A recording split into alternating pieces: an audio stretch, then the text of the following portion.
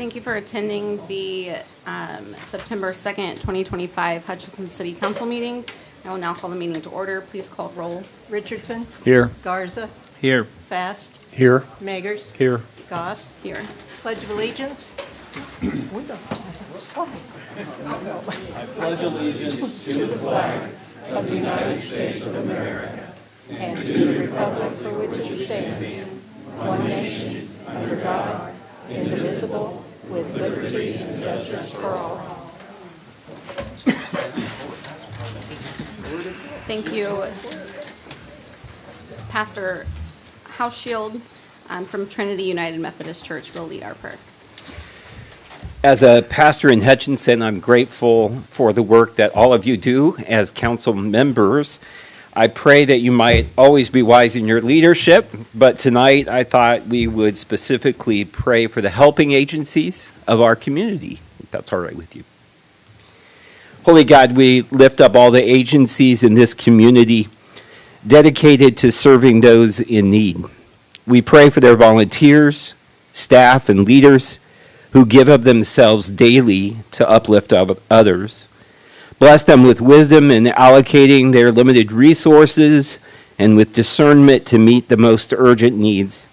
When they face exhaustion or overwhelming challenges, renew their strength and commitment, guard their hearts against despair, and protect their mental and emotional well-being. We ask that you open all of our eyes to see the suffering that is happening around us and guide our hands to act with compassion. But in particular tonight, we pray for the efforts of our helping agencies to be a beacon of hope and a tangible sign of your love to all who are friendless, broken, or in need. Amen. Thank you. Next item, please. Proclamations. Childhood Cancer Awareness Month, National Hunger Action Month, and National Recovery Month. If you are here for the Childhood Cancer Awareness Month, could you please join me behind the podium?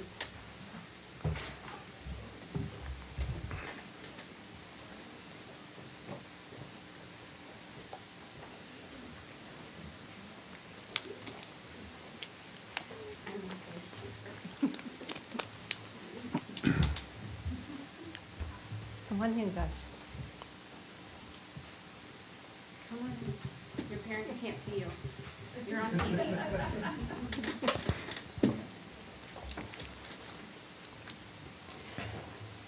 Whereas in 2024, 15,000 children were diagnosed with childhood cancer in the United States. Whereas the month of September aims to raise awareness about childhood cancer, advocate for research and treatment advancements, and support families affected by the disease. Whereas Kids Against Cancer, the Student Board of Cancer Council of Reno County, is empowering our community with their mission to spread awareness, share hope, and raise money to support people in Reno County who are fighting cancer. Whereas the gold ribbon is the international symbol for childhood cancer awareness. It represents all forms of cancer affecting children and adolescents. The gold ribbon was chosen because gold is a precious metal that reflects the value of children. It's used to raise awareness, support research, and honor those affected by childhood cancer. Now, therefore, I, Stacy Goss, Mayor of Hutchinson, Kansas, do hereby proclaim September 17th, 2025 as Wear Gold Day, and the month of September as Childhood Cancer Awareness Month. Is Jessica here? No. Okay. Do you guys want to come take pictures? Okay. I'm going to stand behind you guys. Stacy, you might have them too.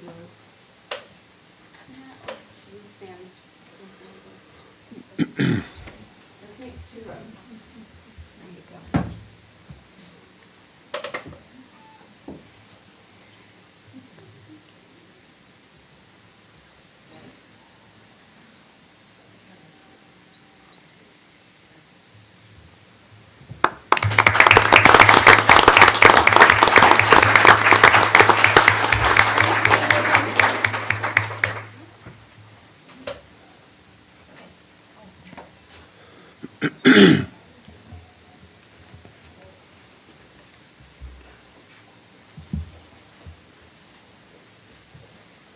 This one is for the Food Bank of Reno County.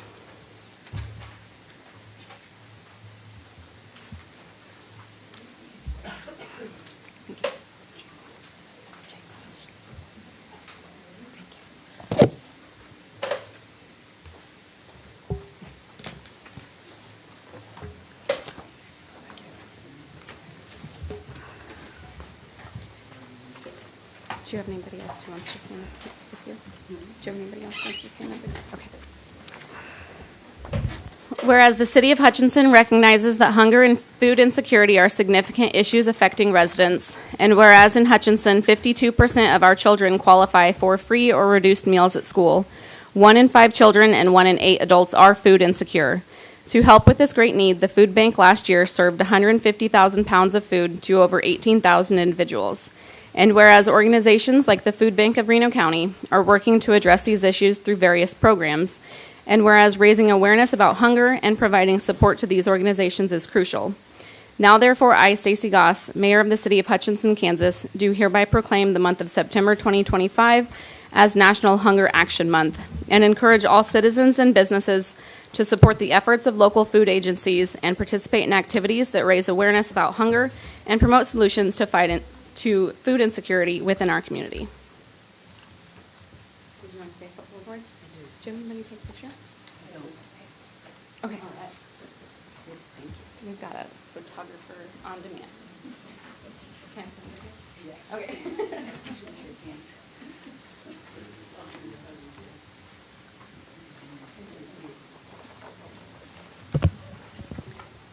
So this is National Hunger Action Month. So my name is Donna Davis, and I'm here on behalf of the board of the Reno County Food Bank. The poverty rate in Reno County is higher on average than the rest of the state. In Reno County, our poverty rate's about 12%, a little over. That's over 7,200 people in Reno County live below the federal poverty line. 14.5% of our kids in Reno County live below the poverty line, and 9% of our senior citizens live below the poverty line. That's 2020 census data. I looked online, and right now, what it's saying is 19% of the kids in Reno County live below the poverty line. In addition to those that live in poverty, 29% of the people in Reno County are considered ALICE. They're asset limited, income constrained, but employed. These are people who often work more than one job just to make ends meet.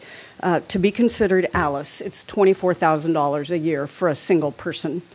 Living on that income would be difficult. You probably can't tell this, but my stomach is growling, right? I'm hungry. Well, I was talking to a contractor the other day and said something about food insecurity, and he said, "What? Food insecurity? I've never heard that. What is that?" Well, in 2022, 15% of our Reno County residents report being food insecure. That just means you don't have sufficient food all the time. Like Stacy said, 53% of the kids in Reno County were approved for free and reduced meals. That's a couple years ago. But I called Reno County USD 308 here in Hutch. Last year, 70% of our kids in Hutch qualified for free and reduced meals. So 7 out of 10 kids here in Reno County. And according to the Reno County Food Assessment last year, 1 in 5 Reno County kids said that they've had to skip 1 or more meals because their family does not have enough money. So my sister taught math at Hutch High School for a long, long time, 25 years. And she occasionally would message the family members and say, "Hey, my food drawer is empty. Can you guys help?" So we'd buy granola bars and different snacks, and she'd keep food in her drawer because high school kids don't say, "Hey, teacher," they're not going to announce that in front of little kids, but they would go up to her on breaks and say, "Look, I am so hungry. I haven't eaten since yesterday lunch when I had food at school. Can I have something to eat?" And so there are a lot of teachers in our schools, in the Hutch schools, who keep food for kids. And a lot of us know personally the cost of living rising while our income stays the same. And there's strong signs that those who qualify for SNAP or Medicare or other assistance may soon be struggling even more. We know the need's growing. Since 1981, when the Food Bank of Reno County started, the need has grown. Last year, over 18,000 people were served. And one piece of information about that, over 20% of those were 60 and older. So these are people who have worked their whole lives to now, in their elderly years, have to come to the food bank for food. The Food Bank of Reno County is the central hub. We call ourselves the hub for food in the community. We have many food pantries at 5 different churches here in town that we supply food to, as well as small food banks, Plevna, Arlington, Turin, Pretty Prairie, Buhler, Sylvia, Nickerson. St. Vincent de Paul has a partnership with us as well. The food bank serves 30 families a day, 5 days a week. People call in the morning to make appointments for the afternoon. And we can't fit everybody in. We turn people away every day because we can't serve enough food. And here's why. Have you been to the food bank space at the Salvation Army? It's been there since 90 or so when the Salvation Army was built. The food bank has about 2,000 square feet. And in that 2,000 square feet, we have a warehouse, a small office, and a shopping area. So what ends up happening is we have a problem warehousing enough food. Like the National Postal Drive, Food Drive Day, we get all that food in, and it's stacked, and we can't even hardly get to it. We can only fit 6 volunteers in at one time. Dillon's and other donors, businesses, people in the community are so generous, but we have to limit how much food we can take because we don't have room. Then on the front side of that, we have to turn people away. In our little shopping area, we have 20 linear feet of shopping space. We can fit 2 people at a time in that room, and they get 10 minutes. So there's no time to read nutritional labels, no time to pick what your family will eat. Families get very little choice. I was at the home of a lady that I knew from Circles of Hope a couple years ago, and she had a box of food in her corner. Like it was like beets and turnips, stuff like that. And I said, "What's that?" And she said, "Hey, our family doesn't eat that, but that's what the food bank gave me." So, I took it back to the food bank, but we don't want to see that. So, where I'm going with all this is National Hunger Action Month, and the Food Bank Board is taking action, and we're asking our community members to do so as well. We close on the building at 12th and we close on the building on September 12th at 4th and Severance. Some of you might know it as Pay and Pack. Then it was Family Dollar, but the food bank is buying that building, and we're going to renovate the former Family Dollar space. It's a building that needs some renovating, and it's a corner that needs some revitalizing, and we're going to do it. Cool thing about this building is there are tenants already in the building. You've probably all had Little Caesars pizza from there. Those tenants in the building will pay the food bank's payment for the whole building. So we'll be saving because we won't be paying rent on a building anymore. We need to renovate the warehouse, the shopping area, and get this, First Call for Help is going to move in with us.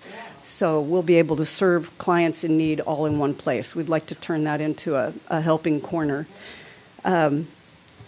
Dylan's helped with the layout. I handed everybody the capital campaign brochure that we're raising money, but Dylan's has come out twice, helped us with the layout to make sure that flows, that people can walk with grocery carts and actually choose food based on their family's preferences, children's nutritional needs. So, for many people in Reno County, a daily meal isn't a simple choice. It's an impossible one. They have to choose between food and medicine, transportation, electric bill, childcare. Hunger Action Month encourages all of us to address this by participating in a range of things. So you can help by raising your voice to advocate for the hungry, by organizing a food drive or a virtual food drive with family, business members, friends.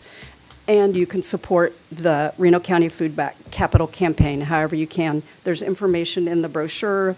Check online. Our website is newly updated. And I'll leave a few capital campaign brochures here with Mary, right? In case anybody wants more information. And help the food bank. Please help the food bank keep people in Reno County from going hungry. Thanks, Lacey.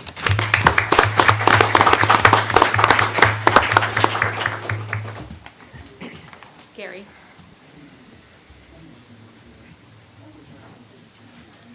Do you have anybody else coming up with you?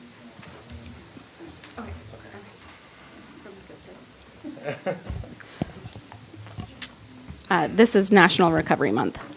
Whereas the misuse of alcohol and illicit substances costs our country hundreds of billions of dollars every year, And we also see the devastating cost on quality of life and mortality that even rural America and Kansas is not immune to. And whereas the impacts stretch from families to the workforce, from schools to the medical community, and all feel the effects. And whereas recovery is a process of change through which people improve their health and wellness, build resilience, live self-directed lives, and strive to reach their full potential by better managing health, home, purpose, and community. Furthermore, the Reno Recovery Collaborative is one of the local resources for recovery and resilience-based services. And furthermore, that by building a durable network of community partners from the medical and behavioral health sector, substance use prevention and education, social services, law enforcement, persons with lived experience, and Oxford houses, the Reno Recovery Collaborative partners are poised to offer and refer families the means to build resilience, offsetting the effects of ACEs and reducing the public cost of substance use disorder. And furthermore, the City of Hutchinson has been leading the charge in promoting a thriving recovery community by giving support and understanding, instilling in the hearts and minds of our children that there is hope, that all can live a happy and healthy life, and that recovery is possible. Now, therefore, I, Stacey Goss, Mayor of Hutchinson, Kansas, do hereby proclaim September 2025 as National Recovery Month.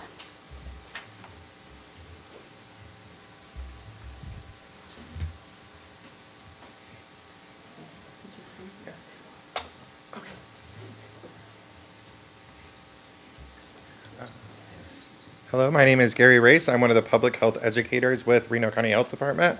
My journey there began in April of 2024. I am also a person in long-term recovery, currently serving as the co-chair of the Reno Recovery Collaborative. We meet on the third Tuesday of every month in Doctors Park at noon. So the Recovery Collaborative has 3 subcommittees: Recovery and Recovery Supports, Education and Prevention, and Education and Prevention, Recovery and Recovery Supports, and Treatment and Healthcare, covering several different topics. In the past year and a half, we've worked on the strategic plan, had various recovery events in the community centered around community education, and I have had the pleasure of serving on that committee this entire time.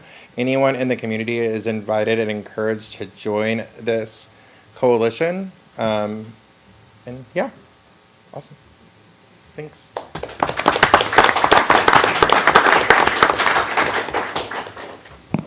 Thank you. Next item, please. Item number 5, petitions, remonstrances, and oral communications from the audience.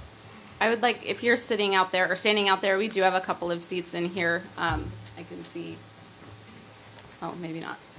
I thought there were 2, but feel free to please take a seat if you can find one. Just a quick disclaimer, oral communications from the audience. Please limit your remarks to 5 minutes and to items not on the agenda. Audience members may address items on the agenda when the item is discussed by the council. Is there anyone here to speak in the public comments? Please come to the podium and state your name and address, please.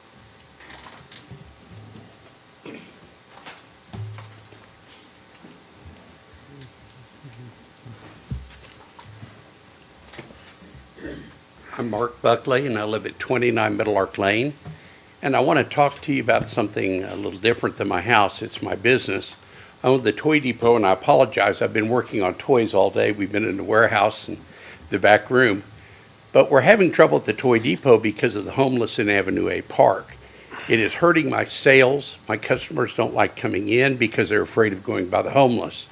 They're stacking their junk out on the street or on the sidewalk where it's hard to walk across the bridge. They sleep in the park, they scream, they holler during the day. I can hear them in front of my store cussing. This is not a good thing for our community. I'm sorry, these are not normal homeless people. These are people that are on drugs. They are using drugs. There are needles all over in the bushes. I will go down there with a magnet and show you how many. The bushes between board and brush and the park are full of needles. They go back there, they make love in the bushes, they sell drugs in the bushes, they do drugs in the bushes, and you know that really is not what we need in our community. If you go by the water park, nobody's at the water park anymore because they're all out there sitting in their little gazebo and mothers are afraid to go. I'm really appealing to you to say, can we do something about it? I've talked to Greg about it and they say, you know, we're going to have some rules. We need rules now. because if not, you need to lower the value of my building because it's really hurting me. And to give you an idea, I put over $500,000 in that building. Folks, I never made more than $90,000 in my life, and that was for 1 year. Most of the time I made $60,000. I saved and scrimped to put this together. We work hard to keep it alive. And what hurts us is when you have neighbors like, and they'll come out on the bench in front of our store right there in the corner, and we have the same problem. They scream and holler and leave all their junk there, and they leave trash everywhere. And to give you an idea, today I have a young lady who comes in every Tuesday. We pay her. She's a special needs lady, and she sweeps the street from the walkway at the park, and she goes, I pay her from the walkway of the park to go around the corner of Avenue A. She's scared to death because those people intimidate her. The Milestone Clubhouse was doing it, and they're scared to go there. They won't come out and clean my street anymore for any kind of money. So what I'm saying is this is a real problem for our community, and it's hurting values of businesses and it's hurting sales of businesses. You know, and what can you do for me? That's all I'm asking. Can you get that fixed? Because that is hurting a lot of us. And I'm not the only one here. I know we have Holly's here and Danny's here and you know, Geneva, there's different ones of us here. They aren't going to all speak, but they all have the same problem. So that's my 5 minutes. Thank you. If there's anybody else to speak on the same subject, I would encourage you to wait until the camping ordinance discussion. Those remarks will be germane during that period. Is there anybody else here to speak in public comment?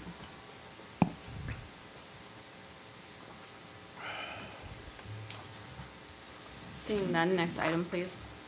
Item number 6, consent agenda. Any questions or remarks from council on the consent agenda? No. No. Is there anyone here in the audience to speak on this item?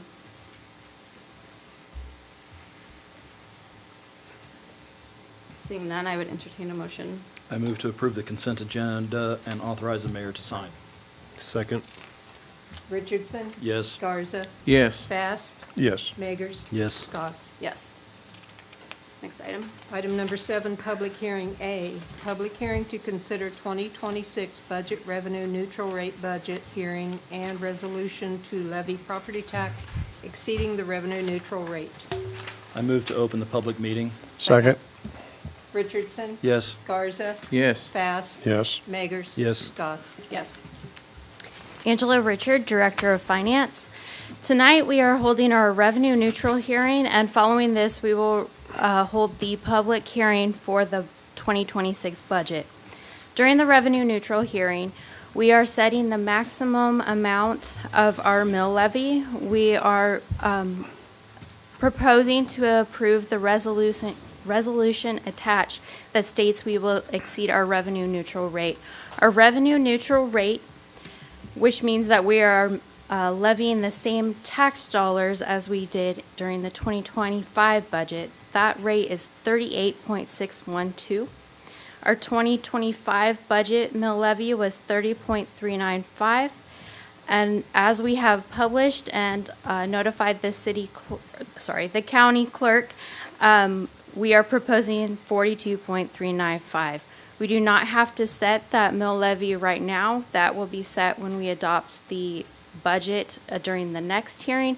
Right now, we are just considering remarks regarding the mill levy and that proposed and exceeding the revenue neutral rate. So I would stand for any questions and open it up to public comment. Any council remarks from council? What did I just say? Any questions or remarks from council? No. No. Angela, you might mention over the last 5 years how the mill levy has been. We have gradually been decreasing the mill levy, and now by raising it 2 mills, if you decide to raise it 2 mills, it would bring it back up to what it would have been about 5 years ago.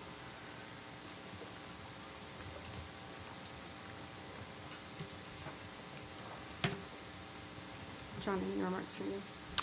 No, there's nothing different here from what we've been discussing and study sessions. Correct. And this is where I go to public comment, correct? Okay, is there anybody in the audience who would like to speak on this item?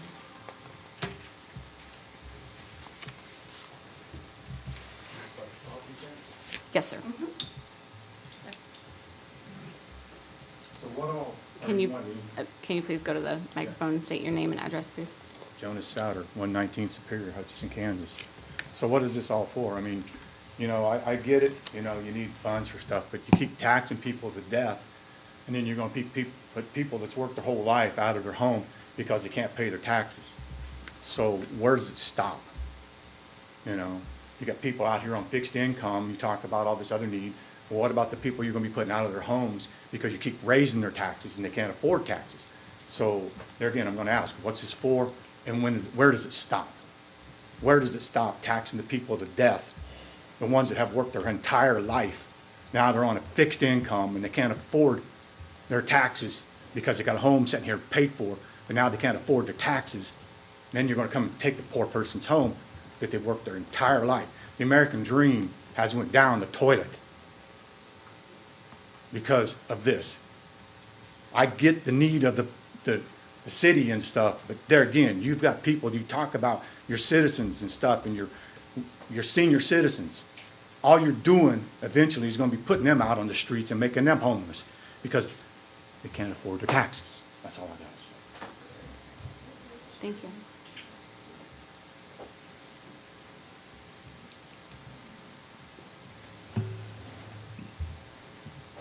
My name's William Colvin. I live at 1518 Brookwood Drive. Just to kind of go a little farther on what he had to say, and I heard Greg say that the mill levy has dropped over the last few years, which is fine and dandy, but my tax valuation from 2021, and I realize this is through the county, from 2021 to 2025 went up 42%. 42%. My goodness. I appealed it. It's the first time I appealed my taxes. I got them to lower it by $5,000. And I appealed that with the state, and they didn't change it. So it actually has gone up 39%. My actual taxes have gone up 40%.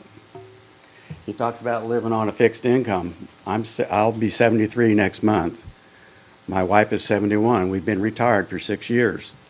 We live off Social Security. I figured it up. Our taxes, it takes 1 full month of our Social Security benefits to pay for our property taxes. 1 full month. I see a lot of elderly people out there. I got a thumbs up back there in the corner. I can't keep living like that. And now you're going to raise it again. My valuation already went up 9% on my valuation, and you want to raise it another 2 mils on your property valuation. I'm going to be looking to move. I can't afford it. That's just the taxes, let alone the property insurance. And now we're talking about this floodplain thing, which I'm probably going to be in. I can't stick around. I'm a lifetime Reno County resident. I've lived in Hutchinson since 1976, thereabout. I've lived in this house for 35 years. It's paid for, but these property taxes are getting ridiculous. And I appreciate that you're going to go down 2 mils, or you say you're going down 2 mils. I've already run out of time. But when my actual taxes have gone up 40%, those two things don't add up. And I look at a lot of other neighborhoods and a lot of other houses, and I see houses that valuation has gone down. How can that be? And I'm not talking about $60,000, $70,000 houses. I'm talking $200,000 to $250,000 houses that their valuation stayed the same or went down. I've got some in my neighborhood. There's 43 houses in our neighborhood. It's a Brookwood Drive neighborhood. And my house was the first one built in that neighborhood by Bob Ging in 1961. It's the first one built in that neighborhood. I compared my evaluations to everybody else in the neighborhoods. Mine went up far more than anybody else, and there's other houses in the neighborhood that went down. And those houses were all built by the same developer. I can walk into half my neighbors' houses and they're the same house, same floor plan, same layout as mine. So there's no differences other than they just keep raising. And I will be at the county meeting as well. Thank you. Thank you.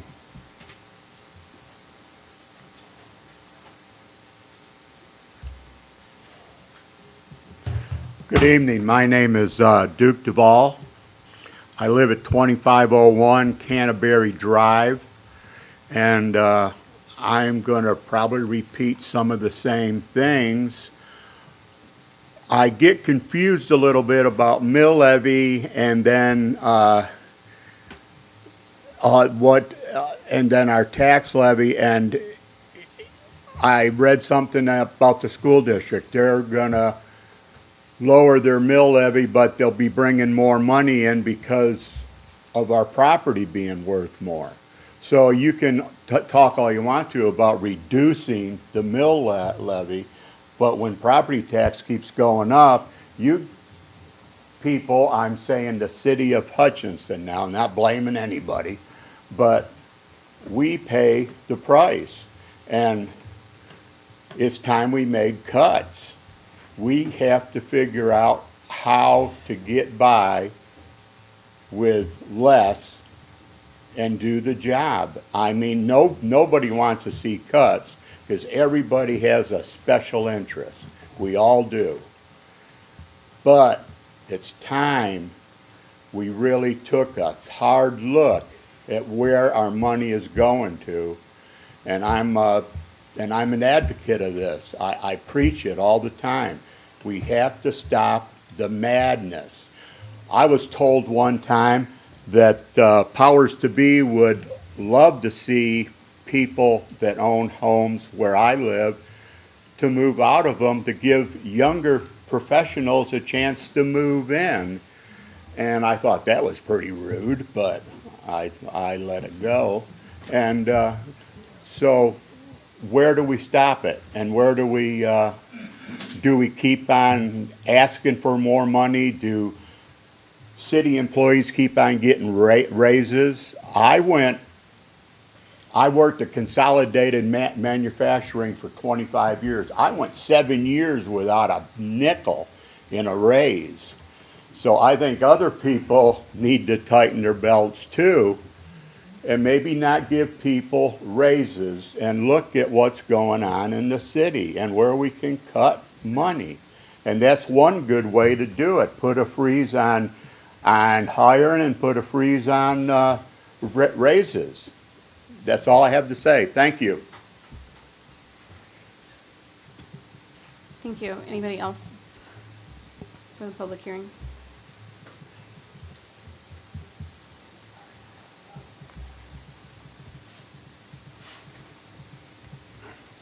Any additional questions or remarks from council?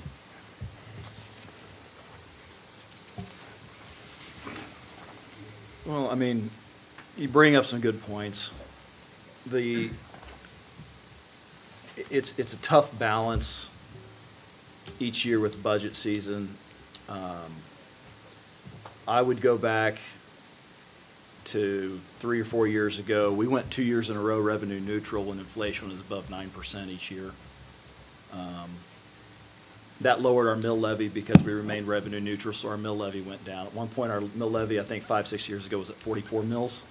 And this is just for the city of Hutchinson. This has nothing to do with any other taxing entities. I think our total congregated mill is something like 160 mills once you add in the county and schools and all the other entities.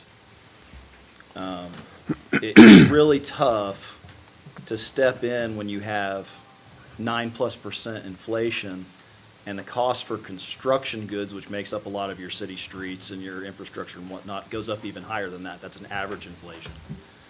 At the same time, the hiring aspect can be difficult too, because we're facing competition from other communities and other private businesses that are able to fluctuate and pay people for key positions that we need to try to retain within our community. And it is a tough balance, and it is a balance. But that's not to say that we're not all 5 of us facing the same issues that were brought up here as well. we don't want to pay more taxes on our properties either. And it's a lot of, I don't know if I want to say friendly fire. It's fair to talk about these things, to look for new ideas, to discuss ideas that maybe we need to vet every year. Maybe it doesn't work out last year, but next year it does, in regard to hiring freezes or what all options do we have on the table. But I just want people to know it doesn't fall on deaf ears. It's just something we deliberate and think about quite a bit. And we even argue among each other what things we feel are important and what things are wants versus needs in comparison to what our community has going on right now.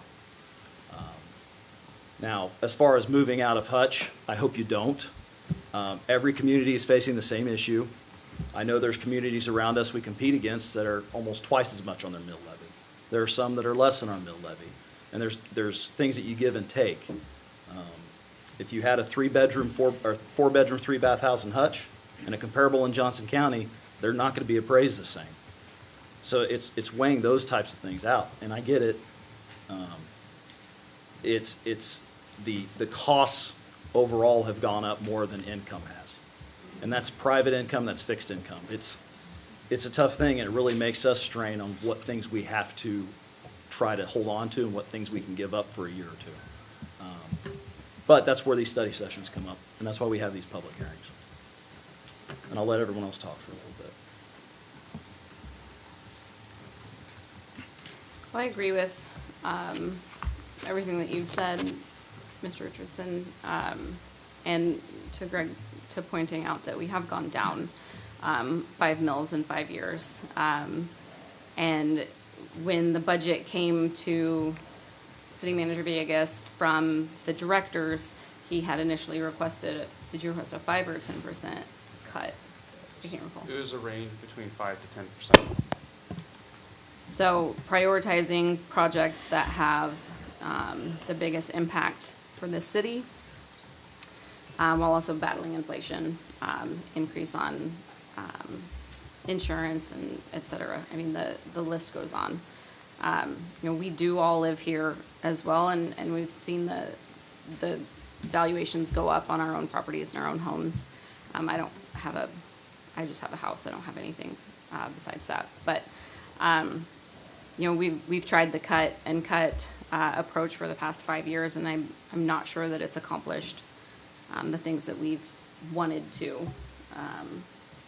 Because now we're at a point that if we were to have revenue neutrality, we'd be looking at not doing roads for a year.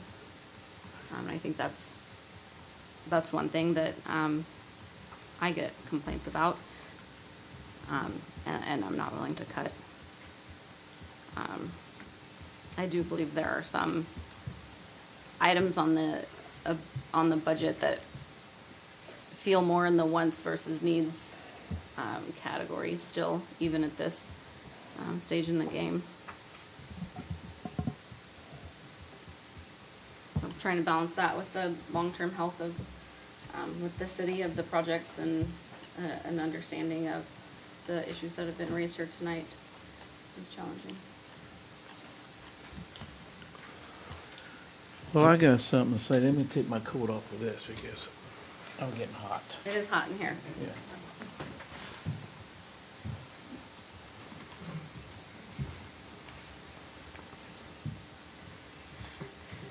Okay, my name is Commissioner Steve Garza. I've been on the commission 6-7 years. I also work for the city of Hutch. I worked for the city of Hutch 30-some years. And I've seen where the employees wouldn't make that much as people in the industry made. And I've been in this thing over and over and over again. And I used to feel that's why I got on the commission in the first place, to cut taxes and all that. But you have to understand and realize we also get people like you, which you have the right to come and tell us that we're putting too much tax down. But we also have the people telling us we need to fix the streets. We need to fix the sewer lines. We need to fix the water lines. Our parks are going to hell. There's not enough money to go around to everything. So it's not easy sitting up here and being a commissioner. I used to have black hair when I started here. Look at this. I just found out today, I let myself down. I was waiting to talk to Mr. Rico, and I stood there on these TV things. They're stupid things, because I looked at it, I have bald head back here. So this commission thing has took a lot out of me. But I understand what you're saying. But anywhere you go, taxes are going to be higher too. Any place you go, they have the same problem we have. But you guys live in a great town. We care. We listen to all of you.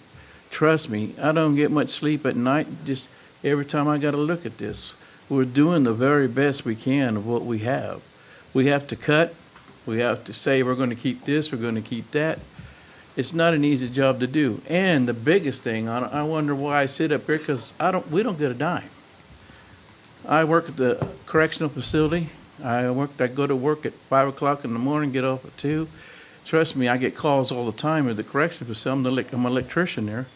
They're calling me all the time, people with complaints, but that's what I got in here for. I got in here to listen to you, what you said today. But I guarantee you guys that we're doing the best we can with the dollars you have and trying to keep Hutch up. As you go down there by on B Street, this is the first time, have you looked at that we're going to replace and put streets, fix the streets? People want things, and they should want things. They pay taxes for it, all right? You pay taxes for it, but we are doing the best we can. We sit here and we've been going to budget meetings over and over and over again. Cut this, cut that. We have you in mind. Trust me, we do have you in mind. And between us 5, we all have different opinions what we should cut and what we should keep.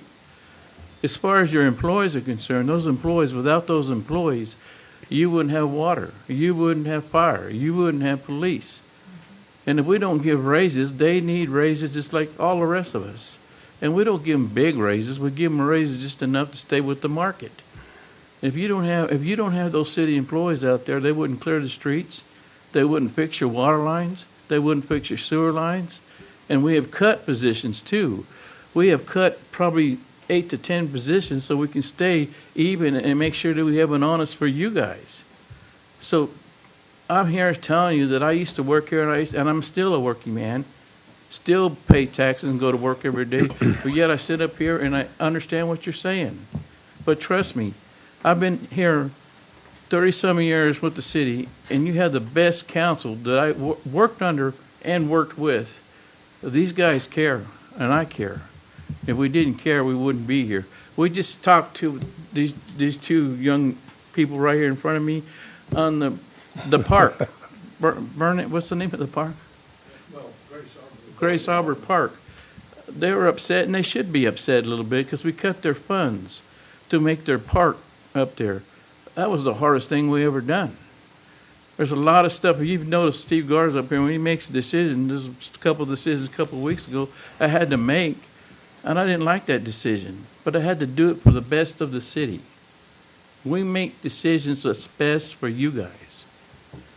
And I'm not threatening you guys or anything like that, but when we put up for city council members that people think they can do, well, I think they might be able to do better. Hey, come and join us. Get in there with the books, the big budget book that's that thick that we have to go over. Have to check it every day. And when we go to these meetings, guys, we have to sit here and read all this stuff over, because if we don't understand what we're doing, how do we vote if we don't understand what you're feeling? So trust me, we're doing the best we can of what we have. And all 5 of us, we're not getting paid for this. We're citizens just like you guys are. We're doing the best we can of what we got. And we have to make Hutchinson go. We have to make Hutchinson better than what it was before.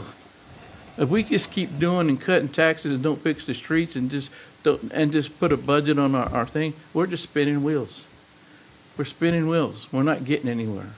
So what do you want to do? You want Hutch to be the same way? We don't have no streets to fix. We have holes in the street for the next 10 years? I don't think so.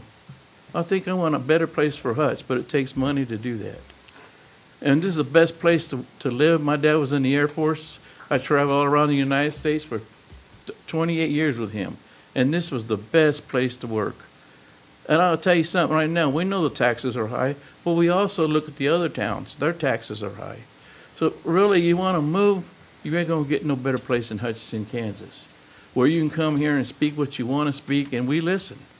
But But you have to understand, we're doing the best we can, what we have. And all that, you want your taxes cut, you want to leave the same, then we're not going to fix Hutch. We're not going to get anywhere. We're just going to sit here in the same old stuff over and over and over again. I'll tell you guys, I got on this commission to make things change. And as you can see, over there on B Street, they're putting new sidewalk down and going to redo the streets. First time in 80 years. I don't know how long it's been. But I lived down here with my grandma, walking those streets, the brick streets. Come on, guys, it's time to change. And I'm sorry, it takes money to do it. Sometimes, and the cost of all this, what he was just saying, the money has gone up. Materials has gone up. Everything has gone up. So trust me, we don't want to pay taxes either. My taxes went up high too. So the reason I talk to you like this, because Steve Garza talks with his heart and tells you how I feel. So for you to sit there and tell us your honest opinion, I want your honest opinion, and telling us that kind of, we don't care, we care. We care. You know what I tell people when they get on to me? That's fine. My phone rings off the hook and they get on to me. I said, then come up here the next time. I'm done in 2028, for the south end of town. It's wide open, guys. Get up there and come in there and sit and read all these books and sit up here. And we take a lashing, trust me. We take a lashing from a lot of people, which they should, because we represent the city. That being said, we represent the city. We represent in the best way we can. So that's my piece, and I'm going to tell you, we're doing the best we can, and we go through this stuff over and over and over again. This tax budget should have been settled a long time ago. Why we haven't settled it? Because we have to end up, it's cut this, it's cut that, we got to save this, we got to save that. We're going over 500 times. And you better, if you want to be I hear some people in there going to be a council member, good luck and God bless you, because you're going to be bald like me. 28, let's see what happens in 28. I might not, no offense, I might be here, all right? But all I want you to know is we do the best we can in what we have. We got to have employees, they got to have raises. We don't give them big raises, we give them a little raise. If you don't pay them, then they'll go somewhere else. And you have damn good, you have really good employees. Fire department, everything like that. You have really good employees. So, well, thank you for listening to me. That's all I got to say. Go ahead, sir. Can you please approach the podium, sir? Go ahead, sir. So, you talk about all this going on. So why don't we try to approach businesses and bring businesses in to the... Okay. Hold on. Hold on. Can I finish? Yes, go ahead. Okay, so what I see in this town is I see restaurants coming in, I see hotels coming in, and it's like, to me, it's like, I'm nobody special, but I look around this town, it's like, how many restaurants, how many hotels can this place actually support? Why don't we try focusing on bringing business in like Wichita and McPherson does? I look around, I go to those places, I see all this, I see them growing. I see businesses going in there. I feel like we're scaring them off or whatever we're doing, but we're not bringing in revenue by bringing in businesses. We want to bring in hotels. How many times are those hotels going to sit empty or very few people in those hotels? And how many people is going to be able to, you're going to go try a new restaurant out, yeah, when it comes to place, but after a while it's going to taper off. Look at some of them that's already left. You keep bringing it in, you keep bringing it in. Instead of looking at what can you do to sustain more business, to bring in more revenue, instead of just bleeding the people with taxes. Okay. You got to stop bleeding people with tax. I understand where y'all are coming from, but once you start looking at the whole picture and start trying to bring in some business in this place, then you're going to start bringing in revenue. And don't beat them to death either when you bring them in. Okay, can I talk now? Yeah, sure. Businesses, we're trying to get business. We have business. Where? Hold on. You can't know about everything we do. Oh. The business people who want to come to this city, we can't let out what they want to do. Why? Because that's being open and honest with your people. If you become a city commissioner, you'll understand why we can't do that. I don't understand. I guarantee you, if I was on the board, I'd still disagree with you guys. Well yeah. Okay. Because being open and honest with your people in Hutch, you say you care about the people in Hutch. Be open and honest with this. Tell the people in this community, everybody, what you plan on doing, how you plan on improving it, what you plan on bringing in. It's just being honest and open with the people. Okay, let's stand back there. All right? Listen to what I got to say. Number one. I've been listening to you. Okay, sir. What's your first name? Jonas. Huh? Mr. Jonas, we're trying to get business here, but you know what holds us back a little bit? It's called housing. We got businesses want to come in. The first thing they ask us is, where's the housing? Where's the people going to live? So we have to go about on the housing. We have to get that corrected first.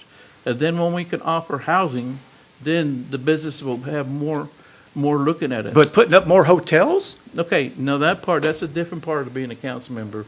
The MJC basketball. That new one that's going up. Who's got their fingers in on that? Hold on. The NWA's tournament said that if we don't build a place where they can house and put people in when they have the tournament here, the junior college tournament, then we're moving on. So we also have pressure from businesses who want to come here. If we don't do this, we don't do that, then we're leaving. So we take care of one problem at a time. That was a problem. That's why we came to put the hotels in. Same with the fair. Fair said we got to have places where people want to come in. So we made a plan to get this, to build a hotel. Now we have a beautiful hotel in here, and now we have more. That's remain to be seen. Well, we'll see. We take a gamble. Every time we do things, we take a gamble. When we're going to raise these property taxes up 2 mils, what we're going to do, we're taking a gamble. We're taking a gamble that we get more money, we can start fixing things a lot better. It's everything we do is a gamble. And how many people are you going to put out of their home by raising their taxes that can't afford their taxes? I don't know how to answer that. Yeah, okay. Steve, I want to allow you an opportunity to correct yourself because your remarks make it sound like the city funded the hotel, and we No, didn't. they didn't fund There the was an hotel. industrial revenue bond, yeah. correct? No, the city- And then they receive a refund on certain transient guest taxes. Right. But that's an opportunity that is available to any classified lodging. No, there's a as process hotel for where the we do state. things. Right, It's and called the bond. industrial revenue bond Yes. is something that is open to. That's correct. All, I don't But- want to say all business owners, because there are things to qualify, Right. but the city did not fund the hotel. That's correct. I didn't say that. That's another process. Right. We have to go through to get things here. But you have to understand, we got to do all the processes to get things there. And I don't know what's going to happen. Every time we do things in the city council and we try to get new things here and we do things, it's a gamble. Us 5 people take gambles. And you talk to me, if you don't ever come to every 2 months, I have a place with meetings where people come and they talk to me and tell me who they are. Come to my meetings. I'll explain everything that's happening in Hutch at that meeting. So when you hear Steve Garza having a meeting, come to the meeting. That's why I have it. But here's what I want to say, and I'm done. We take gambles up here. We try to do the best we can, try to get the hotels funded, whatever we got to do. We're here taking gambles. And thank God we have city commissioners that's willing to take that gamble. We're going to take a gamble. People are going to beat us up for raising the taxes. We're going to take a gamble because we didn't fund the basketball tournaments. It's all gambles. It's all gambles. So everything's done by a process, okay? And sometimes I think I hate being a city council member, but I like it because I got on here to make improvements. But you have to understand how it's done. You have to understand how it's done. We don't like raising taxes. But that gamble was we have to do something to get Hutchinson going, get the streets fixed, and so forth. Okay, I'm done. Thank you.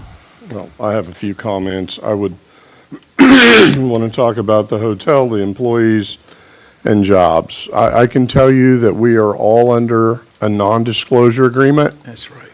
That we can't talk about big companies that are looking at our town. Rest assured, I've been up here 3.5 years, and there's probably been a dozen or more that I've had to sign. We are on the verge of big things. If you would, and you know, the last thing you want to hear is trust me from a politician. But I can tell you that we can't speak about them because we're under a non-disclosure agreement on, hey, here's what we need. How can you help us? We may give some incentives, we may not. That's about the jobs and the businesses that are coming to town. The hotel, that private investor would not have built a hotel if he didn't think he could make it work financially. That is a private deal. Use some state and federal funding to get the deal done like anybody else can.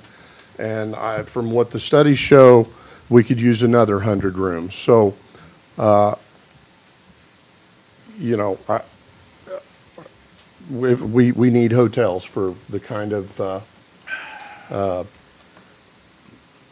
tourist attractions that we have here. To touch on the thing that you mentioned about the non-disclosure agreement, there is something that we can talk about, which is Evergy, and the fact that they're building the gas plant in Reno County, and the kind of the elephant in the room, if you will, is what comes next. But there are companies that chase that type of power, as well as state incentives that have nothing to do with the city of Hutchinson or with Reno County as a whole, that that are looking at Hutch and are looking at Reno County. But we can't talk about them because doing so would jeopardize situations of them considering Hutch in the first place. So that's something that, yeah, you do Well, have guess to just what? We trust can us. talk about Evergy We can now. talk about Evergy. Even though we were under an were under NDA an on NDA that, at the there's time. 40 jobs coming to Hutch at 80 grand a job. And we can talk about that And now. 500 construction jobs that will last here for Yeah, 3 I mean, years. a whole much more than that, but let's just talk about permanent jobs for a minute. Right. And let's talk about $1 billion investment in our county and the taxes that those will bring in to Hutchinson, Kansas. Maybe If we have housing. in the future, taxes will go down because we got that big electric plant. I'm not up here to try to make excuses, and I'm sorry that the gentleman that was up here talking didn't want to listen anymore, but I would touch on one more thing that Mr. Garza had to say, and that was our employees. We've been running probably a 20% deficit on filling positions, and what we've done is filled those positions, and so that's kind of why we're having this discussion here, is we've finally filled our employment positions, specifically police and fire. We have no vacancies right now, or almost no vacancies, and we've purposely done that. We've tried to match what the surrounding counties are paying to attract those people. The one thing that I do when I try to make decisions up here is look at something called benchmarking. It's what are comparable cities doing, how much are they paying their police officers? What is their sales tax rate? What is their mill levy? All of those things, and I'm just telling you, we're right in the middle or even below on some things, and we just want our city to be better. And Mr. Garza, I can't say it any better than you. It is a hard job, and we fight behind the scenes when we talk about these things and these work studies. It is hard to hammer this stuff out, and I won't repeat what Mr. Garza said, but we do give a crap.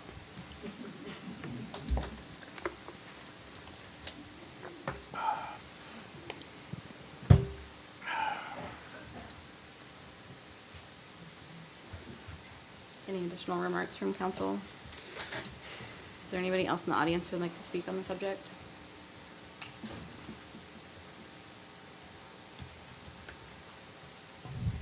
I'd move to close the public hearing. Oh, no. Oh, I'm sorry. We need to either approve the resolution or decide not to approve the resolution to sorry. exceed before we close the public hearing. That is the way that the statute is written, so I want to make sure we get that right. Thank you. Does he have to retract his motion? There was no second. Okay, got it. Then I would move to approve a resolution to levy a property tax rate exceeding the revenue neutral rate and authorize the mayor to sign. Second. Richardson? Yes. Garza? Yes. Bast? Yes. Magers? Yes. Goss? Yes. I move to close the public hearing. Oh, thank you. I'll second that. Richardson? Yes. Garza? Yes. Bast? Yes. Magers? Yes. Goss? Yes. Next item, please. Item 7B, public hearing to consider 2026 budget and adoption of the 2026 budget. I move to open the public hearing. Second. Richardson? Yes. Garza? Yes. Bast? Yes. Magers? Yes. Goss? Yes. Okay, at this point, we are considering approving the budget as a whole.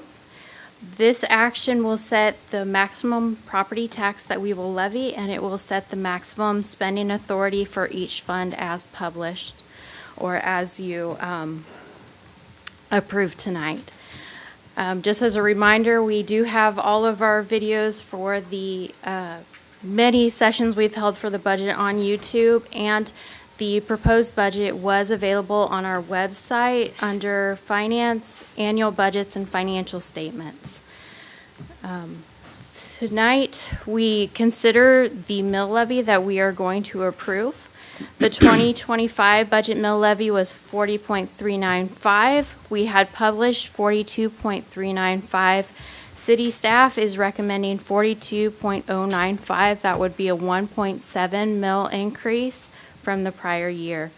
Also, as part of this budget is the Hutch Recreation Commission's mill levy, which is 3.618, which remains the same as last year. They have held their revenue neutral rate hearing as well. So tonight I would stand for any questions. I do want to go over the handout that I provided to you as well. These are some changes that utility has made since the published proposed budget was made available. There's just a few changes to the 2026. We are adding the AMI, the meter read from towers, to the meter replacement program for $439,000. We are subtracting $500,000 from the capital equipment purchases for water, adding fencing for $100,000, and then we're changing the years that we're going to do the backup generators. For sewer, we are just delaying the sanitary sewer projects unspecified from 2026 to 2030. So those are the highlights of the changes made to utilities for 2026. Everything else remains as proposed. So I'll stand for any questions and open it up for public comment. I have a question about the Hutch Rec Commission R&R hearing. Did they have anyone speak at their hearing? They did have a someone from the news there, and they did have another commenter there as well. And they were speaking against the rate increase for their... I think initially they showed up to speak against that, but I think at the end they were okay with it, knowing that it amounted to a few dollars a month, or a few dollars a year, I'm sorry.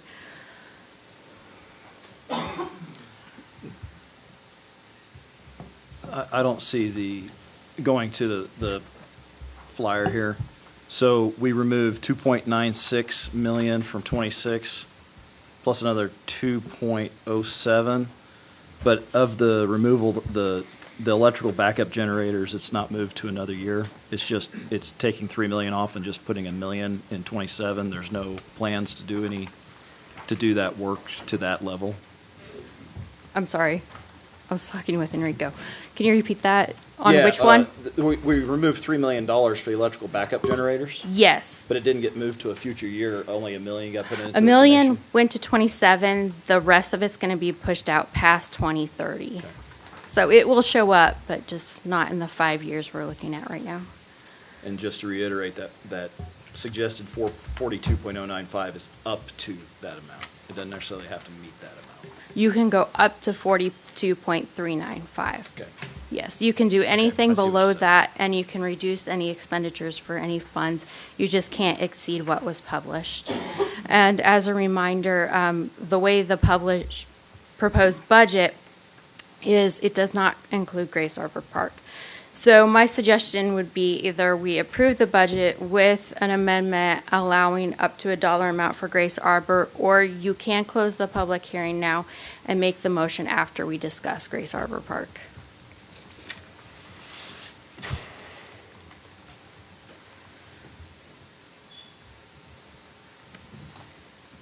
The challenging thing right now for council, or at least for myself, is that we've sat through multiple meetings and had multiple conversations with directors, as well as study sessions, that we understand the intent and the value of the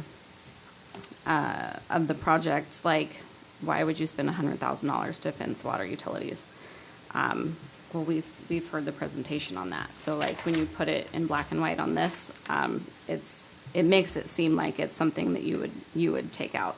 But when you consider the fact that our water sources and our water treatment facilities are essentially unsecured, and in the event of a person who wished harm on the community or even just was up to no good, it wouldn't take much for a person to enter our water treatment facilities. And fencing is just a very low maintenance method of security on some of these things. The water meter replacement has huge benefits for our residents. And these are just the things that are on this one page. It's hard to speak to the value of the budget as a whole. It's been very helpful for me in the past. Just Google Hutchinson City budget and look at the adopted budgets for even last year, because it shows about a 5-year running tally of all the things that have happened over 5 years of graphs. And it's very helpful to see where things have gone up or gone down and how things compare year to year. It's only the first 40 pages of 357 pages or so on each budget.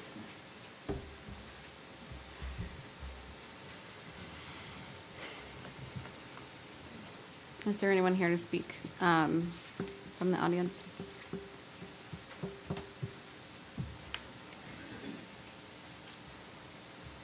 Any additional remarks or questions from council?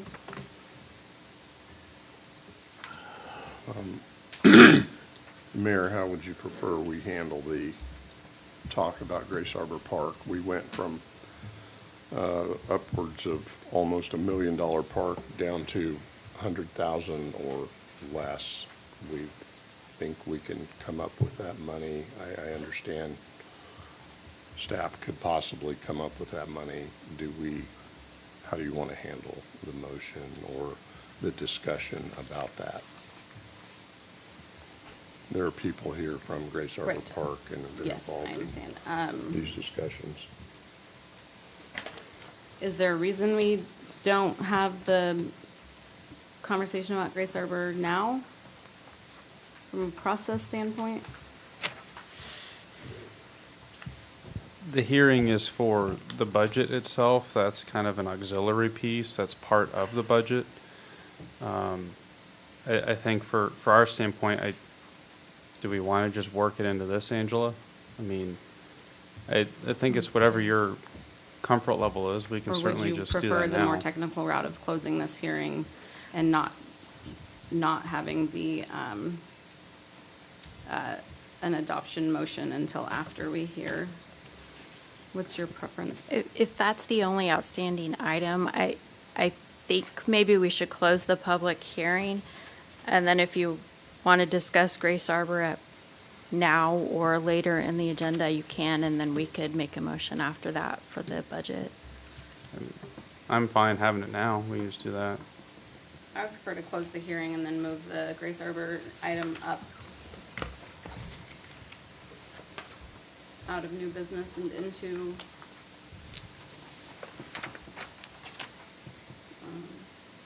public hearing.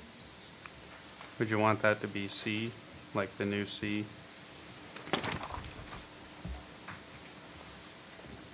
And just move the landmark commission down one. Yeah, can we hear new business in the middle of public hearings? Mr. Brown? You were talking about closing the public hearing and then hearing it. Right, but then after this hearing, and then talking about that item, we would then resume back into our public hearing items. Well, So that's. the public hearing would be over. You would talk about Grace Arbor Park, and then you would address the motion to approve and adopt the 2026 budget. Yeah, that's not what I'm saying, but that's fine. And then go back to a public hearing And for then we landmark. go back to a I public think is what hearing she's saying. in a section titled Public Hearings. Is that okay? Well, Angela, you should have just said up front what you really wanted.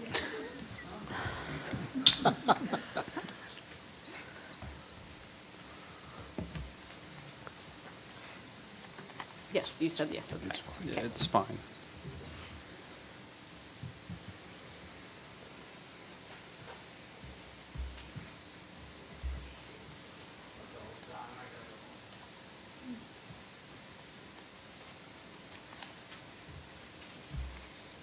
Are you looking for a motion to close?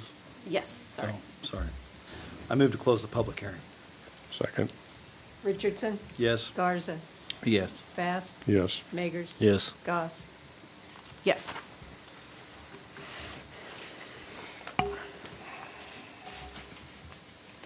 I would like to hear item 8B in place of 7C, which is the Grace Arbor Park discussion. Good evening, Mayor and Council. So just a kind of a part 2 discussion on what we had talked about the last council meeting regarding Grace Arbor Park. So most recently, council members Garza, Fast, Justin Combs, our Parks Director, and myself, we did meet with residents of the neighborhood in addition to having representation from Hutch Rec there as well to help kind of facilitate the discussion. Generally speaking, it was a very positive meeting, and there was still a lot of excitement, desire, and wishes for the city to install a park. And so the general gist of the discussion regarding what the park could look like, I asked really just a couple of questions. It was mostly just trying to dial down into what are the expectations of the park itself. There's a lot of different definitions in people's heads, and so that was what I was really trying to dig into. And so specifically, I did ask, are we truly comfortable with a couple of swings, a slide, and a climbing wall? Those were some of the general ones that were thrown out there. You know, because what I didn't want to set this city up for was, well, how come this new park doesn't look like Orchard Park? You know, we want the top of the line stuff. Or what are we truly comfortable with saying, you know what, 2 years from now, does this age appropriately?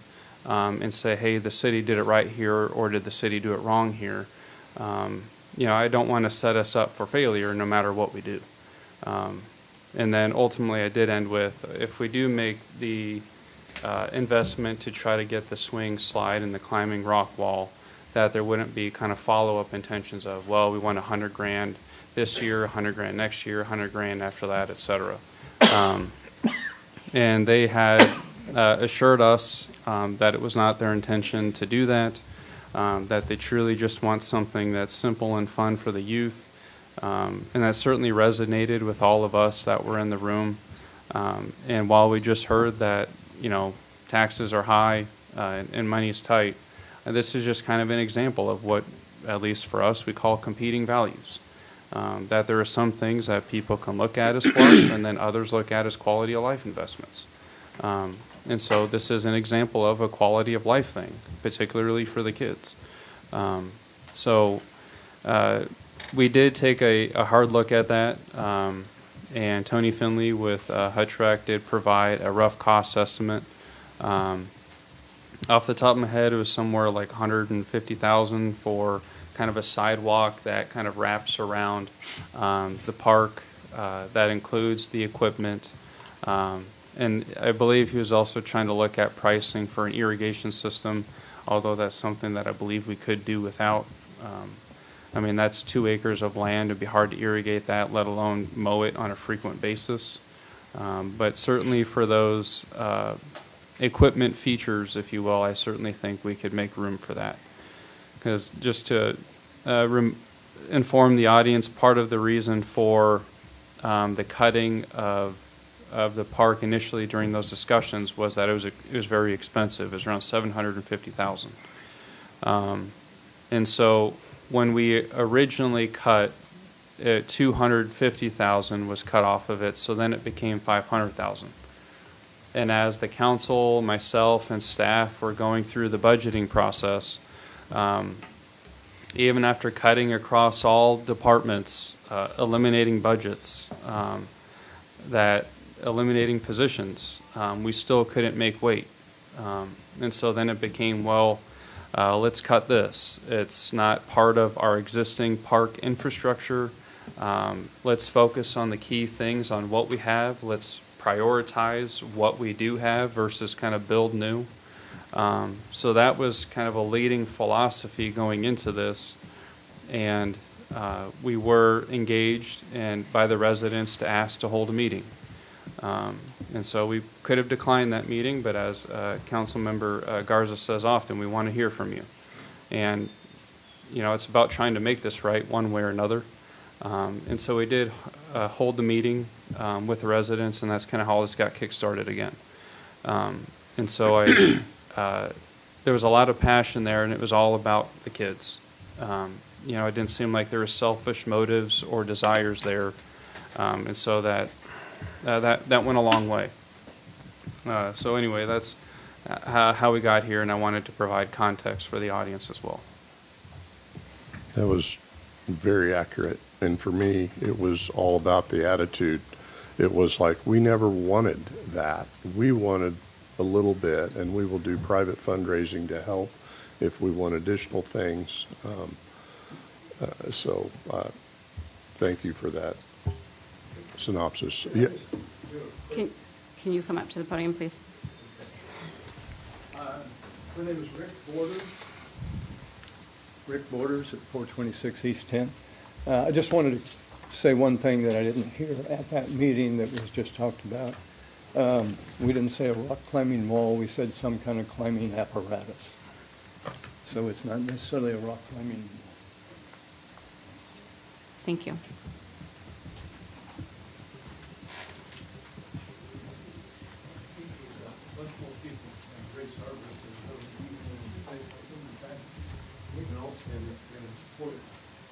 I just thought maybe you'd like to hear from some of the kids of Grace Arbor. Can you move the mic for them if they're going to speak, please?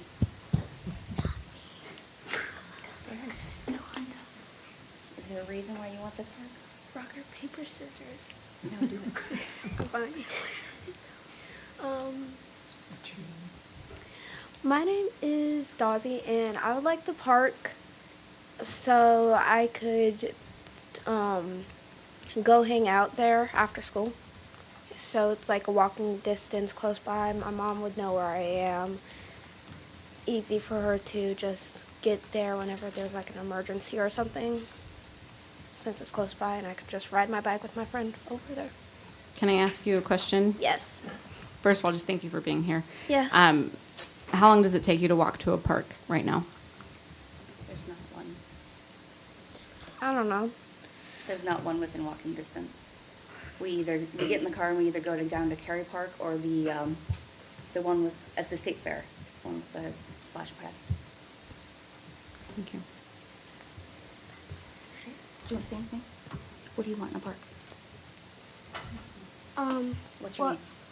My name is Jason. What I would like for like in the park, like sometimes if it's walk distance, I would like to play there like monkey bars and things added to it, and like spider web, like ropes, make like spider webs, and yeah, and slides and swings. Swings are fun. Swings are fun. Just How about something climbing? to climb around on. Climbing around on. Okay, say thank you. Thank you. Thank you.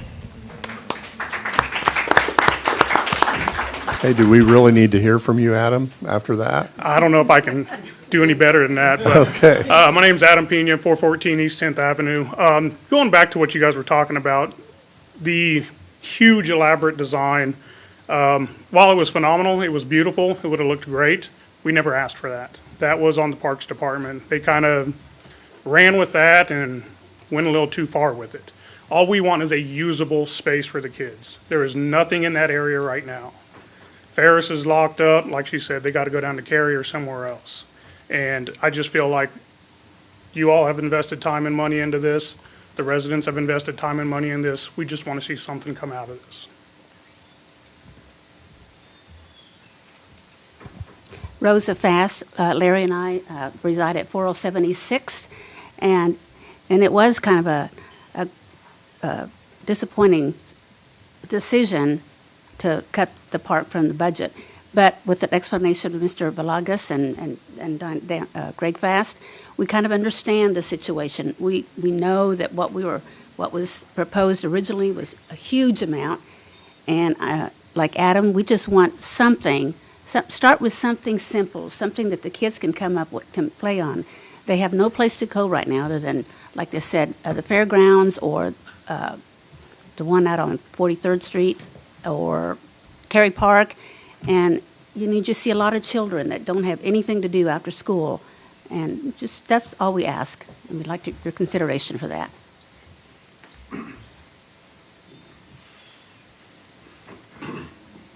My name is Kim Borders. Me and my husband live at 426 East 10th Avenue.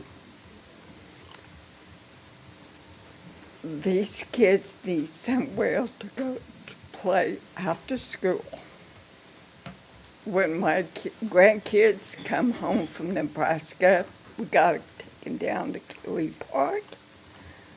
No place here to take them. We got kids that are poor living in apartments. They got outside in the streets or in the grass. Nowhere for them to go.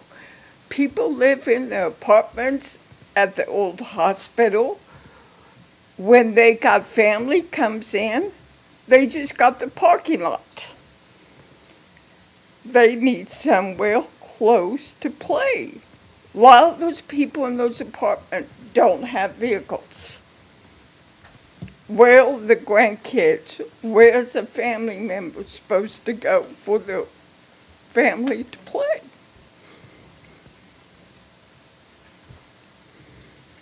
They don't want anything expensive, just something,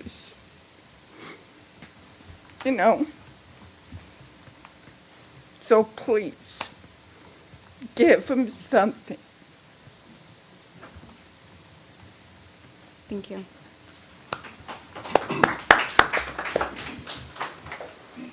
Evening, Council. Rashawn Austin, 800 North Main, First Baptist Church. And I've been there 5 years now. It's my 5th year there. We have a very small, maybe quarter-acre little playground. Prior to the last windstorms we've had this year, got damaged pretty poorly, pretty bad. We constantly have families come use that, as old and ratty as it was. Since the soccer goal has been out there on a couple benches, kids are out there on the field playing with their parents. The soccer goal is getting used already. I know I've had to run kids off of our building. I guess the apple didn't fall too far from the tree because I was probably one of those little knucklehead boys. They were getting up on our roof, throwing clay around. I was in my office in the evenings working. I had to be the bad guy, go on the second floor, stick my head out the window, hey! And they'd scatter and run. And now we've put a bunch of fencing up there. But I would hate to have had some of those. It was about a band of 6 boys if they would have fallen off of our roof because they had nothing else to do, nowhere else to go. I've talked to Paul about even our church, like adopting some of the maintenance of the field. Like, okay, if they have trouble mowing, maybe we'll take up mowing because I know everything costs. And I was like, well, how can we maybe cut the cost of maintaining the park? Well, maybe we'll mow it. Or what kind of maintenance could our church do to adopt portions of the park or the park as a whole and say, we will provide maintenance for this park to cut the cost of the city maintaining it.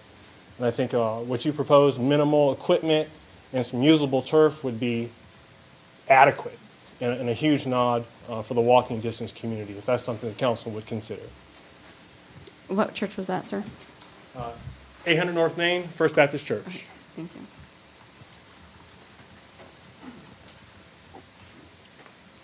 Paul James, major at the Salvation Army. The lease agreement that the Salvation Army and the city had worked out together is a 5-year. The park is to be built in the first 5 years. There were drawings that were done, so there might need to be some kind of drawing or sketch of what that might look like for the Salvation Army to agree with that as well. But it is a 5-year period that the Salvation Army had wanted to see a park built within that 5 years, so it's not all in 1 year that it would have to be done. There is a foundation of the old junior high school that's under the field. Parts of that is sticking up, so it is a little bit of a liability, so you couldn't just plant some playground equipment on there and call it a park. Some of those things would need to be addressed. I know I was kind of like poking the bear as far as like the optics of our area not having a park, but the north of town has it, and so that does look bad. And then the next day I went to the Downtown Coalition, and then I heard about the Avenue A Park and all the issues with the homeless, and so I'm hoping there's a solution for that, because my fear initially is they're just going to move to my field, and I already have a lot of issues at the Salvation Army thrift store with a lot of issues, and we've been reaching out to the police department with all the different instances, all last week, every day, things have gone that. So that is a fear of mine, is you're going to build a park on my field, and then they're going to move over to my neighborhood, and then all the vandalism and urinating on the side of the building and rubbing feces all over the building, or stealing things or breaking in and those kind of things. So that's part of my issue. So I hope with that there's a solution for those kind of things that might draw some issues in our area. But so with that, I know that the Salvation Army has been trying to work out some kind of situation with a park for 14, 15 years. My predecessors, several predecessors before me have been trying to do that, and so I was excited to get a lease agreement that both parties liked, and then it didn't work out, and I completely agree with having to work with my own budget and how do I make it balance. And so, but then again, on the other side of that, the optics of our side of town doesn't get it, but there's other things happening in other parts of the community where wealthier neighbors might have it. So I live off 30th, and 30th has had like almost every year something's been happening with being repaved or major road construction being done time and time again. And then I'm thankful for all of you that finally the sidewalk and the street on B Avenue in Maine has finally, the sidewalk was like this, which is a liability. So I do appreciate that, but I do know that the responsible thing is how do we make this work. But at the same time, if we are making things happen in other parts of the city and it fits in the budget, how does it work there, but not in a town where there's no parks at all? So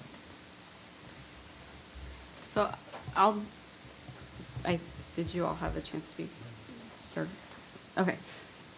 So I'll be honest, when we initially heard the park proposal a couple of weeks ago, it felt really easy to say no to it because of the challenges of we're adding 2 additional acres to mow and maintain. It was a much larger price tag than what it has come down to at this point. And then the challenges with the lease itself, there were a couple provisions that just felt a little onerous in that. But then I did some research and I plugged Hutch into, there's a website called Park Serve. It's the Trust for Public Lands. And then also USD 308 has a student heat map that shows the density of where the USD 308 students live. And if you overlay those 2 things on top of each other, Grace Arbor Park is right in the middle of that, or the potential site for Grace Arbor Park is right in the middle of that. And then I plugged in the address into Google Maps and looked how long would it take you to walk to the splash pad on Severn Street, how long would it take you to walk to Cary Park. It's like 42 minutes either way, and that's really not something that you're going to send a child out to go walk. But I was one of those kids. I think I used to live next to you, the Borders family. We were those kids who just went out and kind of did whatever, and I turned out just fine. But I don't know that that's an argument for not putting a park in at this location. I really see the value in this park, and I just want to apologize that I turned it down so quickly initially. You guys said a lot that really moved me today. So question, Stacy, you said your map has how many kids are in that area? Like, how many kids are around that park in a, I don't know, 5-7 block radius? I can show you the map. It doesn't really say, or anybody know that? Hold on, something.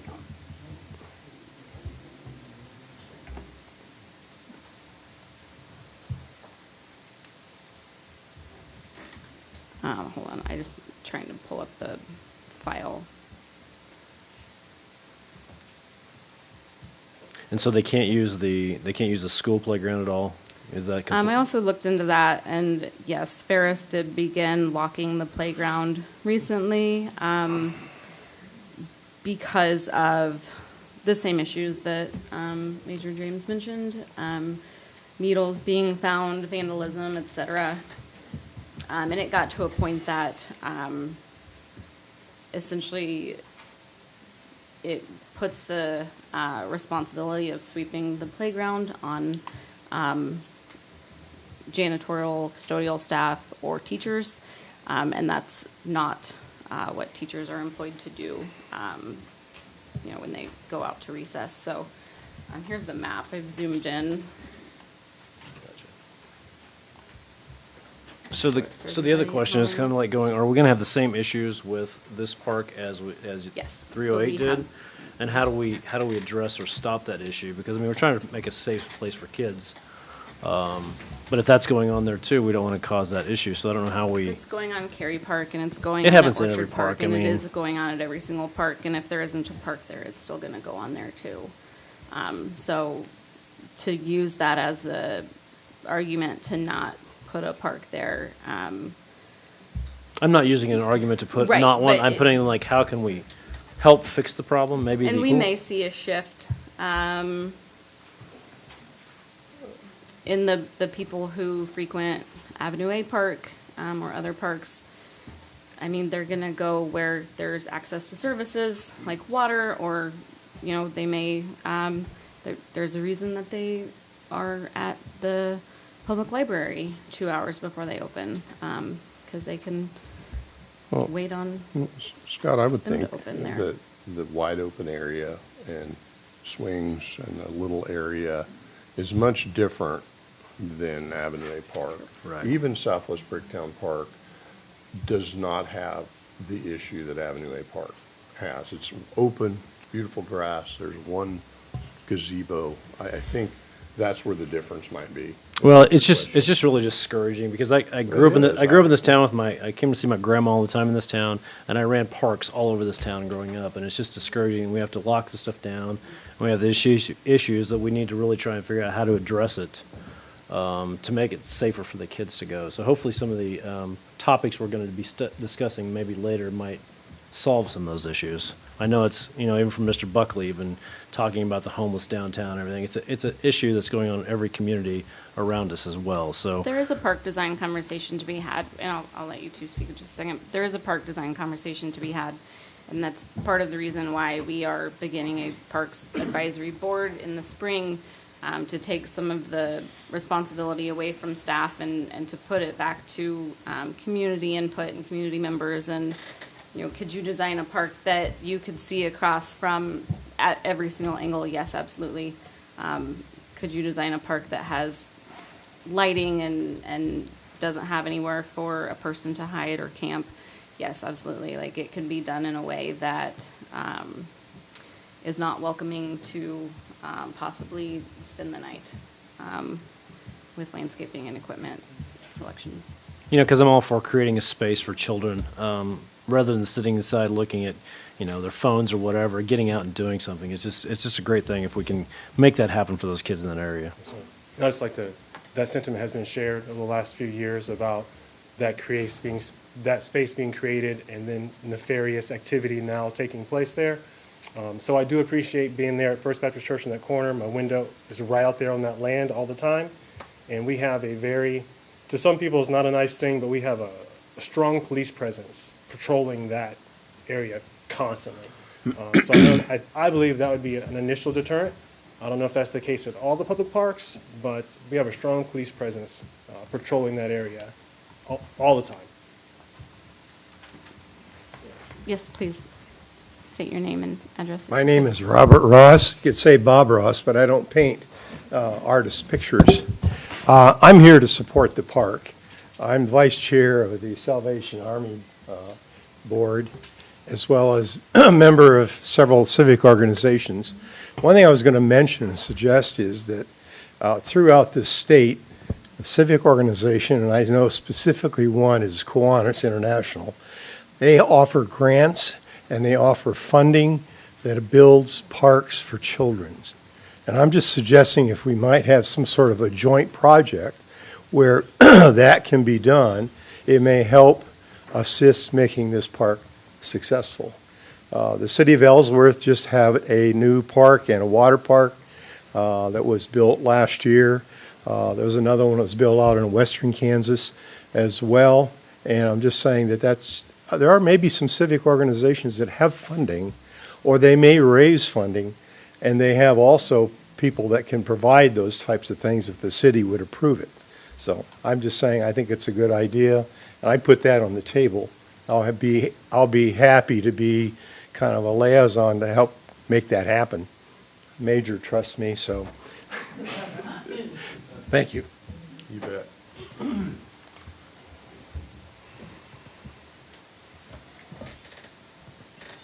Is there anyone else here to speak on this item? Enrique, do you have a firm number budget-wise for this?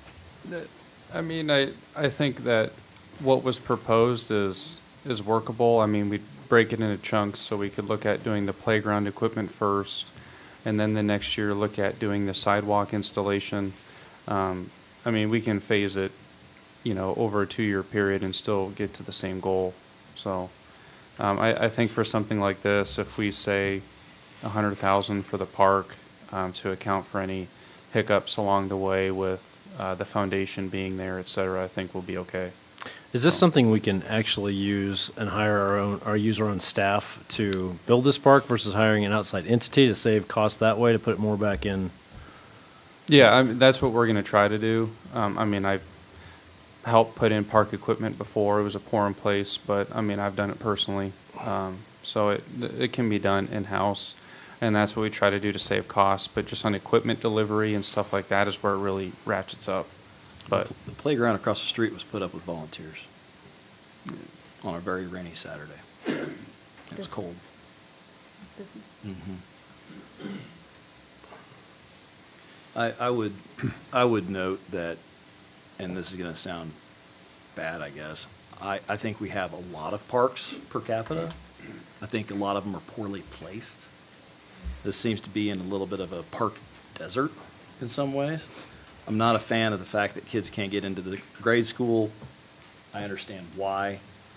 But hopefully, in the long term, we can right size and locate our parks, because it's turned into more of a cost than a benefit in some cases, as far as how much we have to maintain, vandalism, patrolling, I guess vagrancy in some cases, illegal activities in some parks. For the amount of use that we get out of some of them, it's upside down. But I don't want to throw out what's the term, baby with the bathwater on this. I think this location, we really don't have very many centralized park spaces for playgrounds. We have a lot on the outskirts of town, but not many on the interior areas of town. So I think I'm okay with the location as far as that goes. I just think we need to right size our park system long term. As things go obsolete and we're looking at updating, maybe we look at shifting some things a little bit. But that's a discussion for down the road. I agree with everything that you've said. I think that the shape and size of the park lends itself nicely to a simple playground area anchored in one of the corners that would leave the rest of the space open for irrigation. It seems like there is a sidewalk on like 3 of the 4 sides, but then the Salvation Army parking lot, that would be, I mean, if I were trying to do things that were the best, highest value, I would do a sidewalk over there and leave the rest of the sidewalk as it is. Maybe with some curb adjustments on the east side, so you couldn't drive up on into the park anymore. But I like the idea of putting a park in the middle of town when it's all said and done. Yeah. Thank you all for coming, and I didn't expect anything else, so thanks so much.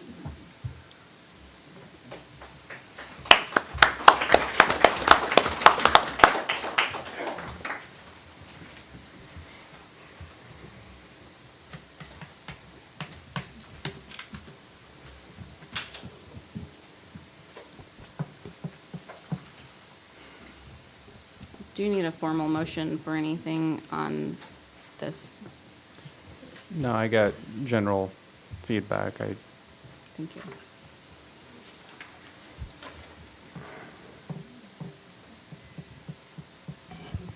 We will now move on to amended item 7D. See? Are we making a motion to approve the budget? That would be the area that we're going back to. Okay. I wanted to clarify. Thank you.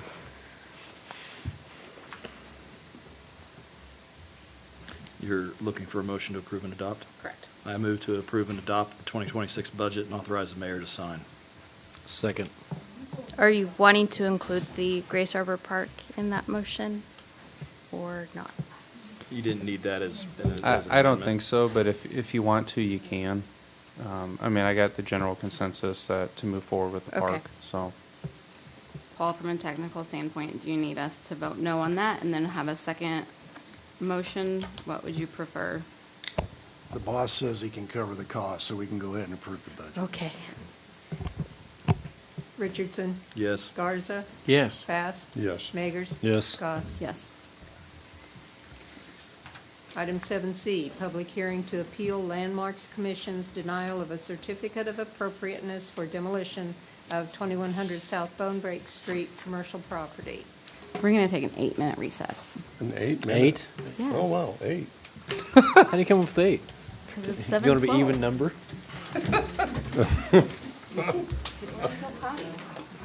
Does it take 8 minutes?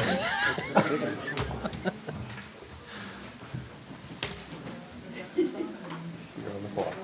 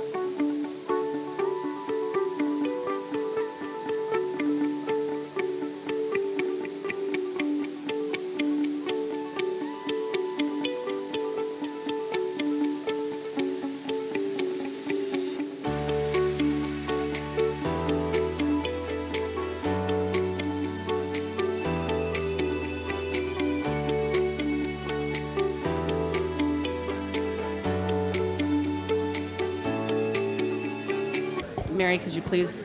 Barely hear you. Yeah. I don't think my mic's on. It is now 7:20. I'll call the meeting back to order. Mary, could you please recall that item? All right. Item 7C, public hearing to appeal Landmarks Commission's denial of a certificate of appropriateness for demolition of 2100 South Bone Break Street commercial property. Good evening, Mayor and Council. Matt Williams, Director of Community Development. Bernard's Restaurant and Catering is located on both the Register of Historic Kansas Places and the National Register of Historic Places. The significance of the building includes that it was the first minority-owned restaurant in Hutchinson. Other areas of significance include social history, ethnic heritage, and architecture. Any project undertaken on a listed property requires review and approval before any building permits may be approved for a project. Following council declaring Bernard's to be unsafe and dangerous and directing the structure to be either removed or repaired, R&D Construction, working on behalf of the property owner, applied for a demo permit and review by the Landmarks Commission. City Code assigns the Landmarks Commission the responsibility of protecting our historic resources. On August 4th, the Commission reviewed the proposed demolition in accordance with City Code and state statute. Their purview is to determine if the project would encroach upon, damage, or destroy the integrity of a listed property. By definition, demolition of the building would destroy its integrity, and the Landmark Commission voted 5-0 to deny the request. Under state statute, only the governing body is authorized to consider all relevant factors in determining whether there are feasible and prudent alternatives to this proposed action. Consistent with City Code, the governing body must evaluate this appeal request by determining whether such alternatives exist. Feasible and prudent alternatives are defined as those that can be reasonably accomplished and are sensible or realistic. When making this determination, City Code requires you to consider, among other factors, technical issues, design issues, the project's relationship to the comprehensive plan, economic issues, and planning issues or alternatives.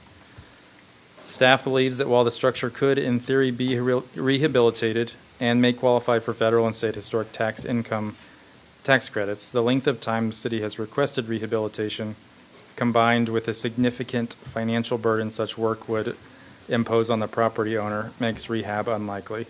In addition, the building has been determined to be unsafe and dangerous by the building official. It's recommended that the City Council find that there are no feasible and prudent alternatives to the demolition of 21 South Bone Break and overturn the denial of the Landmarks Commission. I'll take you through a few slides. This is just... Should we open the public hearing first? Is this a part of that, or you want to do that after you go through all of this? You can open that now if you'd like. I move to open the public hearing. Second. Richardson? Yes. Garza? Yes. Bast? Yes. Magers? Yes. Goss? Yes.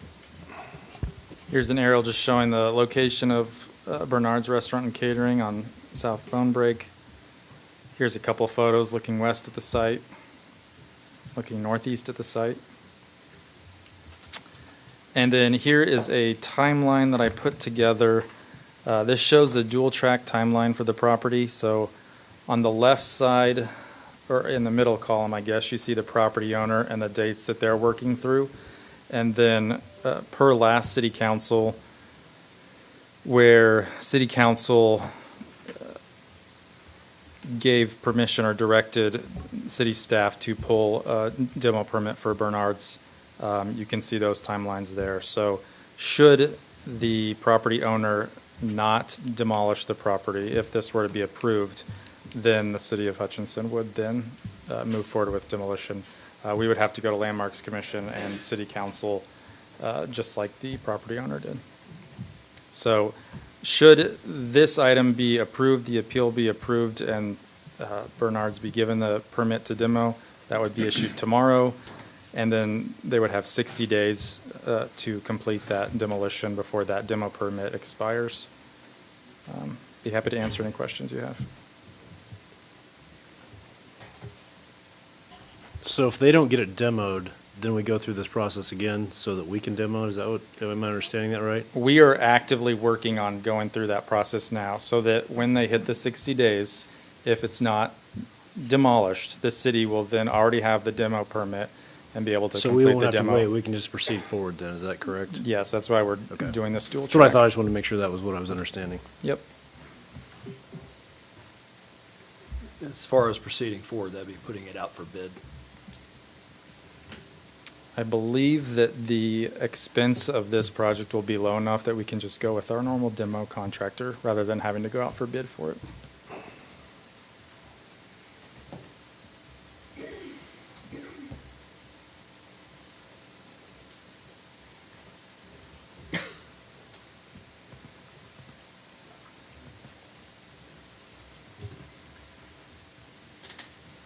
I want to clarify something that when I voted against putting this up for demo last time, the reason was I felt like Mrs. Gress and her contractor were about to reach this point regardless. And I just wanted to give them the time to do it on their own terms. Didn't feel like an additional 2 weeks would have been especially significant considering the long game that we've been playing with this anyway. So I do support this. I intend to vote yes on this to give Mrs. Gress the opportunity to move forward with the demo permit. Would like to hear from Mrs. Gress and her contractor as well as anyone from the community. Are there any additional remarks or comments from council this time?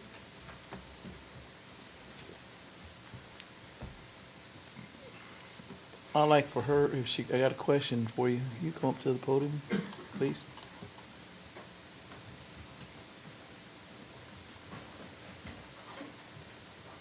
You intend to have the contractor do this, right? Absolutely. Okay, that's all I need to know. He's a professional and he's good. Yes, ma'am. And he has our interests at heart. Yes, ma'am. Okay. That's one. Thank you.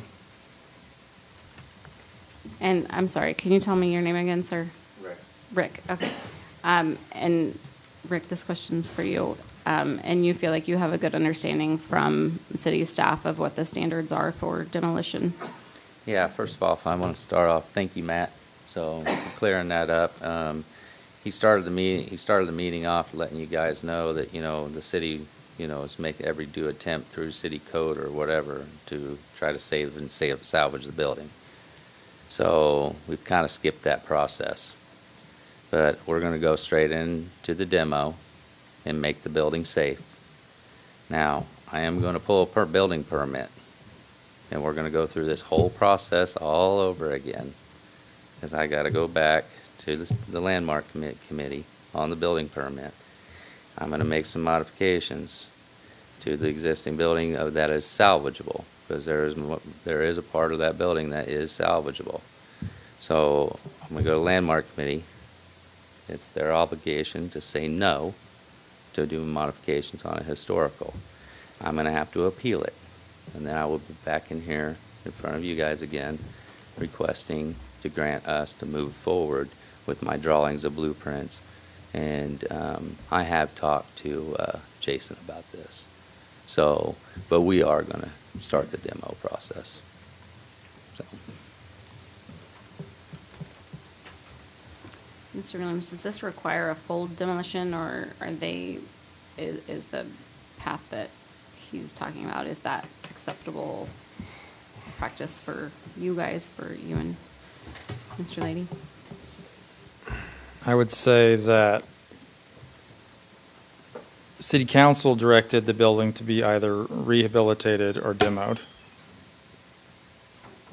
The permit they've requested right now is a demo permit, so they've gone to landmarks and that's acceptable. They're working through that process. The rehabilitation of a portion of it would be a determination by City Council if you would allow that. When's the next landmarks meeting? September 11th. We would need an application for that. I don't know if that would be ready for this meeting or a future one. We'll be in the following month. Okay.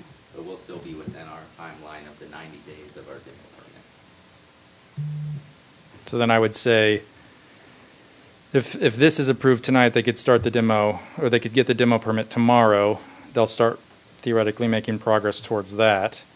And before the 60 days is up, you'll see how much progress has been made towards that, and you'll see the future plans. And before the city would take any demo action, you would know what the plans are, is my understanding.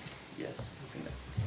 That'll give me allowable time. If you guys deny it, then I'm still within my, this is a really tight timeline for me to schedule it between the city council, the landmark, the building permit, the engineers, you know.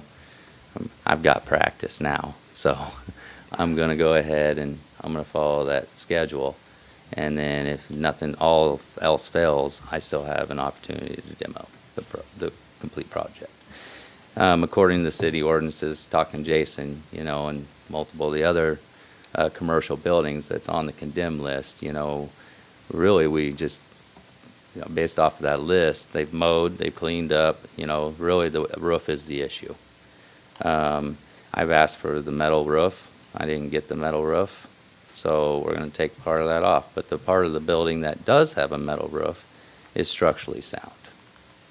And we're going to start with the demo process of preserving, just like the historical requirements are, preserving some of the things that are on the building that gives it that decor and moving that back. So it still has that same front. So we're doing everything I can on the historical side to maintain that. I mean, according to the state, we can make these modifications as much as we want, and it doesn't affect the integrity of not eligible for any grants, you know, taking it off the national and the state historical. So it'll still stay on the state historical. Thank you. Any more questions? Everyone understands it is historical, state and federal.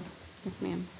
Being the first black restaurant, been in this town over 120 years, right?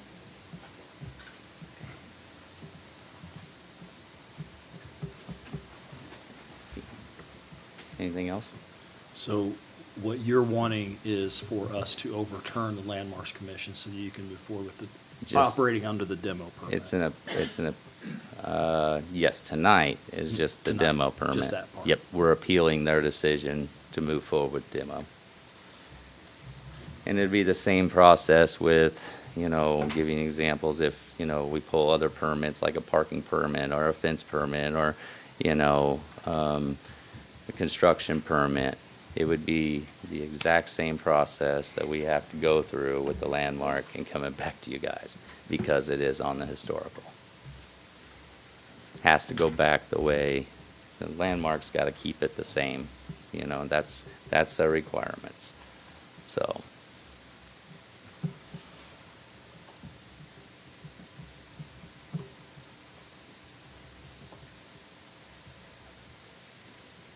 Any additional remarks from council?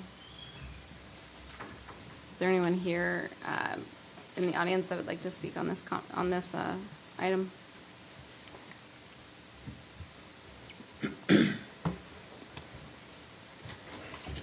Seeing none, I'm looking for a motion. I move to close the public hearing. Second. Richardson? Yes. Garza? Yes. Bass? Yes. Magers? Yes. Goss? Yes.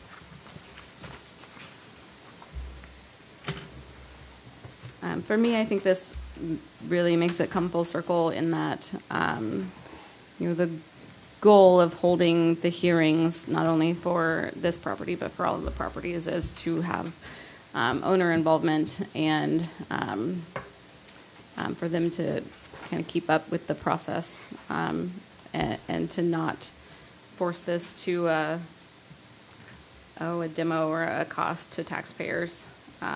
Or potential cost to taxpayers by forcing this to a future sheriff's sale, et cetera. So for me, I think that even though the outcome is still a little bit up in the air with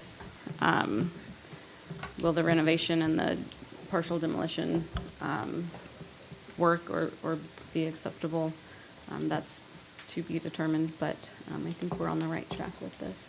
At least I feel like we are.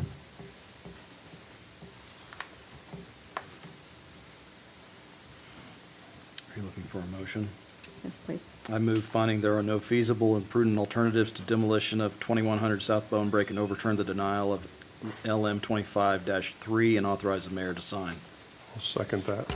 Richardson? Yes. Garza? Yes. Bass? Yes. Magers? Yes. Goss? Yes. Next item, please. Item number 8, new business, camping ordinance discussion. Paul Brown, City Attorney. I was tasked with coming up with a camping ordinance, drafted one for discussion purposes only. Department heads haven't seen this but a couple days and haven't had an opportunity to give their input. This is what a unlawful camping ordinance looks like. It will address some matters, and there's others that it definitely will not impact at all. For those folks who may have taken up residence under a bridge and it's not a public park, but it's public property, it will address some of that. By no stretch of the imagination is it going to address the problems at Avenue A Park.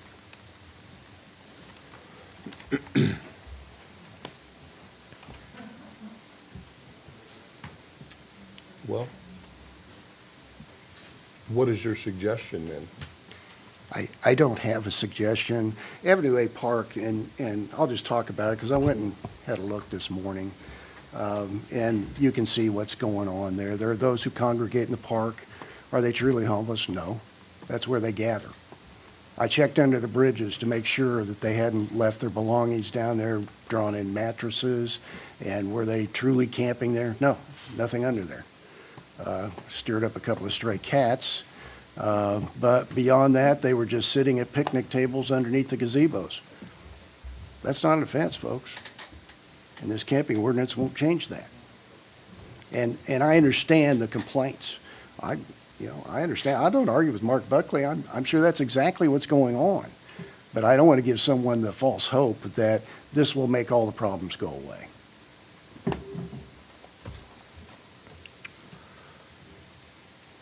Well, I think we need to make a concerted effort to help with the problem. And that would probably be enforcing the current nuisance laws that we have with stuff on the sidewalks, safety with handrails. I mean, there's clothes being dried on the handrails. There's a whole bunch of stuff and a person sleeping on a bench. Those are the things that are hurting these business owners down there. And I don't know what needs to happen. I've spent 3.5 years going to a group of people that are trying to solve this problem. I think we've made some forward progress, but it seems like the problem is getting worse. I think that, and I don't know who needs to enforce the trip hazards on sidewalks or the stuff. Can we create laws on how much stuff you can have with you? Can we create laws if you're laying on a picnic table? I know we have a law that the park is closed. At 3 a.m. the other morning, there was somebody sleeping on a table underneath the gazebo. I'm not trying to criminalize homelessness, but homelessness isn't the problem down there. Right. It's substance abuse, mental illness, all the things. So I think we as a council need to figure this out. It's hurting business. I hear from people every single week, and it's usually more than one. And when I hear from a couple people that never are excited about much, when they light me up, I listen. And I've been lit up too many times, and the next dollar that I want to spend in Avenue A Park is putting a policeman there 24/7, because people that are doing illegal things don't want to be bothered. And if it takes us bothering them to move them along, I'm okay, because doing drugs, drinking, yelling and screaming, and I know what you're going to say, Paul, yelling and screaming is not illegal. But I was down there for 10 minutes the other day doing something, and I heard a verbal argument that I could have heard a block away. And so I called 911, they came, can't do anything, but I wonder if the argument would have happened had there been somebody there sitting. And we haven't tried that yet. The folks in the room for 3.5 years, we haven't tried that. I don't know. I'm looking for help, council. I'm hearing about it from, happens to be my district. There's a whole lot going on downtown, good, I think we need to keep that momentum. I'm not here to criminalize homelessness. I certainly want to help people that are truly homeless.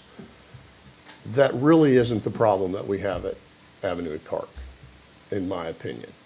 That might be this much of it, or this much of it. And the rest of it is what I've already mentioned. So I'll get off my soapbox. We'll work this out and try to figure out how to move forward. And I don't know where Chief Burley went, but I don't know what the city attorney's suggestion is. I don't know what the mayor's suggestion is. It's probably not a camping ordinance. I get that. But when I'm pulling up and Googling stuff and I see that Pomona, California has a camping ordinance that they're enforcing, I go, huh, California doesn't want that. And they created an ordinance. And part of it is if the shelter's full, then you can enforce the ordinance. And I don't know if the shelter was full at 3 a.m. the other morning. I have no idea, but those kind of things go through my head. And I say to myself, well, you know, we created something like this, and I hate it that we're making the police do this stuff. That's my struggle. There's just too many holes in our system to deal with mental health and substance abuse and all of those things. So what are we going to do, council?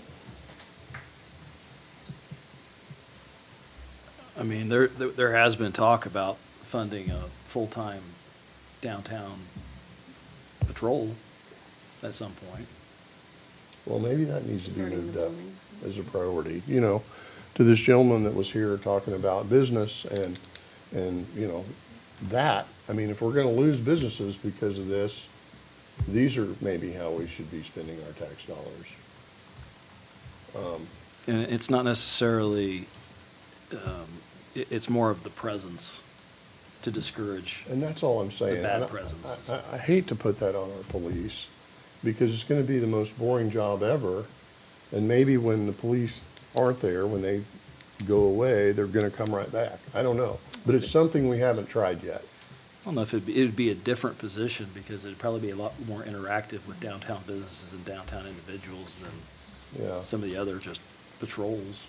Yeah, and Well, I've been thinking about this. I got an idea for you. Why don't we, more taxpayers going out, you know, why don't we have a security system that works for the city, for the Parks Department, that patrols all parks at different times of the night? Well, they don't let nobody know when they're going to be there. They'll go to the one on 43rd Street. We give them a little pickup.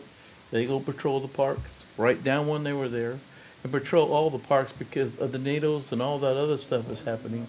I think it'd be worth our while for taxpayers' dollars. Yeah. We take it off the police department and we hire a security person that rotates through all the parks, and they make different times where they go there. And all they do, if they do find somebody doing it and they break one of our ordinances, then we can get the police involved. well, they're doing that with the volunteer patrol. Well, yeah, well then, we got volunteer patrol doing that now? Yes. Okay. Every night. Did they go to different places in the park? I believe they go to different parks, and, you know, I've seen them out on foot. I've seen them doing that, but I'm just saying, if somebody lives down there at the park, I don't know. I'm trying to be curious and I'm kind of mixed up here a little bit. You say this camping ordinance, to me, that's putting a tent up. This camping ordinance will be anything sleeping on the floor or a park tent. I mean, you have to define that, and it's very close to the edge of being, of making homelessness a crime, and you can't do that.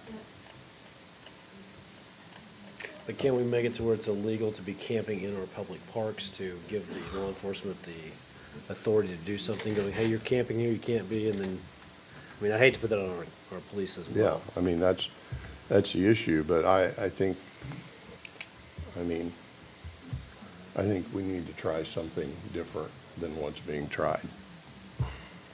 So have you read the definition of camp in the draft? I've read all of it once. So I'm just playing devil's advocate here, but one of the things that it mentions as defining what it means to camp is making any fire or cooking meals. We have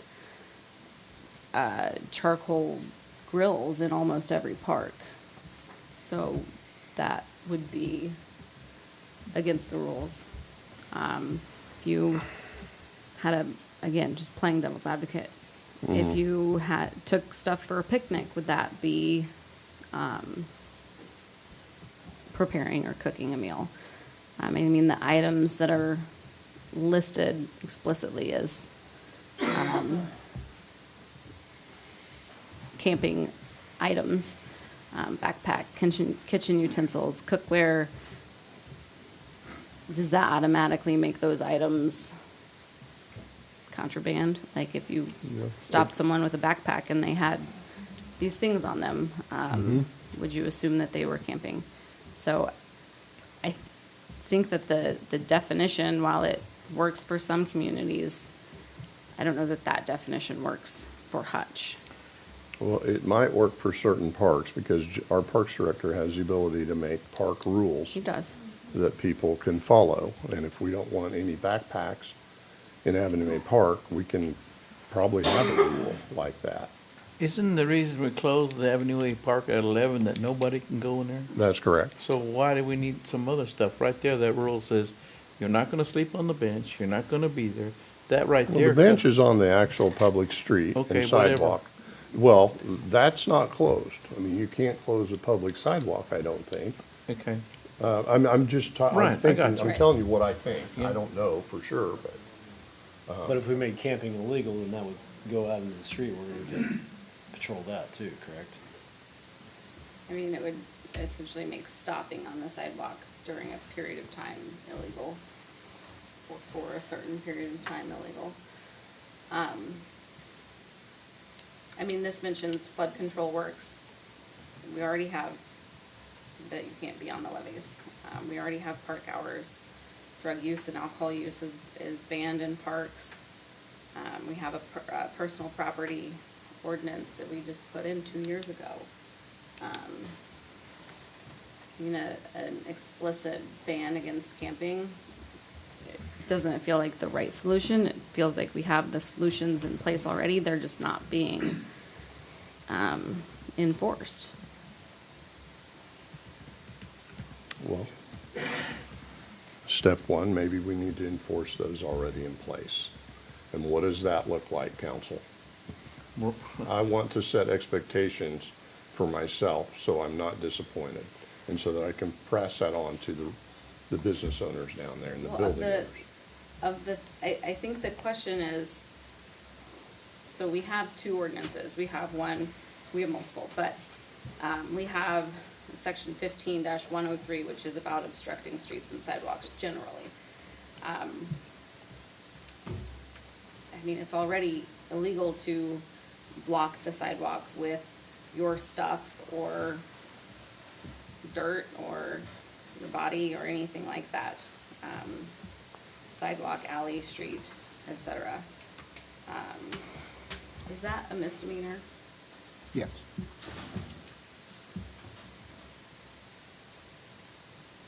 And do we have that also in there, says there are bridges, walkways, doorways?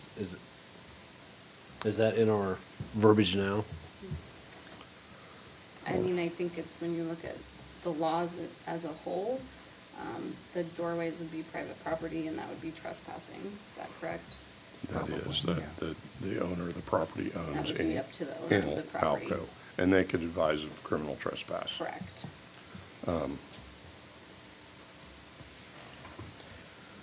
Okay, why don't we do this? I've always told you I want to hear from the public. When we get the public's idea of what they say we should do. We can throw ideas all we want and go over that it should be closed at 11. Why aren't we? And if you have enough public people, citizens, not people, citizens out there say, arrest them, do something about it. Then they direct us which way to go. But we need to have a public hearing, what to do with homeless some night, someday. I know that I'm asking a lot for you guys to come again, but that's what we got voted in for, is to take our time, don't have no home life. That's what we got voted in for. So I think we should have a hearing, have the public come in and tell us what their idea is, what we should do. Well, there's many folks represented here that can talk now. And Steve, I've been in the middle of this for 3.5 years, and I really feel like I've done nothing to help. Well, I've tried. I've talked till I'm blue in the face. And at some point, talk doesn't mean anything. you know, I think you've done a good job. You've done a good job. I'm trying, but. Okay, but we're to the point, either arrest them or what? We're to that point. We have the ordinances in here. The only thing we have to do, the only thing we gotta do now is say enforce the ordinance. So we're gonna ask our police department to, basically, we start enforcing the ordinance, you're gonna see police cars down there all time of the night on our Avenue A place, arresting people. I'm not real fond of arresting homeless. I mean, Well, I don't know that they're gonna take them to jail. They're gonna write them a ticket, okay, well, and that may get the point across. so if that's the point, then let's go ahead and vote, say, enforce the ordinance. That doesn't require a vote. Paul, do you have any idea of how many section 15103 or 15112 have been charged? No.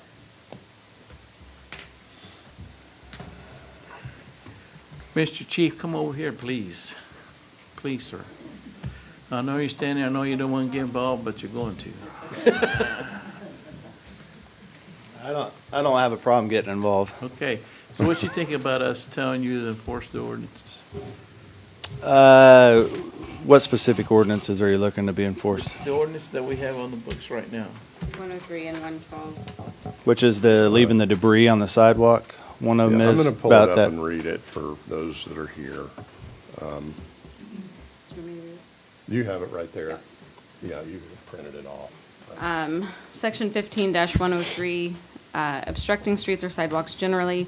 Any person who shall obstruct any street, alley, public grounds, or sidewalks within the city by piling, placing, or maintaining thereon or therein any filth, litter, debris, equipment, or other materials, or any goods, wares, merchandise, or signs, or by placing or erecting any building or fence thereon, or by placing any benches or seats on any part of any sidewalk, or by removing any earth from any any street, alley, or public grounds or sidewalk, except as herein after provided shall upon conviction be deemed guilty of a misdemeanor, provided that nothing herein shall be so construed as to prohibit persons engaged in the erection of buildings or improvements from using a portion of the street adjacent to such buildings or improvements in such manner and to the extent prescribed by the building regulations, provided further that the governing body shall have authority to grant the temporary use of streets, alleys, sidewalks, and public grounds in the public interest, and when such permission is granted, this section shall not apply, but such permission shall state for what purposes and the length of time such streets, alleys, sidewalks, or public grounds shall be used, and any violation of such permission shall be unlawful. Yeah, so I guess to start over this whole conversation, I'm hearing comments about not having the ordinances enforced, and that's not accurate. I typed up a fairly lengthy list and gave it to Councilmember Fast about all the efforts that we've made down there and the enforcements that we have completed. We spend time down there at the park every night. We make sure that the park's clear. When we found people in the park, we would get them out of the park. First time's a warning, second time's a citation. We did that twice, and that really worked well. After that, our park patrol would go in throughout the night. Officers make routine stop-ins to the park to make sure that the park's clear. I won't say that there won't always be somebody that will slip into the park at night and we won't find them, because there's nights where the officers are running from call to call and just don't get an opportunity to go into the park and get it checked out. But I think it has made a difference. In reference to the property that's laying there, what we'll do is if we go in there at night and we find property that's laying in the park, it's considered abandoned at that point, and then we'll make a call or an email to the Parks Department, and then they'll come out and remove the property from the park itself. Because once the park's closed, if any other property is left inside there, then it's considered abandoned at that point. So that's helped keep the park clean throughout the morning. I think the one part, the that Councilman Fass was mentioning was the piece about people putting stuff on the handrails, a bunch of property laying around down there. We were down there the other morning, and somebody had a large amount of, I don't know, items. Some of it could be most of it could probably be considered trash. We didn't go through it, but that is something that we could look at doing, is making sure that that gets cleaned up immediately. I have had a chance to look at the camping ordinances. There is a couple pieces in there I think that could be beneficial to us. I don't know about the overall camping ordinance, if that's, like, as you guys stated, there's other ordinances that we currently have in place that's already covers a good amount of that, so I don't think we need to recreate that whole ordinance. But having the power for either Parks Department, code enforcement, law enforcement, whoever that may be, to go down there and make sure that the junk, for lack of better words, is removed immediately and taken out of the park. We have made multiple arrests, either by catching it in the act, whether it's using the cameras to find out who committed the crime and then finding them later. For example, the graffiti that was under the bridge, we were able to track down the juveniles that were responsible for that from the cameras. 3 other crimes that occurred, we were able to get it taken care of before the public even made us aware of it. Officers are completing daily community engagements, including myself, Lieutenant Vaughn, some other members of the department, and we walk through the park and we talk to people. And a lot of the individuals that are down there, to my own surprise, and I think I've mentioned this a number of times, are not even homeless. They have houses. They just choose Avenue A Park to hang out in. So that becomes, I don't know if that's considered a problem, but the issue is they're not necessarily homeless, so finding them services or, diverting them to somewhere else or helping them out in that way doesn't do anything, because they don't need anything. They don't want anything. They just want to hang out at the park. We have found a little bit of alcohol use. I have no doubt that there is some type of drug use that happens down there, and that's why we make those frequent check-ins. But I will assure you that we're spending a lot of time down there, and we're making a lot of rounds through there, and we are enforcing the laws and ordinances that are in this city. Sometimes they will slip through, but this is, to me, a bigger issue, a societal issue with homelessness, mental health, drug addiction, and they all kind of tie hand in hand. So in my opinion, I think there needs to be better partnerships with our local community members who can help with housing, help with drug addiction, and help take care of that problem that's down there. But like I said, you won't ever eliminate it all, because a lot of those people down there are just, they're not high, they're not under influence, they're not committing crimes, they're not homeless, they're just simply hanging out at the park. And unfortunately, I hear it a lot, it's just not appealing to the people, to how some of these people look. Just to be blunt about it, that's what their issue is with them. They don't look the cleanest, they don't look the healthiest, so people automatically think the worst about them. That happens too. So I hear you, and we're making a concerted effort, especially over these last 2 or 3 months, and I hear Councilman Fass talking about that, and we're pushing as hard as we can without violating people's constitutional rights to be free down there and enjoy the park at the same time. So do we want to turn it into that, automatic arrests, automatic citations? Yeah, we could do that. Is that what the council and the city wants? I guess would be my question. Well, there's just, when you drive by, just take the people out of the picture and you see bedding and stuff. Goods, wares, merchandise, or signs, debris, equipment, or other materials. It all is covered there. So this is the same, this ordinance does a number of things. It gives us the right to close the street for a festival. for that type of event. It gives us the right to remove somebody or charge them with a misdemeanor for all of these things, or for having these items or having done these actions.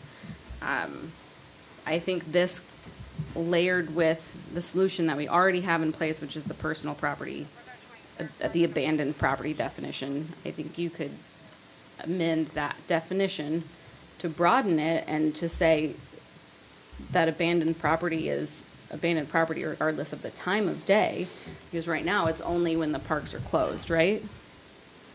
So if abandoned property were more of like a nobody is within eyesight or earshot of the items. There's usually somebody within 50 feet of stuff. Right, I don't or know if if it it's weren't the owner. tended to within, visibly tended to within a certain period of time. Like, I think that we can be prudent and take our time to get a change right. But, I mean, if we can't make the people leave in the middle of the day when they're not doing drugs, they're not naked, they're not harassing anybody, they're just sitting at a picnic table, and HPD is going through and checking for warrants and checking for, criminal activity. Criminal activity, thank you. I mean, you can't make the parks empty. Why can't we say after 11 o'clock, anybody caught with property, after 11 o'clock, anything we see, I don't care if you get it on the floor, it's abandoned property, because after 11 o'clock, you're not supposed to have any property in there. That's what the ordinance currently says. Does it say that? Yeah, that is our current, that is not the one that I printed off, but that is the one that we just put in place, like, Yeah, that's 18 the months park ago. rule that we put in place. I think it's actually considered a rule. It wasn't an ordinance. Correct. Is there anything you think we can do on our side to help you enforce it I think that's a great idea. more? What- I mean, what can we do to make your job easier to go, this will take care of the problem if we do X, if, I don't know what that answer is, but I'm just asking the question. No, I don't think that there is right at the moment. I think I get it. You all have been patient with, this whole process. I know Councilman Fast has been dealing with it for 3.5 years. I don't think of anything right off the top of my head that would expedite the cleaning of that park. I will go back and mention that piece that we talked about before about putting an officer down there. I mean, the 24/7 comment, we would need 4 additional officers to have, you'd have to put 4 more officers on the force to be down there 24/7. And that would just be at one park. We'd have to look at other parks. So I don't know if that's necessarily a viable solution to that. Like I said, we are making our presence known. We are down there constantly, and we're still seeing the same thing. So parking an officer down there 24/7, would that actually fix anything? I have a tough time believing that it would. It doesn't mean I'm opposed to it. I'm not saying I'm against it. I'm just saying that with the heavy presence that we put down there, I just don't know putting an officer down there 24/7 is going to actually fix the problem. Or we would already have seen that with the amount of activity that we've had down I there. can go along with that, but it's one thing that we haven't tried. That's all I was saying with my comments. And I know there's people sitting out there that are very frustrated with me and the situation. And, how many times can I go to a business Friday morning at 10 to check in, keep saying the same thing, that we're trying. And I know that's not just we're going to fix it this way. And that's what's frustrating. And when I get frustrated, I feel like I'm backed into a corner and get angry. So if I'm coming off as angry, I'm frustrated at the situation, not at any person. No, and I respect that. I respect all what you're all saying. I wanted to just let you know that we take it personally too on the police department when one of our parks is not healthy and it's not going the way we want it to, and it's not clean and it's not inviting. We take that personally. So we're racking our brains, working as hard as we can to try to help keep that park as clean as possible, again, without violating the rights of the people that are down there enjoying the park. So I usually can provide pretty good direction as far as law enforcement goes, but like I said, some of the activity that's happened down there is not criminal in nature. So where does that law enforcement draw that line at and not be involved and where do others step in and become involved? I think the common thread that I've heard in speaking with downtown business owners and going downtown myself and hearing from you today is that people aren't calling the police. And I don't know if that's people think that the police won't do anything, or that it won't help, or that they think, well, you know, maybe it's not serious enough that I don't want to call in and make it a bigger deal than it is. But, you know, did you call the police when someone was out there at 3 a.m.? I did not. I mean, But but when then I you're heard- saying that the police are the solution, but you didn't engage with the police. Look, you're right, but I did today. I called in a concern for welfare, somebody sleeping in an alley. And I do that for a couple reasons, which I think you know why, just to kind of keep a count and a record. But you're correct, probably should have called the police. And I think that the confusion is because it's a park, do they call the city and call it Right. into Parks Department, or do they call the police? And if the answer is that in that area, the police should be the first response or the first call you make, then I think it's a little bit of a kind of retraining the people who are down there of, if you don't feel safe walking out to your car after hours, call the police and they'll, Well, I mean, I didn't come feel safe escort when I or- was down there for 10 minutes and all the yelling and screaming, and they got that call too. I'd like to open this up for public comment. in a moment. Yes. I would note that some people that are downtown don't know what the situation is, whether someone's in a mental health crisis or if someone's doing illegal activities. They just know that there's one number that I think of when I need assistance, and that's calling the police. Even though they may not be able to discern whether it's something they should be truly fearful of, or if it's something that's just somebody that's in crisis. I've had multiple examples given to me of people that are running businesses that might have children coming into the business, and there's someone outside that's obviously probably not doing anything illegal, but they're not acting with what most people would think is normal behavior, and it's scary to some people because they're not used to it. And do we put the responsibility on business owners to educate themselves on how to deal with that? It's not really fair to them. It's not their responsibility to work with anyone but their customers and employees. But at the same time, it's also part of the environment of having a downtown area that's inviting to the overall public, and it has spaces for the overall public. And that means people that are there for whether they are of your ilk or the people you would want to see downtown or not. It's still open to the public as long as they're not doing illegal things. And that's where the real balance and difficulty is there are illegal activities happening, and how do you separate that from people that are having mental crisis issues or just having a bad day and are not acting in a way that you feel is normal, and we're not educated enough as a general public on how to handle that. And again, but then is it everyone's responsibility to know everything on how to work with people? Navigating people is a very difficult thing, I'll tell you that. Personalities, yeah. Be a councilman. Your name. Oh, I've heard all about personalities, yeah. Well, feeding more people should. I think it's not concerned enough to call out. Like, I call 911 because the non-emergency number is hard to find, and you have to press 4 or 5 buttons. So I call 911. I say, this is not an emergency, but I'm concerned for welfare, and I get no pushback. Everybody's okay with me. That's fair. Yeah. And there's different levels. I mean, I've had had people tell me they've had someone eating out of the bird feeder out front of their store. Mm-hmm.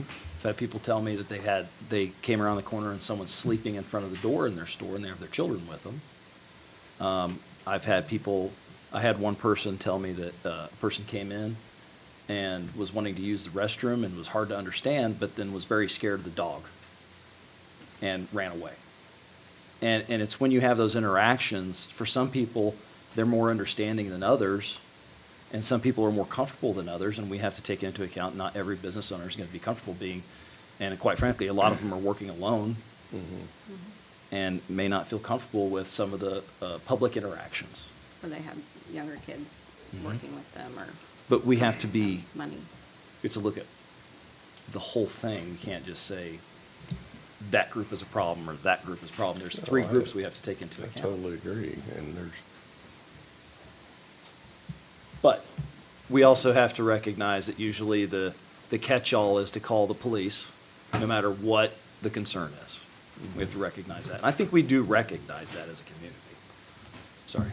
My concern is, last month on a Thursday evening, downtown in that park, there was people sleeping.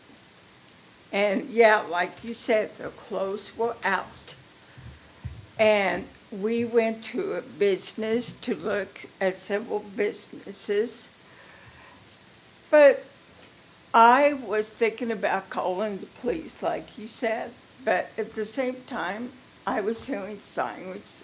They had a lot other things to do than taking people out of a park.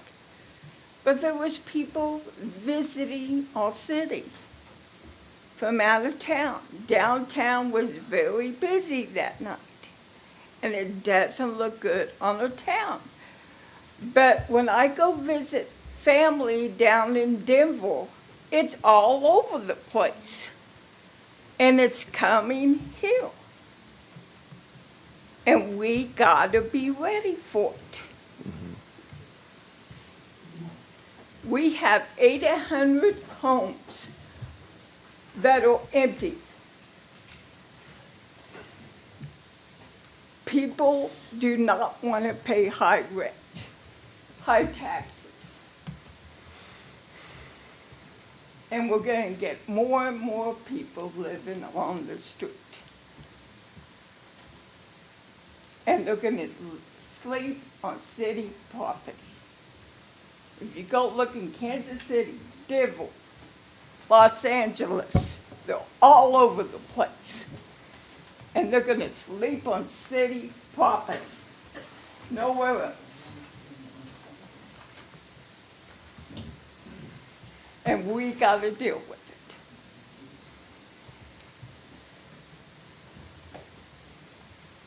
We got so many empty buildings. Why not lay down a bunch of carts, have them sleep there for the night? A lot of things, like we volunteer and feed 8 different places here in town for the homeless.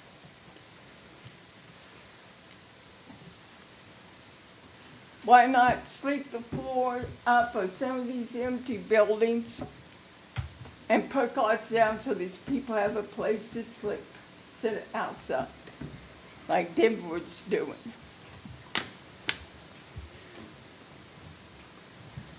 I don't mind helping out, putting down cards for these people to sleep on. Let's get creative. and the lady behind you ready to speak has 80 cots down that are used every night. I mean, we gotta do something.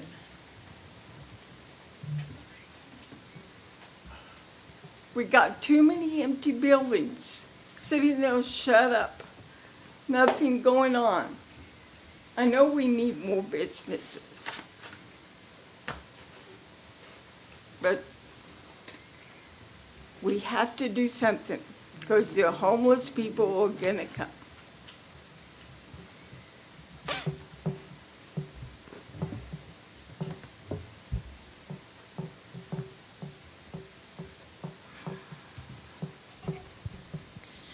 I'm Shara Gonzalez with New Beginnings, and among things that we do is house homeless people and provide jobs for people. But I've been doing this for 35 years.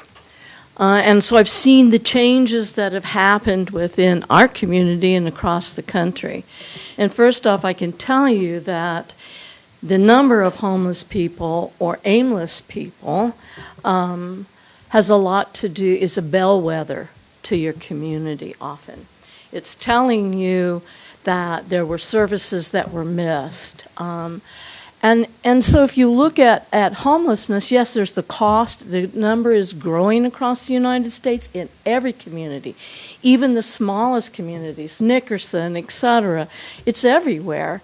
But the cost of living has gone up, and as that does, more and more people do fall out with no way to get back in place. That's the problem, is once you don't have anything, it's very hard to acquire things. In our emergency shelter, 60% of the people are working. They have jobs. But the other thing I wanted to say, besides that, just historically, first off, I don't think we know some of our history, but in the Great Depression on South Main, there were 3 places in the state of Kansas that were created for homeless men. Hutchinson was one of them. We had a place that had 400 homeless men in the building, and what the city did and the state did through the federal government was the WPA program. And the men who were there who were homeless, they helped fix the fairgrounds, the airport, they built shelter belts. They were actually not aimless. They were doing something and being paid to do that and having a place to live, and got them through that time. When I started, we had enough room for 15 people, and that was in a shelter that was just across over on Avenue A. We moved to another place that had 36 beds, then we added another 40 beds, and now we have the emergency shelter. We went in and said, okay, now we're going to do daytime, even though it's an emergency shelter, because the numbers are growing, and there's nowhere to go. Because services, there's a lot of things about services, but the one thing I have found about people who need services is it's how fast you can get those services. It's like, so often you need a service, but you can get in 3 weeks later or 4 weeks later or not at all because you don't have insurance. I mean, there are just barriers everywhere to the services, and that backs people up onto our streets, and that's why you see what you do downtown. I believe that the community has a right to a park, to do activities and a water park for the kids. I think we need to figure out solutions about what else can we do. And I have several ideas and several things we're working on. But I want to tell you that I've done consulting in California cities and Oregon who have made it criminal to camp somewhere publicly, and it's not worked. And the reason why is they just go somewhere else. People don't, somewhere else in your town. People don't just go away unless they die. And it's like, so they've had ordinances and people build up these huge fines, but you're talking about people who generally don't have a lot of money. And so it's kind of like this. In one town, one city, I approached the city council. I had looked at all their housing. These are the pieces you need put in place to do this. And they decided to just make it criminal anyway, and they bulldozed down the cardboard city. Well, everybody from that cardboard city that was downtown went out into the suburbs. And so now all the representatives in the suburbs were like, oh, my constituents are on me about what are we going to do about the homeless people. So they, one by one, made it illegal to be there. So the next thing I know, I'm revisiting this place, and people have literally dug out hovels on the sides of overpasses and all that, because it's federal land. And it's like, I don't think that's the answer. Maybe the enforcement. One of the things we have done is, in helping people get back on their feet, we have the Transitional Jobs Program. And through that, we have created we created actually our own security. We provided security for the shelter, because the things you see and hear on the streets here happen every night and every day in our shelter. Nobody realizes that that's what we're doing. But by getting some structure and compassion and working with people, we've been able to create this security system. We did the security for the treatment facility. We did security for over at Care for mental health. At the same time, we did the food and we did the laundry and housekeeping, but it got people engaged, people who had recently been where other people were. And if that person took on that responsibility, they had a way to engage people that naturally de-escalated the situation. So it's quite possible that we could create an outreach team that helps people move on to wherever they need to go, that are people that understand where they're coming from. That's all.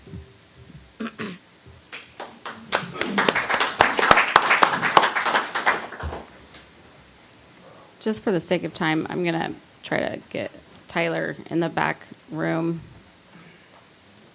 Try to get his attention. Could you put the timer back on the screen for us? Thank you. Sorry, Jack. You only get 5 minutes. It won't take me very long. Okay. Jack Newber, 922 West 2nd Avenue. I'm a huge baseball fan. And I'm going to give you an example. I got a couple ideas. I love downtown Hutch. I used to work in downtown Hutch. We do need to clean up downtown Hutch. Grand Junction, Colorado, they have a little way of doing what you go to Grand Junction, Colorado and see what they do every morning. They turn on their sprinklers about 9 o'clock to about 12 o'clock in the morning. And that kind of, they close their parks at nighttime like we do. And we actually water our parks at nighttime. But let's reset those timers to the morning time, because that's our issue. It's the people coming in the morning time. I don't think it's an evening thing. I think they're all hanging out in the morning time. And another thing, if you walk up and down downtown, I wish Mark Buckley was still here. Antique District is good if you walk down. The shopkeepers, each shopkeeper, they go out there every morning and they're sweeping and even hosing off. Even the city part. Maybe we can, around our Avenue A park, the sidewalks, we've got hose spigots. Let's wash off the sidewalks every morning. When I went to Norway, every shopkeeper had a spigot on the outside of their shop. They swept and did their little cobblestone streets. Why can't we do things like that? And that's not the city, that's each individual shopkeeper. That's my thing. Let's clean up Hutch.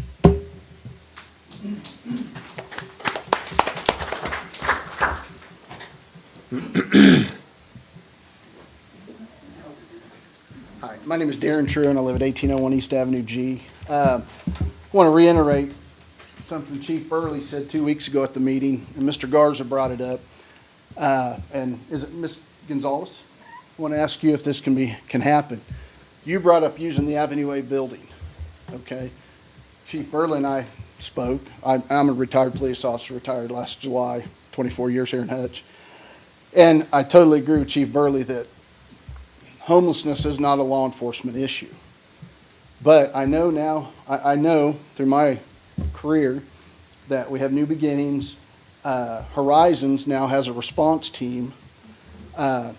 Would it be, and you made a comment about a response team, and I don't want to put this on you, and I don't know who could do it, but is there any way we could create New Beginnings, Horizons, figure out 4 or 5 organizations and give them an office in Avenue A? Right now, Avenue A is our problem. If we had 4 or 5 organizations that could work out of there, they probably don't have to be there the entire time, but they got an office there. You go around there, because you were talking about some of these people, some are scary, some aren't. Well, it's hard, even as a police officer, it was hard to determine if they had mental illness or if they were under the influence of methamphetamine or some other drug, you know, because they can be yelling, screaming, and it's one or the other. Chief Burley's the one that made the suggestion about putting an organization down there, and I think that's a very good idea. If we could build a coalition, a response team, and deal with it that way. You get, like Mr. Fass said, you hear some people screaming, okay? Even if the team's not down there, have a number we could call, or the police department could call, have them respond out. We can talk to that person. Is it something that needs to be taken to Horizons, or the end of the influence of meth where maybe they need to go to jail, you know? But use our resources that we have here in town to deal with individual people down there. You know, and you know, I thought about that. You got an empty building that we could use for that. So just an idea, and hopefully it's something we can do. So Well, I appreciate those comments, Mr. Truan, and I know that at least 3 of us have bantered around that idea, and maybe that's the direction we could go. Okay, got a question for you. That's a great idea. One problem is, what time will they be there? I mean, all this stuff's at 3 o'clock in the morning. Well, you know, and that's going to be, that would be up to the team on their hours. Mm-hmm. But, I mean, if, you know, if the park closes at 11, then the police department can deal with it. You know, you either cite them, run them off, or take them to jail. You know, but, you know, and I don't know, Chief, the Horizons, are they 24-hour response, or? Yeah, so you have crashes. They're operating from the Care For property, which is 3 blocks from there. You know, so you at least have the crisis response team that's 24 hours, you know, so. And I understand that that's an issue with hours and, you know. But, you know, just throughout my career dealing with these people down there, you know, we had one gal, we'd run her off every night at, well, it was midnight at the time. We'd run her off at midnight and she'd go back behind, north of there and hide and sleep in a little in cove. Took all her stuff with her, and then at 5 o'clock in the morning she was hoofing it back to the park, and because she was within the ordinances. So just an idea, talking to Chief Burley, and something I've been thinking about. So thank you. Thank you. I before you speak, Holly, I just want to real quickly say I do think, because I know Greg, myself, and Garza have all mentioned taking that building offline. It's our least rented building, so does it even make sense to continue to use it? I reserved it 2 or 3 years ago for my son's birthday party, and then just we didn't use it after I'd been down there for a different kid's birthday party and saw people pulling up to sleep in their cars, which isn't illegal by current definition, in the parking stalls adjacent to the splash pad. That just wasn't the vibes that I was going for with my birthday party. But you know, I don't know that abandoning the park or not using the park is really the solution either. If anything, as Chief Burley has mentioned, the more activity, police activity and people activity and that sort of thing that we can have in the park will drive unwanted behaviors somewhere else or nip them in the bud. Name and address, please. My name is Holly Thomas. I actually live in the county, but I'm here on behalf of 205 South Main, and I feel like speaking on behalf of many downtown businesses. I have actually walked from Avenue C as far as up to Sherman to just kind of get the consensus for my fellow business owners. And we need help. But I wrote something, and I'm going to read it, so that way my thoughts are collective. So those of you that know me know that I have a heart for people, and I care deeply about my community. As a business owner near Avenue A Park, I've often shared food, water, and even shelter from the rain with our unhoused neighbors. My faith teaches me to love my neighbor and to serve others, and I try to live that out daily. I don't post about it because that's not why I do it. I do it because I care about my community. I've worked alongside many incredible nonprofits, so I know that there's an effort to address the homelessness. But as a downtown business owner, I see and I live with the real challenges every single day. And it goes beyond the blight in the park. It impacts the safety and health of our community. I have a responsibility to my employees, customers, and fellow business owners. The reality is that the downtown is experiencing serious health and safety concerns. My employees, most of them teenagers, don't feel safe. They're not allowed to walk their cars alone. We've had to prohibit them from taking the trash out after dark, and we regularly clean up human waste and discarded needles behind our buildings. We have an increasing number of incidents of aggressive behavior, public intoxication, and harassment that have made staff and visitors feel unsafe. Just in the past couple of weeks, a person was tased in front of a business. Another collapsed on the concrete in the heat, and a couple others have overdosed in front of neighboring stores. Additionally, a business's building was covered in graffiti along Avenue A Park. These are frightening and destabilizing situations. I know that there are deeper systematic issues, housing costs, wages, addiction, mental health, that contribute to this crisis. But the reality for those of us that live and work downtown is that customers are avoiding the area. Businesses are struggling, and our shared public spaces like Avenue A Park and the splash pad are not usable by families as intended. These spaces taxpayers are paying for. We should be able to enjoy them too. Downtown businesses are the ones who give thousands back to schools, sports, and community causes every year. We want to keep investing in our city, but right now it feels like we are losing ground and we are alone. We need to pursue solutions that are compassionate and practical. That means continuing to support nonprofits doing the hard work, holding property owners accountable to the blight and abandoned buildings, and also considering policies that protect our public spaces and restore safety downtown.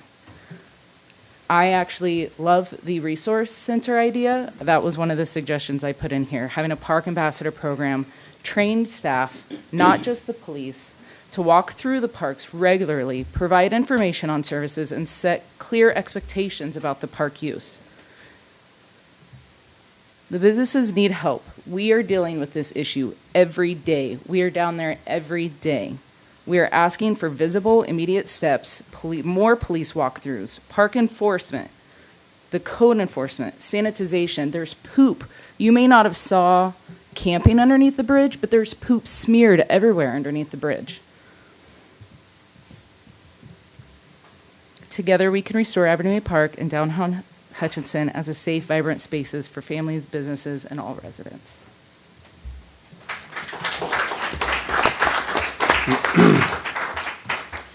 Thank you, Holly.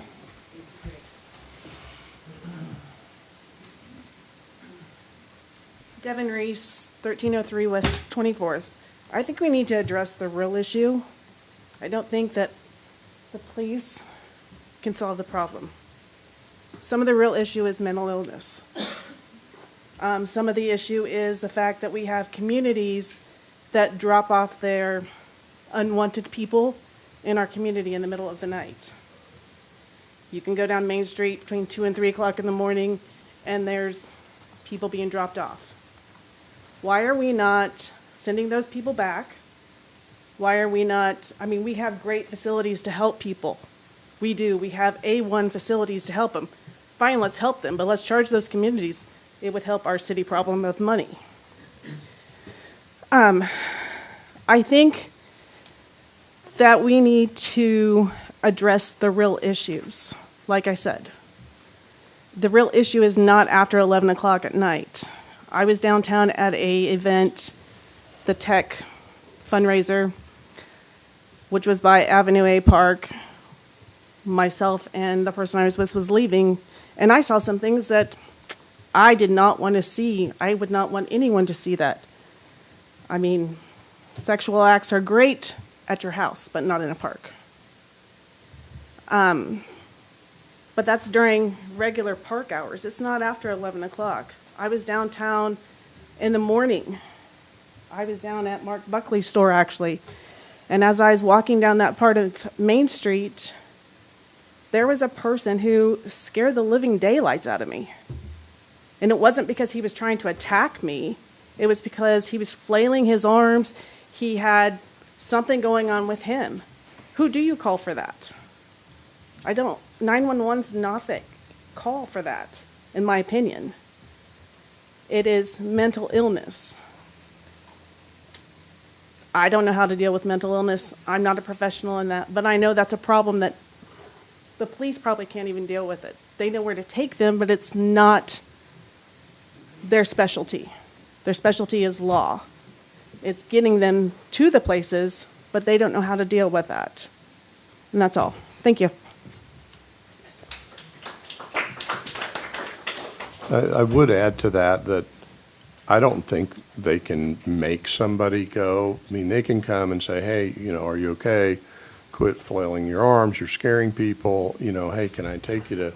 And if they don't want to go, they don't have to go, I don't think. And that's part of the issue here. That's part of the frustration that we have in this issue. That's what's hurting our businesses. No, exactly. Exactly. No, I'm not saying that we don't do it. That's what I'm saying. We deal with that issue. How do we deal with it? So we have a council called the Stepping Up Council, and Lacey, I'm going to call you out and make you come up here now for this. You knew it was going to happen. So we have a 24-hour mental health response team. It is the sheriff, it is the county, it is LAPD, it is HPD, it is the hospital. They're connected with all of the resources. I don't know if it's well funded or well used, but it is there and it is available. I know that HPD could call on them and a resident can call on them. It's a council that I've served on for a year and a half. Greg served on it prior to me starting on it. And some real good progress has come out of that. The AOT program, what does that stand for? Stacey, you would do that to me. Something Assisted outpatient Assisted treatment. outpatient treatment program, which is if a person, and we drop people off in other communities also, because I know for a fact that we do, and we pay for them to have hotels in other communities. It is a reciprocal relationship, unfortunately. We have a budget within the police line that they will buy someone a bus ticket if they have connections in a different community. It's not something that we advertise because we don't want it to be abused. We don't want people calling HPD when they got stranded in Hutch, but they need a bus ticket to Denver. But we have the resources available. Is it a perfect solution? No, obviously not, because we're here having this conversation. But I know that the work that the United Way is doing with the Unhoused Council or Committee and the Stepping Up Council is real work, and you guys have made a lot of progress on the issue. I'd love to hear from you about some of the work that you guys have done recently. I was Lacey Mills, United Way. I was hoping to be an audience member, but thank you for allowing me to speak. I think the hard part about this is that it is, for those of you that are leadership Reno County folks, this is very adaptive work. So the things, Councilman Garza, that you talk about that keep you up at night by being on council, our team at United Way and lots of other nonprofits like Salvation Army and Shara with New Beginnings, we also are up at night trying to figure out how to solve this particular challenge for our community. And the thing that I think is challenging for us, but also you guys as council, is that we have multiple stakeholders that we're talking about. So people who are unhoused, but also business owners like Holly and Danny in the room, because their perspective matters. And it's not Councilman Magers, I know you said, what's the solution? Tell me what to do and how can I help you? And as somebody who loves to dive right into the technical fix, I wish that there was a technical answer for this challenge. To put things in perspective for you, Shar might be more equipped to speak about this, but we had always used an outside agency to do a point-in-time count for our community. And our team, Valerie Taylor, who is no longer with United Way, but kind of questioned that number. I think when she had first started, it was 25-ish, maybe. And just driving around, if you've looked anywhere, you would know that that's probably not a true reflection of our community. And so we took on doing a point-in-time count internally. And the numbers that we are seeing is upwards of 75 to 80 people in our community, but still we feel like the true reality of that is probably higher and closer to 100. I wrote something really great to say, and Holly actually spoke most of it. I think people in this community have a heart for serving our neighbors and our community, but also know that there are people who are stakeholders that own businesses, that are working one-on-one with individuals in the community, and part of it comes down to money. Part of it comes down to capacity, lots of different things, but I think mental health is absolutely at the core of some of the things that we're seeing in community. And also there are some people that choose to be homeless. And what do you do with that, you know? And so for us, it's not a black and white issue, and we're trying to work on it every single day through stepping up, through the unhoused committee. For anybody who is watching or in the audience, if that's something that speaks to you, we do a unhoused committee meeting every month, and you can call the United Way, ask for me, Lacey Mills, and I can figure out how to get you plugged in. I wish there was a technical fix, and I think some of the ideas that were thrown out are really great solutions towards making progress, but I don't know that it's a fix. That was not a very good way to end this. I'm sorry. Well, you said if we could make progress, I think we would all be okay. It feels like we're kind of going backwards. And But if you use the point in time, so earlier you talked about benchmarking, and I know that's important for you just in the conversations that we always have philosophically about what's the role of council and what's the role of government. If we're using the point in time count, which is the best tool that we have, which is far more accurate than it used to be historically, what year did you guys start doing it in-house? 2 years ago? About a year and a half ago. Okay. So in January, it was 81 people were surveyed. In July, it was 63. Now, is that truly reflective of the number of people who are quote-unquote unhoused or impacted, should have or could have been counted? Probably not. It's probably an undercount. It's people experiencing homelessness, and they have to self-identify, and they have to make it to one place at a certain time, right? So to me, at the Unhoused Committee, there were nuggets that tell us that we're on the right track. 5 people surveyed said that they had slept in abandoned buildings within the past 30 days. Well, the League of Kansas Municipalities tells us that strong code enforcement, requiring buildings to repair or board broken windows, security, etc., will diminish things like this. This is a trend that's going down. The number of people is going down. So progress is being made. Maybe the people that we're seeing that remain in the parks are truly the unreachable or unhelpable. They're not eligible for certain services. They don't want certain services. Is that the role of government to fix that, or something else? I think, if I may, Councilman, say one thing about that is, somebody said earlier, this is not a unique situation to Hutchinson. This is something that we're seeing across the nation.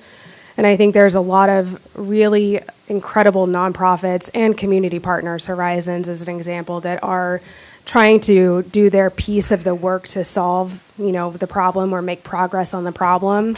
And so a curious mind might wonder if it's not necessarily that we're going backwards, but it's that the problem is growing because of the, you name it, economics, housing, et cetera. And so while we are progressing as a community in how we're showing up for the unhoused population, we just aren't keeping at the same clip as what we're seeing in the trend of all of those things: economy, housing, unhoused, and also people who are choosing that. So I just say that because I don't want to diminish the fact that there are people like Shara and Major who are in the room today, and United Way, Valerie, who's been doing a lot of work on trying to figure out how to show up for the community and the unhoused conversation. We've been working really hard at it. I think we're running at a slower clip than what the actual problem is, if that makes sense. It does make sense, and I certainly could have said that differently, even as I sit here and look at the progress that we've made as a Parks Department and a Police Department I've got a 2-page thing here of all the things we've done. We are making progress. I should have said, we're not keeping up. No, you're fine. And I do appreciate your comment, Stacy, about, like the numbers. If you look at the numbers, we're doing something. But it doesn't help answering the concerns of the business owners downtown. Well, the good news is we don't have to fix it tonight. I know. I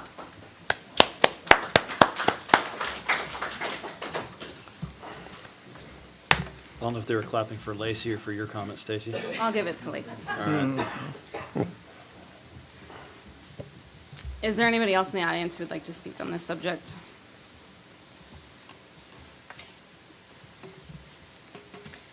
Seeing none, I would like to hear the next item, please.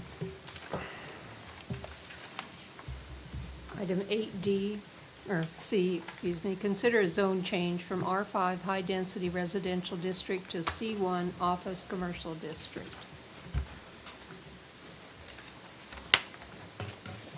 Good evening again, Mayor and Council. Matt Williams, Director of Community Development. This case is back following last month's vote by Council to return it to the Planning Commission for further review. As a reminder, this case involves rezoning property from R5 to C1 to allow for the development of a 2-bay self-service car wash. Planning Commission initially recommended denial of this case, and at your August 19th meeting, you voted to return it to Planning Commission for additional review and the consideration of a protective overlay. The case was reviewed by Planning Commission for the second time on August 26th, where they once again voted to deny the case. The general consensus of the commission was that approving this case may lead to the whole corner turning commercial and that a protective overlay would not be appropriate. One of the commissioners emphasized the importance of adhering to the comprehensive plan, specifically maintaining the area's residential designation in pursuit of our housing goals. As a reminder, 3 members of the public spoke in opposition during the case's public hearing, including the adjacent homeowner and the CEO of the nearby assisted living facility. Their concerns focused on the project's proximity to existing homes, the residential character of the corner, the presence of the assisted living facility with memory care patients, as well as potential impacts from noise, light, and traffic. 5 valid protest petitions were received against this case, with all 5 of the properties located within the calculation area. The protests within the calculation area equaled to nearly 60% of the total protest area. And since this exceeds the state statute threshold of 20%, the request may be approved with a supermajority or 4 of 5 votes. It's recommended that the City Council adopt the findings of the Planning Commission and deny the requested zone change.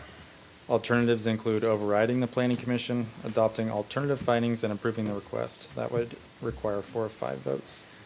I'll take you through a few slides. Here's an aerial showing the intersection where this is located, the northwest corner of 23rd and Lorraine.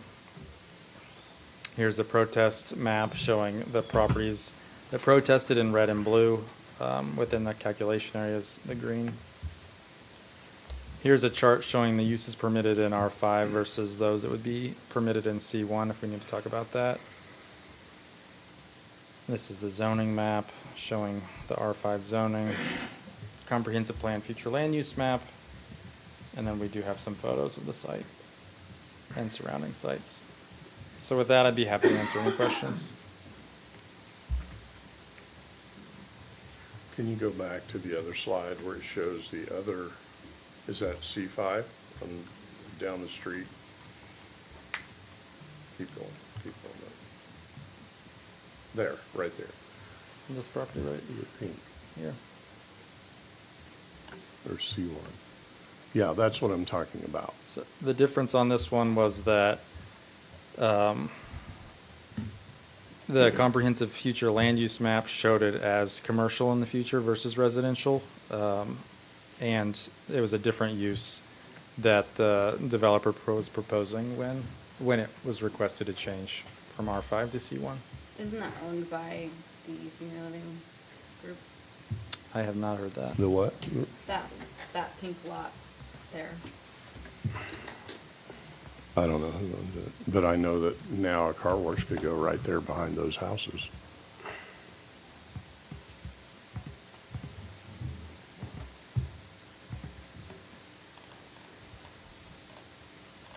And, you know, I don't want to continue to repeat myself. Like what I said last meeting, we have a new YMCA going right up next to 50 feet from houses, and that was allowed. I feel like that whole corner there, eventually it's going to be commercial, and it just doesn't seem to make sense to me that why we would hold that up. That other commercial property is owned by Interfaith Housing. Mm-hmm. At least that's what it shows on the GIS.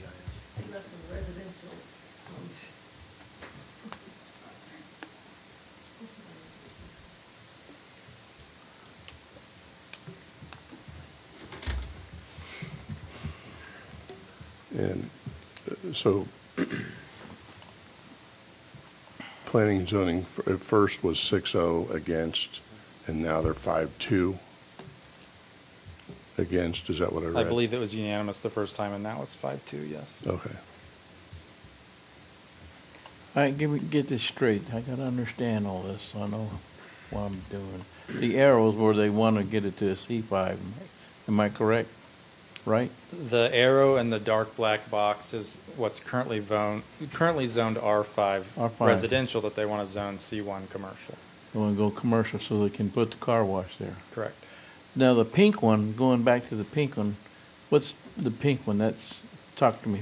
That's a property that was zoned R5 in the past that was rezoned to C1, similar to what they're doing tonight. And that's owned by who? John said it was owned by Interfaith. The current GIS map shows that it's owned by Interfaith Housing. Okay.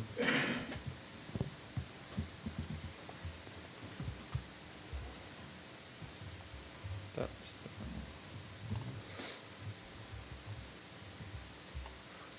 I mean, I think that, so you guys, I was gone at the last meeting. It was my son's first day of school, so I skipped the meeting to have family dinner.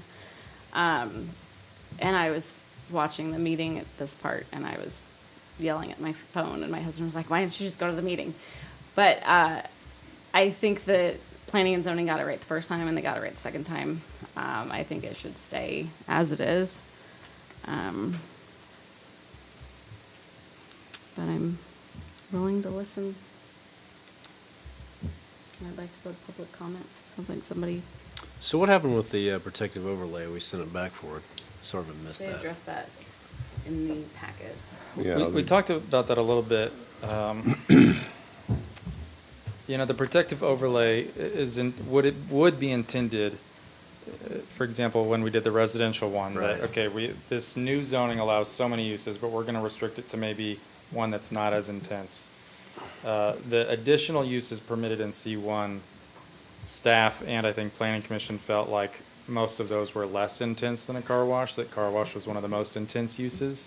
So it wouldn't necessarily, within the C1 district, so it wouldn't necessarily make sense to rule out an office when you're going to allow a car wash. Car wash, okay. I mean, some of the other ones,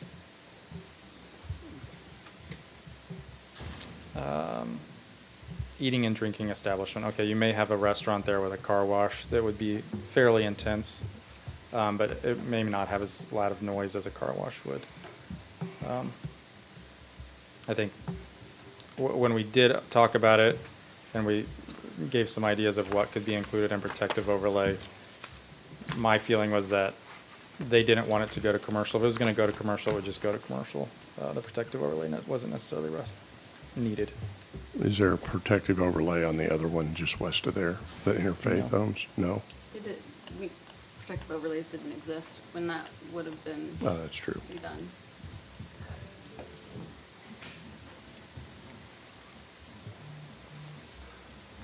Is there anybody in the audience who'd like to speak on this item?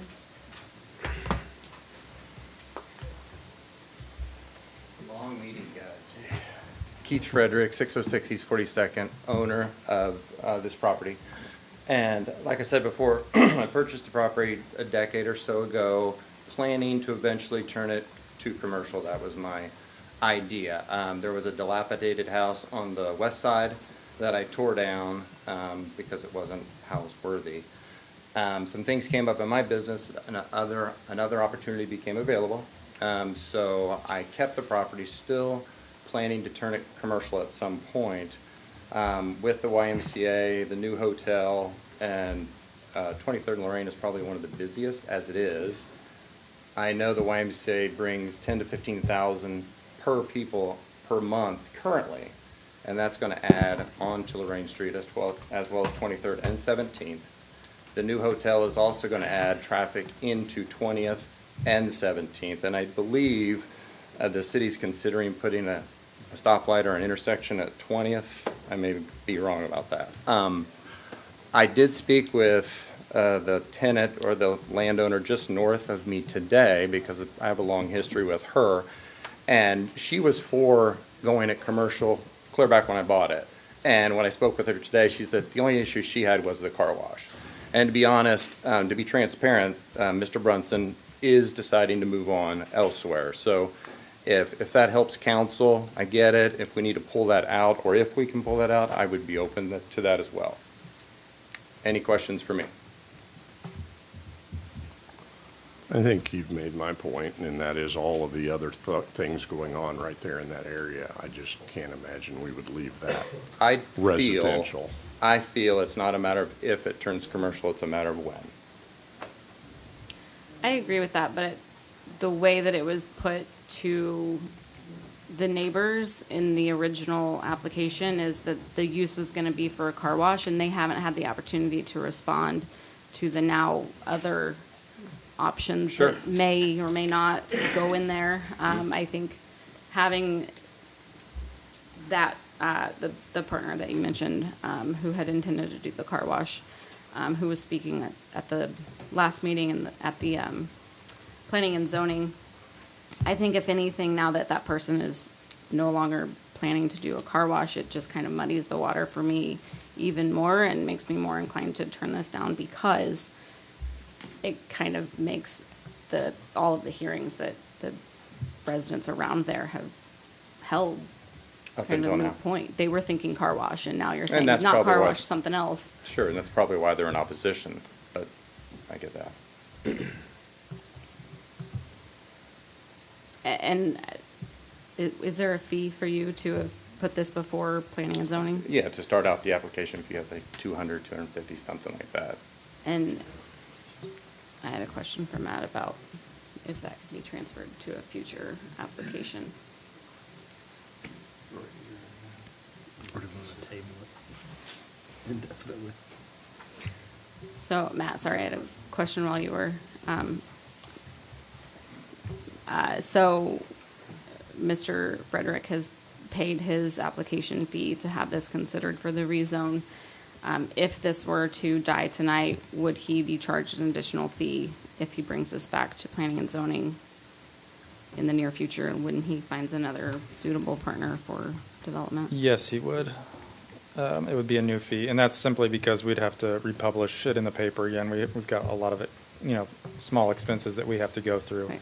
What I was just talking with the city attorney about was, since the plans have changed, the applicant may want to just withdraw the case, because if this case were to be denied by council, he would have to wait a year before he could request the zone change again. So it may be in his benefit to withdraw, figure out what maybe he would propose C1 with a protective overlay that says no car washes, but an office could be okay. But if he wants to do that within the next year, it may be better to withdraw than be denied. Repeat that again for me. So if council denies a zone change, you have to wait a year before you can apply for the zone change again. Okay. So if you withdrew your case as opposed to being denied, you could alter your application potentially to rezone it to allow for offices or medical care, something like that. And you could do that next week as opposed to have to wait a year to do that. Okay. And Matt, can we push it back to planning again or not? Is that not advised? Since the facts have changed, there might be people that wouldn't be opposed to it now. Can we push it back again so that he's not paying $200 or waiting? I just feel like I just have a problem because of all this other stuff around it. I have a problem with that lot that was already done down the street in people's backyards. This isn't even in anybody's backyard. Yeah, that's a good idea. Sending it back to planning commission, maybe with a little bit more time than sending it next week. And I think you were wise to bring that up, John, last time. You know, hey, let's see about the overlay. What do you think about that, Stacy? I think it kind of depends on what Dr. Frederick intends to do. I mean, we can table this without officially denying it. Or we can send it back to planning and zoning to reconsider. But regardless, the thing that they're going to consider is changing to C1. So if you intended to change it to a C5, you would have to start over before it gets killed. Because the 1 year is for either change, for any zoning change, right? It's not to C1 again. Is that right? I believe it's the same request, so it would be to C1. A rezone. But I now that I think about it, sending it back to planning commission may be the best. I know that some of the people that spoke in opposition to the request was primarily because it was a car wash. Right. I think that might have even altered planning staff's recommendation if it wasn't going to be a car wash. Reading the testimony from the nursing home on the backside of the property, I mean, they were pretty explicit that their consideration was solely because it was a car wash. I think if you were saying now, no, it's a office space, that really changes the petition. I don't know if you're allowed to redo or renege a petition, but I guess my interpretation of going back to the planning board was to say, hey, I get it. Car wash may not fit with this, and I would be willing to forego that. But it seemed like the overlay was opposite. Like, you can do this, but you can't do that. Well, in this case, the overlay could be used in such a way where it guarantees a car wash can't be put there, but any other use that's allowed in C1 would be allowed. That's what my interpretation was when I went back And the first time. would it have to be at the next available meeting, or could it be delayed a little bit? Say, hey, I'd like to come back in 4 or 5 months in case he gets somebody that has a viable business and wants to look at it. We could delay it a little. And the reason at planning commission that we didn't entertain a protective overlay like that is because we weren't going to propose not giving you what you wanted. Gotcha. With the car wash gentleman was there as well. I have reached out to the chamber, and we have a meeting next week about possible suitable businesses that we're going to talk about. I think that would be great to put this on their kind of site list of, they shop out sites around town all the time for folks. Some in town, some not in town. So I think that would be great. I don't think that it not currently being rezoned would prohibit them from marketing this for you. Okay. I think the way that they'd be able to phrase it would still be to your benefit, saying you have an active case in front of planning and zoning, and that it could potentially be any one of these things. Okay. Any other comments for me? I think that's the most we've volleyed back and forth between planning and zoning and the city council on a case. Yeah, and I apologize. Okay. So, find the motion. I move to return the case to planning commission for additional consideration. I'll second. Thank you. Oh, I'm so sorry. We'll go ahead with the, I don't know what happened to the 5 minutes. I'm sorry. 1220, Stuart Whitman, 1228 East 23rd. My wife Joy, 1228 East 23rd, the property just west of this. We've been to numerous meetings to oppose this as a car wash, as to being rezoned. We just spent how many? 3.5 hours up here, over 3.5 hours tonight to wait on this. We are opposed to having this rezoned. You guys are raising our taxes. You're not going to protect our interests from rezoning this to a commercial property. What Mr. Richardson had earlier about the parks, how many parks does the city need? Well, how many car washes does the city need? There's car washes within a half mile there. I can't tell you how many. Anyway, we're opposed to this. We have an elderly mother that lives behind us, just like the assisted living. She sleeps odd hours. The additional traffic would keep her up. She's had 1 stroke, 2 falls. The problems with getting an ambulance in and out with the additional traffic would be a hardship for us. Yeah, I can't. We're opposed to having this rezoned.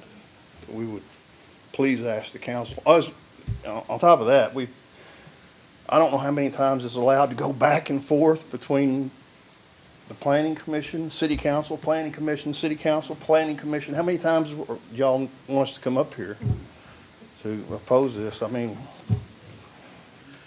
I got a question for you. I have a question for you right here. Where are you? Right here. Oh, I'm sorry. Oh, right yeah, here. you, Mr. Garza. Yeah. Okay. The microphones are throwing me. Okay. Okay, can you hear me? Yeah. All right. Well, I couldn't hear up where I couldn't tell where it was coming from. Okay, my question is, now, you're opposed of the car wash. Do you oppose of anything else going in there? I mean, any high traffic area. I mean, there are ladies from the nursing home that walk Glacier Street. Well, you can't see right. it. They walk Glacier Street every day. One little lady with a little hover around walks her dog down there. The additional traffic would just prohibit them from being able to walk down there anymore. They would be afraid to do that. I've talked to people. There's people that live that are out of the zone. What's the name of that? Not Legends, but the other one. Versacare. They don't want the additional traffic there either, but they haven't been given a letter. Actually, they didn't even know it was up for rezoning. Yeah. Anyway, we have been here several times to oppose this, and I don't know how many times y'all want us to come keep showing up for these. I get up at 4 o'clock in the morning to go to work, so this is a late night for me. I drive an hour and a half every morning, hour and a half every afternoon. So I don't know how many of these meetings y'all want me to keep coming to, but I'll keep coming to them. I think I'm Joy Whitman, as he mentioned. Microphone, baby. Oh, microphone, okay. I think my biggest issue, and I know he feels the same way, is just the property value of our home. It's already really difficult. I mean, taxes, or obviously property taxes have gone up. The valuation of our home, of course, is increased based on what county, city, whatever. But when trying to sell it or get an appraisal for it, there has to be a comparable.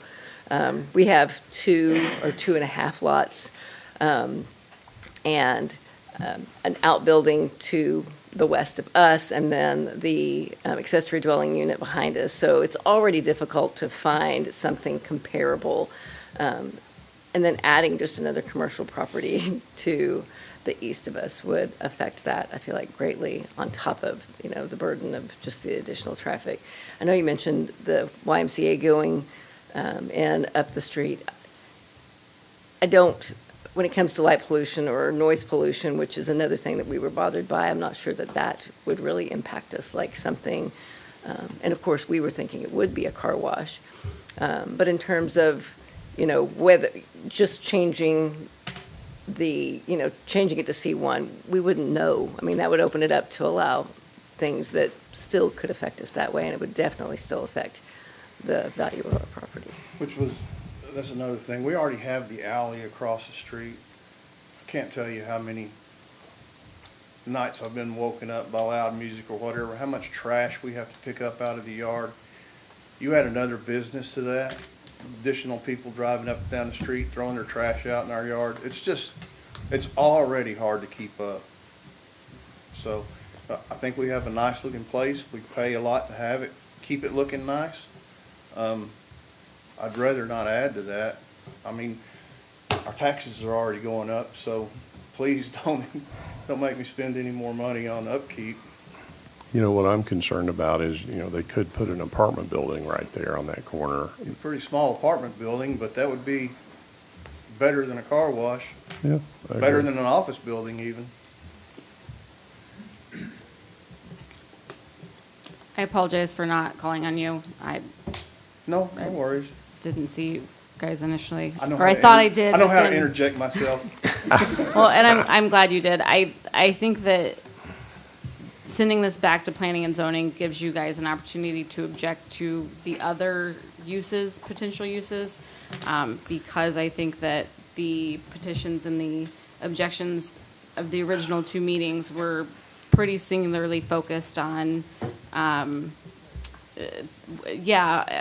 on the car wash itself. And so when you remove the car wash, not from the realm of possibilities, but from the potential developer, if anything, I think it gives you guys a more broad list of items to object to. Well, the thing that's up for decision is the car wash, the Right C1. now, yes. So that's how we would like a decision on that, so that we don't have to keep coming back to additional meetings. I have a suggestion. All Yeah, right. I'm If listening. it goes back to planning and zoning, the idea is to possibly put a protective overlay on it that prohibits putting a car wash on the property if it's zone C1. You could ask them to also include things that would be detrimental to current use as it's zoned now. So you can say, please consider car wash, but also as it's zoned right now, I don't want a hotel motel next to me Well, I either. don't want a Burger King or a And as Sonic it's- or a as it's whatever zoned there right either. now, there's a lot of uses that could be done. Now, car wash is not allowed as it's zoned, but everything on the left side right there is allowed right now. You could request a few of those things be added to the protective overlay, so those can't get built either. eating, drinking establishment. I'd probably take a bar right now. Short walk home. I would approve that. We will join you. The tools could be used in a mutually beneficial manner that works better for you in the long run as well as the current property owner, to where the use can be limited to things that are better use for that property and good neighbors for the people that live there. Understood. So this meeting and one more will be my two experiences with planning, zoning, city council. We're lay people. We have no idea what protective overlays mean, what options are, or anything like that. And I don't think that people are explain it to us ahead of time so that we know what the options are. And my fear is that something's going to slip by us and we're not going to be told about it, and because we didn't know the question to ask, I would recommend that you have a call with your city council person, which I think would be Scott. Okay. To answer questions on how this works with the process, so you better understand it, so that you don't feel railroaded and not realize what tools are at your disposal. All right. Because when this goes back, we don't have an additional requirement to notify the property owners, right, Matt? Yeah, we still would need a full supermajority, right? That's correct. When it goes back to planning commission, we don't have a requirement, although we did email you when it went Yes. back. We let them Right. know. Paul has emailed us. He's been great at communicating every time this has gone back and forth. Where'd you go, Paul? It's not just Paul. Oh, the other Paul. Paul Okay. He was quick to say it wasn't me. But I was like, wow, Paul. You too, buddy. we'll reach out and Okay. we can go over the different uses and ask him what he'd be open to at least share that with planning commission if you can't make it, so. Yeah, I would. Would you please? That'd Yeah, be we can do great. that. And Scott, I didn't know you were my city council meeting. I were my city councilman. I have no idea who that is, but now I do. You do now. Do you have Teams? Yes. Video call work for you? We If can I- do whatever I'll works send for you an you. invitation. You tell me what you want. Perfect. Thank Matt, you. I would encourage you to reach out to all of the adjacent property owners who were involved in the original notification, just to We cover our bases. Actually talked to all the adjacent. I personally went and collected the petitions from all the property owners, so I know that they're pretty much opposed to any high traffic business there as well. Yeah. Anyway, you. thank you. Thank you. The motion still stands to send this back to planning and zoning. Was there a second? I did. Thank you. Richardson, Yes. Garza, Yes. Fast, Yes. Magers. Yes. Goss. Yes. Thank you, Matt. Item 8D, consider a request from Everfull for emergency temporary funding for the Meals on Wheels program for up to $40,000 through December 2025. Hold on, let me get the packet pulled up. Do we have a presentation or just? I believe we should be on the call. Okay. Otherwise, it's just the information that was included in the packet. Okay. We'll give him a minute to connect. This begins on page 190 of the packet. This request was brought to me by Charles Johnston, Executive Director of Everfull. Essentially an emergency funding request, as mentioned in the letter. They believe that the benefit to the community would be they would be bridging the gap for the remaining months of the year. This would make them whole through the end of the year on a reimbursement for expenses basis, not necessarily a check written for $40,000, but more of a up to reimbursement for the Meals on Wheels program. Their funding was cut earlier this year, not too long ago. Hold on, I had some stuff written down on this too. Stacy, can you hear me? Yeah, we can hear you. We just can't see you. Hang on, we're getting there.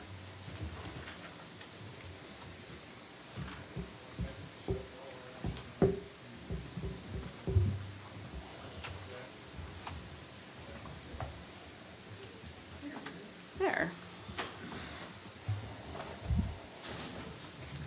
Now you're on, Charles. All right, can everyone see and hear me? Yes. Thank you. I am sorry that I can't be there in person to talk to you. That would be my preference, but it is my husband's 40th birthday this week, and we are out of town celebrating that. So I am here today to make this special request on a temporary basis for an up to amount. The board of directors and I have been hearing for the last several weeks about the dire state of the Meals on Wheels and Friendship Meals program in Hutchinson. And so we would like to have the opportunity to have the city assist us in filling that gap. I can go into the specifics of the budget request, but I can tell you we would not be coming to you if we didn't think the need was urgent and immediate. It's a really tough time. I'm moved by the amount of need that was in the room today. It's out there for everyone, and seniors are being impacted just like everyone else. So that is, I think, kind of a basis for our conversation starting today, but I'm happy to take questions from the council.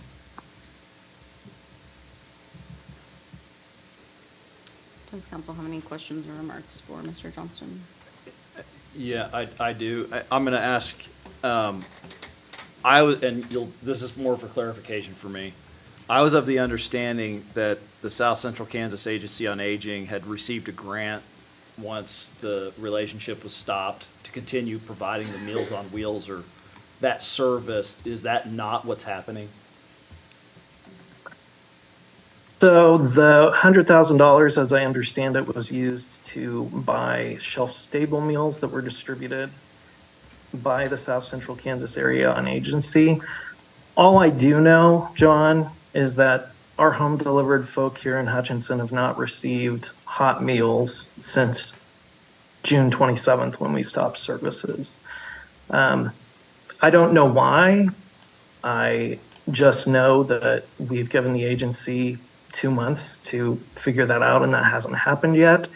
And the groundswell from the seniors who were previously being served has gotten so loud that the board and I and my staff can't ignore it anymore.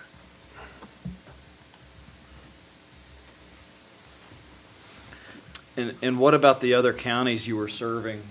Is this just for Hutchinson? Yes, this is a request that's exclusive to Hutchinson.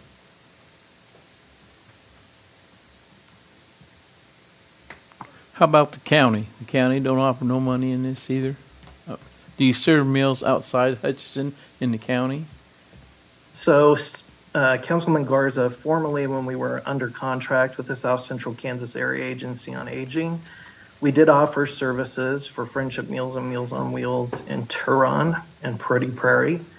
The county did support those programs for 2025, supported Everfull specifically, and those funds have already been received and were applied to the previously funded federal and state program.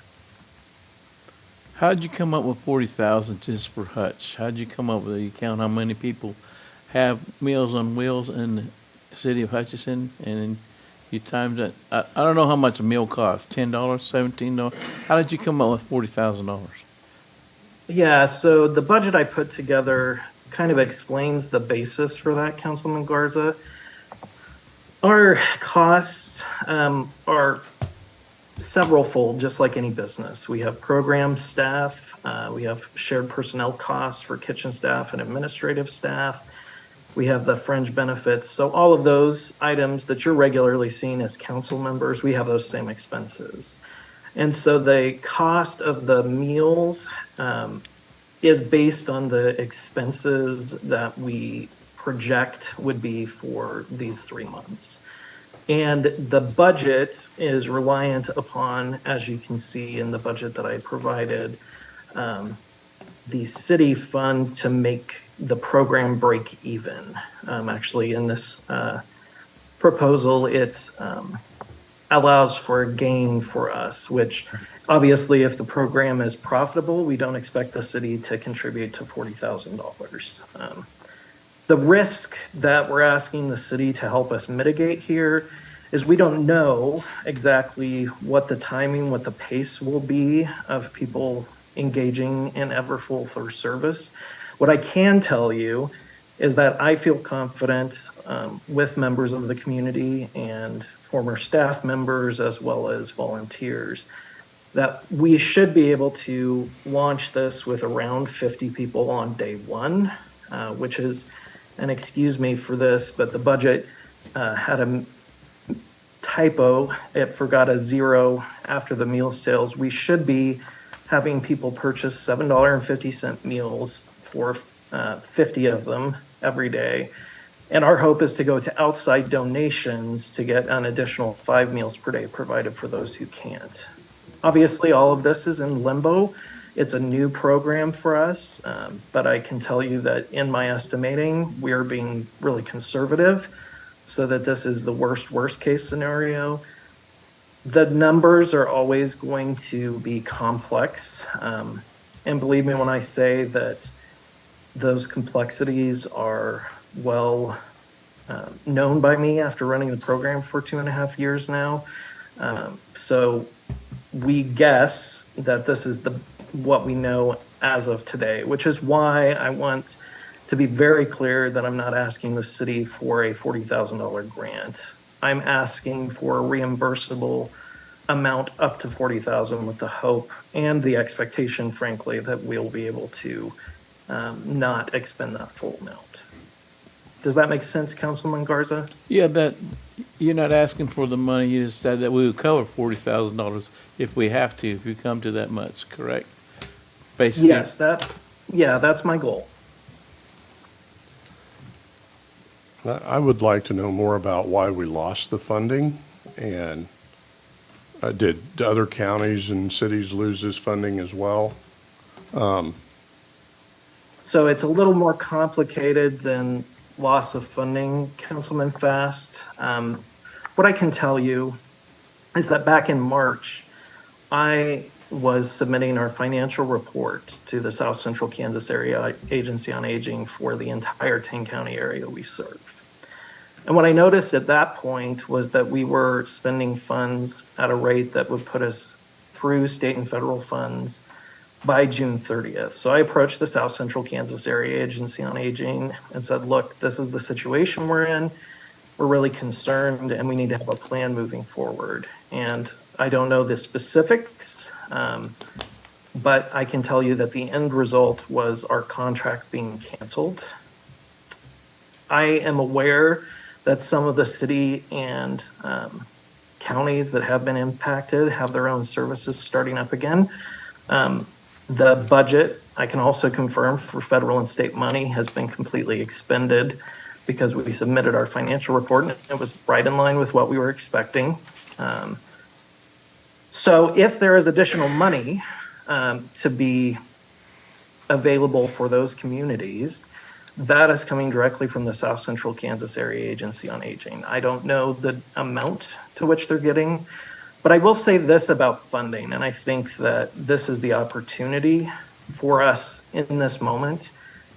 State and federal funding for these sorts of programs are not going to be around forever.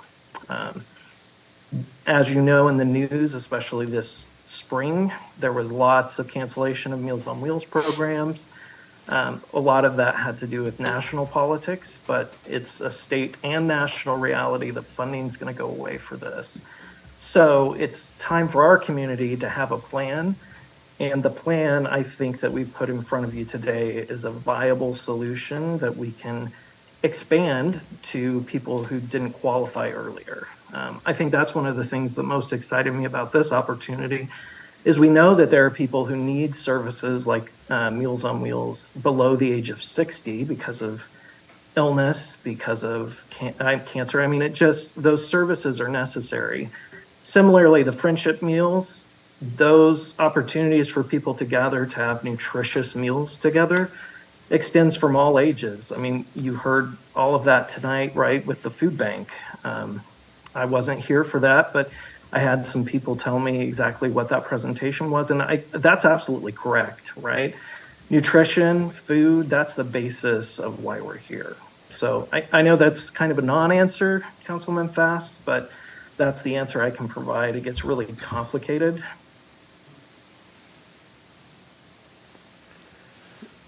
I guess I need to find out from them exactly what the issue is. And I know that I've had a couple people reach out to me about this item, and they said they just built a new building or remodeled a new building. And so, you know, again, concerned taxpayers are. Oh, absolutely. I think that's legitimate. I will say, Councilman Fast, that there was a lot of misinformation about that building. It was one of the things I was going to talk about, what Everfull brings to the table. We actually received a generous tenant allowance to be able to finish that building out. Our building on Sherman Street had fallen into disrepair. Our administrative space had outgrown that, as well as essentially, Greg, we were sharing 12 employees for one bathroom. What we had was not tenable, and there was no opportunity to do any sort of expansion in that space. So we'd been looking for options, and this was a win-win-win for us at 401 East 4th, because Everfull didn't end up putting down the lion's share of that money. The business owner did, for us to be there for 10 years. It was a special opportunity.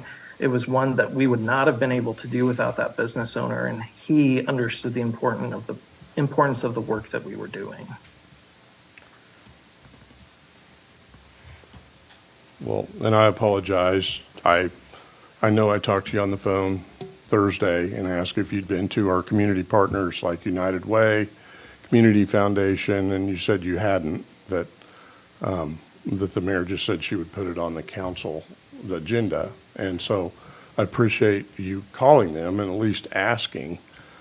And I guess you were told no there, is that correct? That they weren't interested in helping?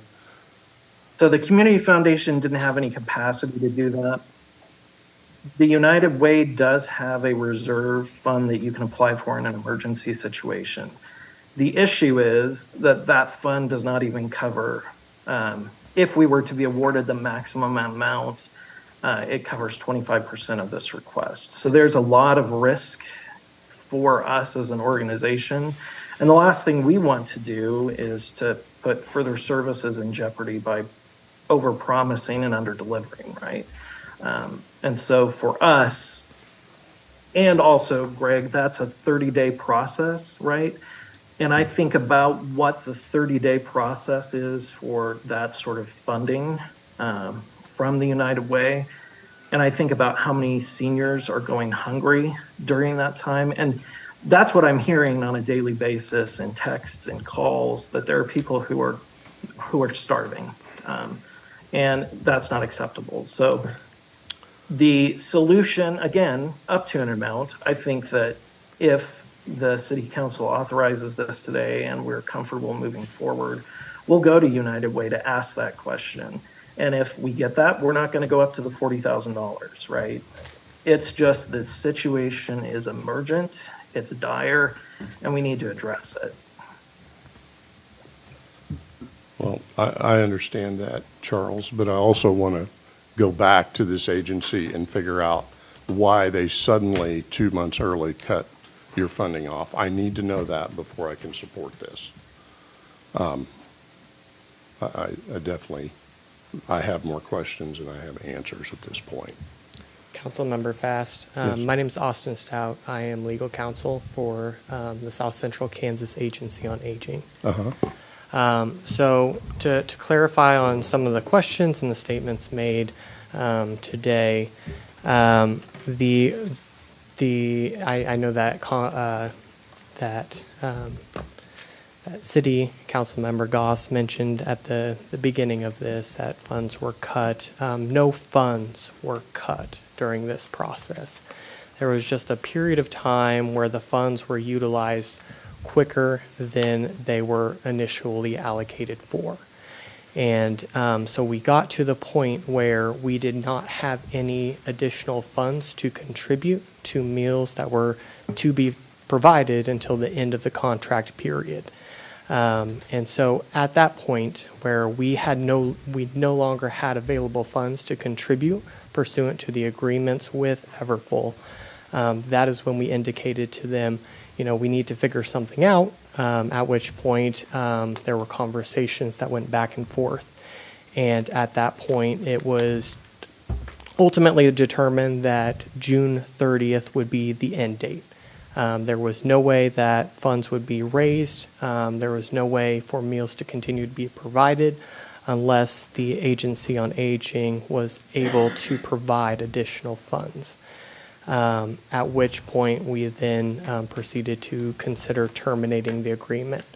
I do want to clarify for the council members that the South Central Kansas Area Agency on Aging has available funds. The funding has not been cut by state or federal programs. They're still comparable to what they were available for this previous financial year. The primary issue that the agency has had is because of the untimely termination of the agreements with our subcontractor, Everfull. There has kind of been a scramble to try and implement a process of providing meals, both congregate and in-home.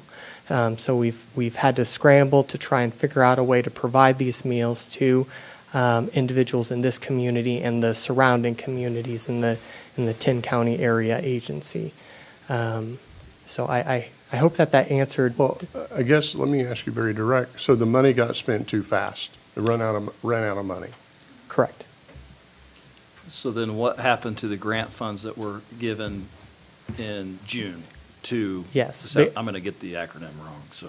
The South Central Yes, Yeah. yes. Yeah. So the additional funds that were allocated were used and currently are being used to make up the difference from the period where services were indicated that they were going to stop in June to the end of this fiscal year. And so we're using those funds to provide the shelf-stable meals because that was what was immediately available. To give you a better understanding of how these two agencies operate. So the South Central Kansas Area Agency on Aging is a non-for-profit government contractor. We receive funds from both the state and federal government, and then we utilize those funds to provide various services to individuals in the designated area. Among those services are meals provided to seniors. There are additional services that are provided, but a larger portion of the budget is allocated for providing meals. Prior to the termination of our agreement with Everfull, the South Central Kansas Area Agency on Aging subcontracted with Everfull to provide meals to the various areas. And pursuant to that agreement, Everfull had obligations to provide information to us, which we then reported to the state government. And so the agreement had worked for a significant period of time. However, there were these issues that had developed about running out of funds too quickly.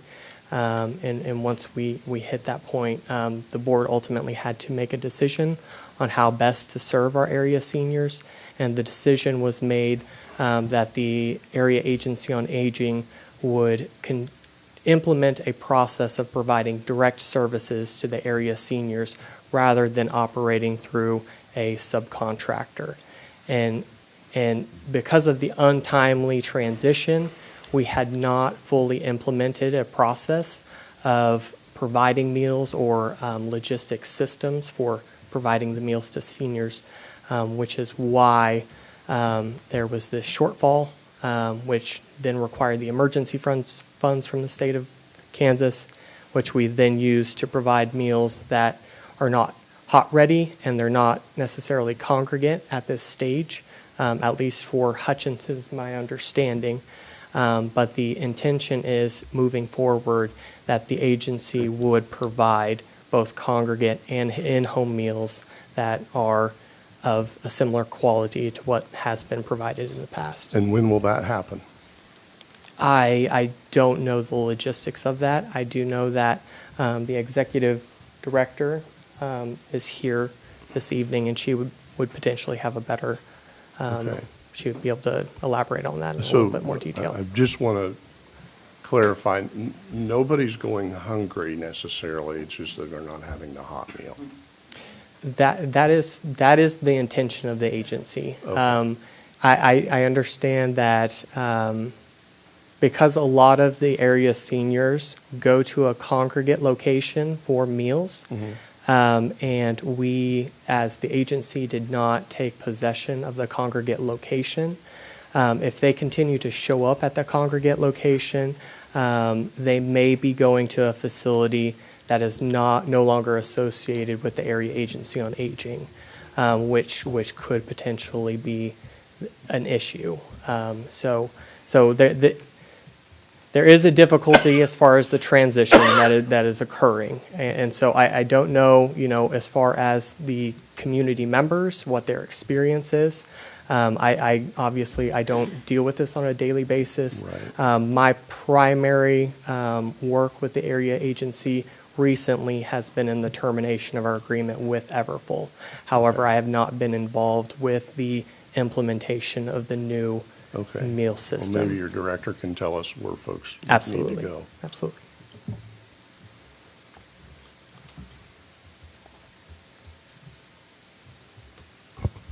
My name is Jody Whitmore. I'm the director of the South Central Kansas Area Agency on Aging.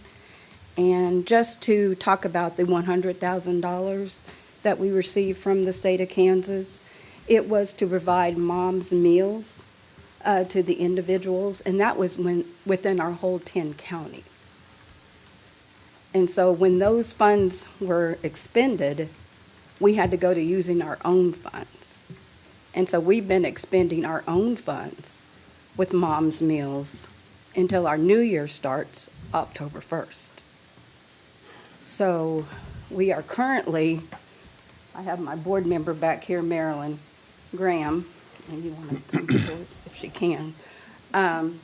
We are going to sublease some property here, and we are in the process of building a new building. Building a new building so we could have a friendship meal site for people to come and do congregate and for us to do home delivered meals. But like I say, the funding ended, and so we won't get new funding from the state until October 1st. Does that include federal funding that would restart on October 1st or just state? Yes. Both. And we have contractors that we are hoping to be up and going really quickly.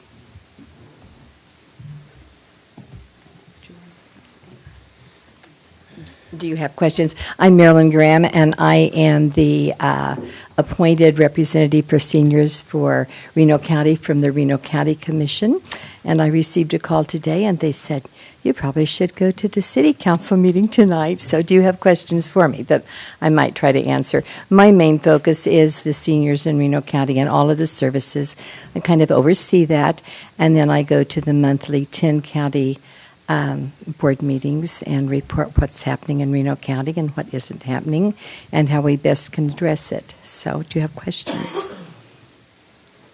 My question is about capacity for absorbing the folks who were going to Everfull for the congregate meals as well as those who are served by their Meals on Wheels program.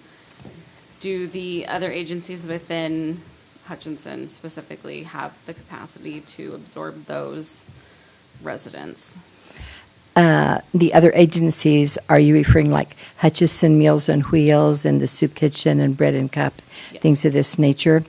You know, I am going to say they probably could, but I absolutely do not know. I could not give you an honest answer on that. So, but I am sure in the short term they could.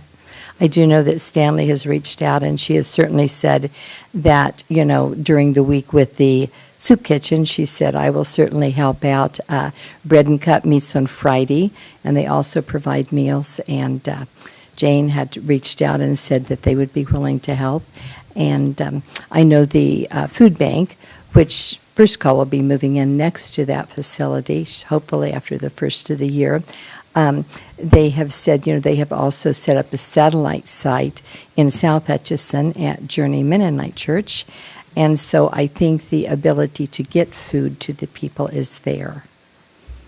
And I hope working with the contractors and the architects and the building people that, you know, as soon by the beginning of the new year, I hope everything will be up and running. That is my goal, maybe not the goal of everybody else, but my goal so that we can have the congregate meals, that site, and also have home delivery. Our Pretty Prairie site is getting hot meals now because our Kingman site has their commercial kitchen up and running, and so their county representative reached out and said, hey, we'll help out because Pretty Prairie is close to Kingman, and we'll get the hot meals to them until we're up and running. So we have Turon that we deliver to. And so, other questions? I believe Jody had a remark. Okay. Did you have something to add? Yes, I do have an employee here that works for the Salvation Army, and we bring meals up here, and then we have meals delivered.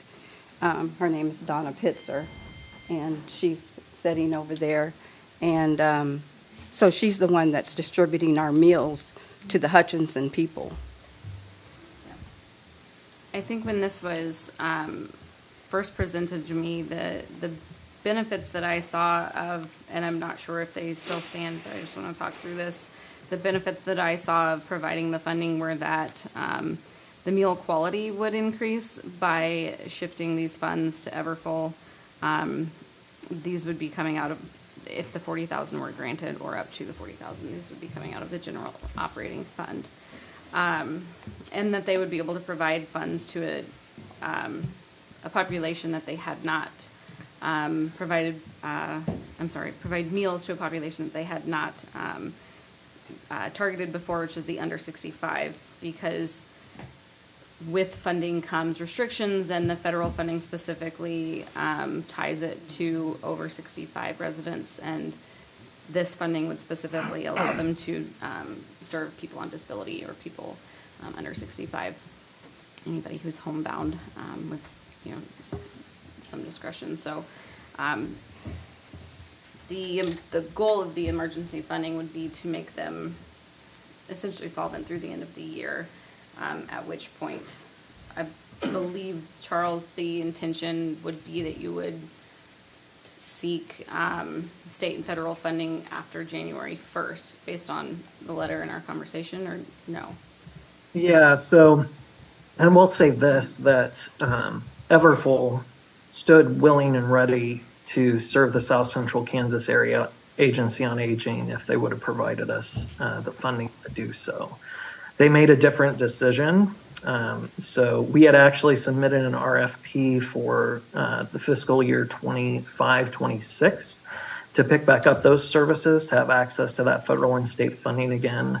We didn't hear back, and obviously considering the contract termination, we assumed that the South Central Kansas Area Agency on Aging had made a different choice, and Austin confirmed that, I think, tonight.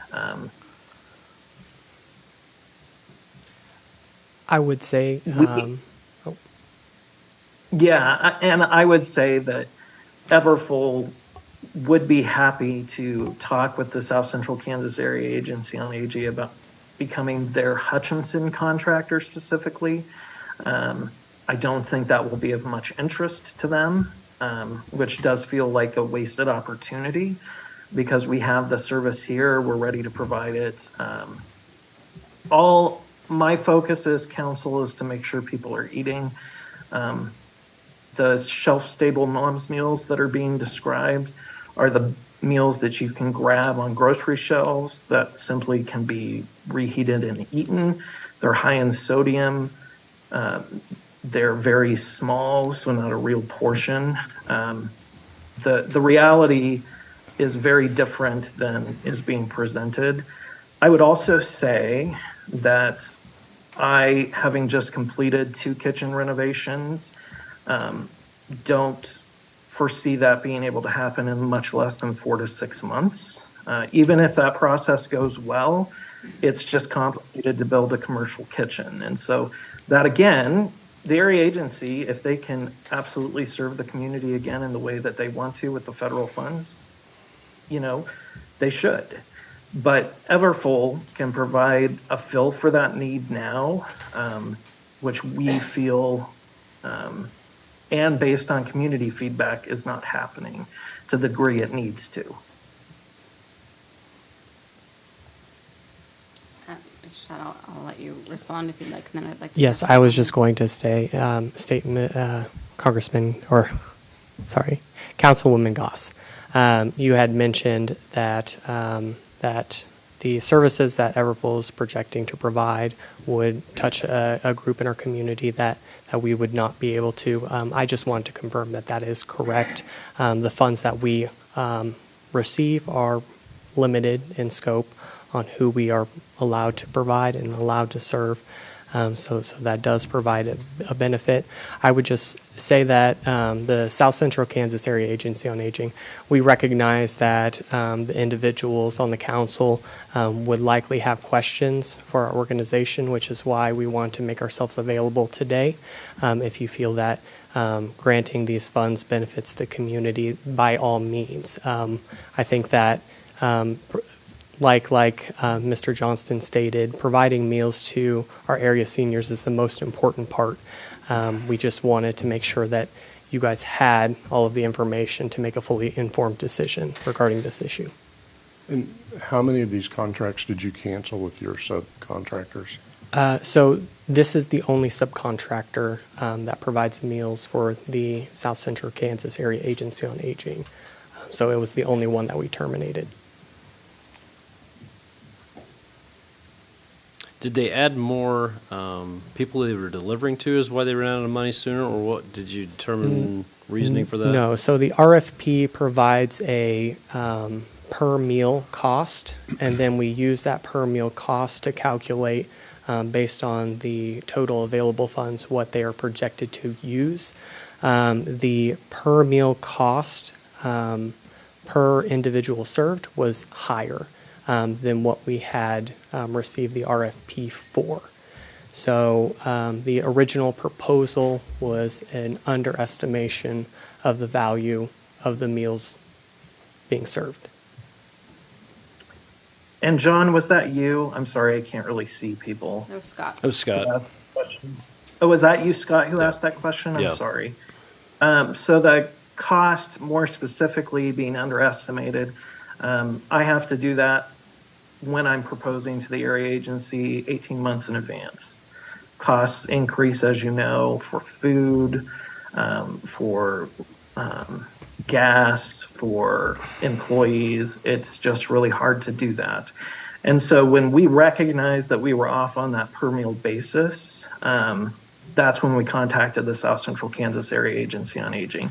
I'll also say that it's more complicated than just simply running through those funds. And this is a misconception too.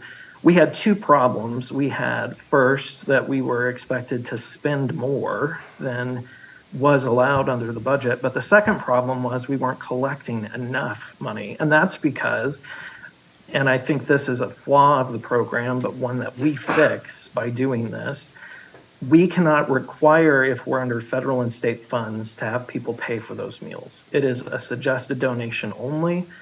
In Hutchinson, because of that restriction, we were only collecting about $1.25 per meal. But a lot of people just assume those meals were completely free, that they didn't cost anything. But obviously there's an expense there. And so what our proposal allows is for that program to essentially pay for itself. At least that's our plan starting January 1st. Does that make sense, Scott? Yeah, how much were you calculating per meal then if you're, they potentially might pay $1.25? I mean, how much were you, I mean, how many other organizations do you guys provide funding to for this program in the state? I mean, there are... The South Central Kansas Area Agency on Aging is only responsible for a 10-county area. Okay. So the organization that I represent and that Jody is the executive director of is only responsible for those 10 counties. And there are other area agencies in various areas. They choose to have different processes in place. Some choose to subcontract. Some choose to do what the agency is shifting to, which is a direct to senior system where there's no subcontractor. So, and then I would imagine that some of those also have multiple subcontractors. For example, Sedgwick County, I know that they have multiple subcontractors that they use. So they're all basically estimating 18 months out, just like Everfull was here, correct? Correct. So, and they're the only ones that missed that mark? That we're aware of. That you're aware of. It's okay. I'd like And to... Scott, if I can clarify further too, we actually received funding from two area agencies, the Central Plains Area Agency on Aging, which is the Sedgwick County, Harvey County, and Butler County providers. We had similar issues, as does all of their providers. The cost of meals is never exactly what you think it's going to be. It can vary from year to year, but I'm very happy to say we continue to serve the Central Plains Area Agency on Aging. They were able to step up and fill the gaps, unlike South Central Kansas Area Agency on Aging. So the business is still working right now for us because we do this still in 25 places. Those places just happen to be outside of Reno County. And if there's an opportunity here to serve the people of Reno County and the business where we're at, that's my priority. I'm gonna ask a question of council members to deliberate a little bit. Before we move forward, and we've learned a lot, and I'm sure there's a lot more to learn, I'm gonna ask a question. Is this a funding mechanism that's within an appropriate purview of the city to fund? Are we stretching what our responsibilities are here? I mean, I know we help other nonprofits, but those are usually economic decisions, marketing the city, things like that, versus this is more of a charitable cause. And I want to make sure we're all on the same page. Is this something that's appropriate for us to use tax dollars to backstop? And it's an awkward question because it's obviously a worthy cause, but I'm just asking, are we the correct funding mechanism for this as the city council versus a lot of other nonprofits, charitable donations, other organizations that work in this realm on a regular basis, that we don't work in this realm as a city council? I don't think we are. I don't think it's on the city of Hutchinson to take care of this. The one question I wanted to ask you again, currently the seniors that were being taken care of by Everfull, you guys not getting the hot meals, but you're taking care of them now, correct? at some level? That is my understanding, is that every individual that requests a meal from the South Central Kansas Area Agency on Aging receives a meal. Okay. And then you're going to convert to hot meals at some point. You don't know exactly when, but at least they're being taken care of now until that happens. That is the current planning goal. So that would be my only concern, is they're not being taken care of. So if they're being taken care of, I just don't feel like it's something that we should be jumping on. I don't know if we are the correct Yeah, I entity to agree. be jumping on. And that's the first thing I asked Charles when he called. Have you talked to the other not-for-profit partners that's more in their lane? I think that, to your point, John, we might be on a slippery slope here if we fund this at a local level. And I still would like to know exactly where we went wrong on. Well, and it would be absolutely fair if we were to move forward with this funding request for other entities to ask for similar treatment in areas that we don't typically work in. Yeah. And they have. New Beginnings requested funding 2 years ago, right, Ms. Gonzalez? When we opened up the day shelter. For the day shelter, emergency funding, we granted, I believe it was $40,000 also. No, it's 24, okay, thank you. So that's why I brought this to council, was because we do have a not too distant funding request that we did entertain, I believe, in the middle of a summer. So my goal was to put this in front of council for this exact reason. But that was an emergency thing, correct? Right, I The mean. day shelter was to try to alleviate a problem of people congregating in parks and giving them a place to go and to give them a fresh start, which that did work for a period of time. And I would be okay with that. Mayor Goss. Yes. Mayor Goss, I do know that there are lots of people in the chamber tonight who can speak to the services that they're providing.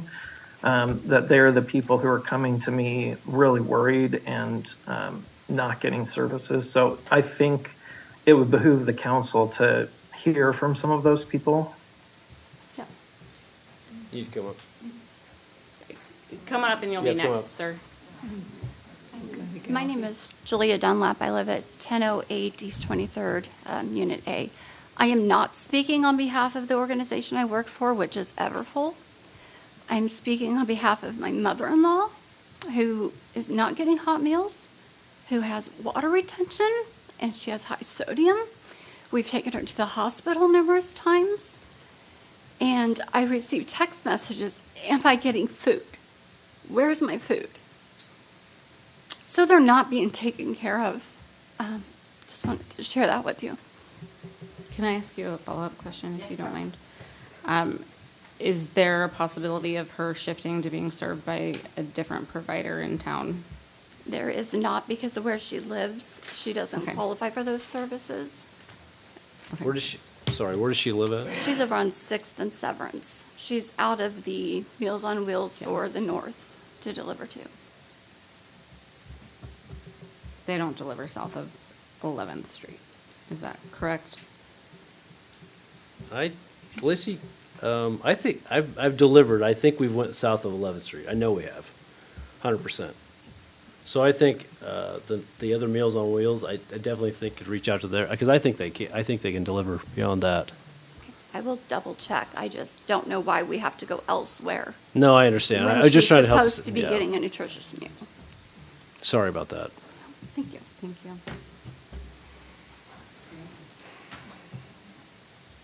Sir? And Jay? Are we allowed to ask questions of this other group? I think that there's no reason why you wouldn't be able to, if you'd like to. Where's the several $100,000 coming from to build a new building, a new commercial kitchen, when we've got a perfectly good brand new one in the Osco building?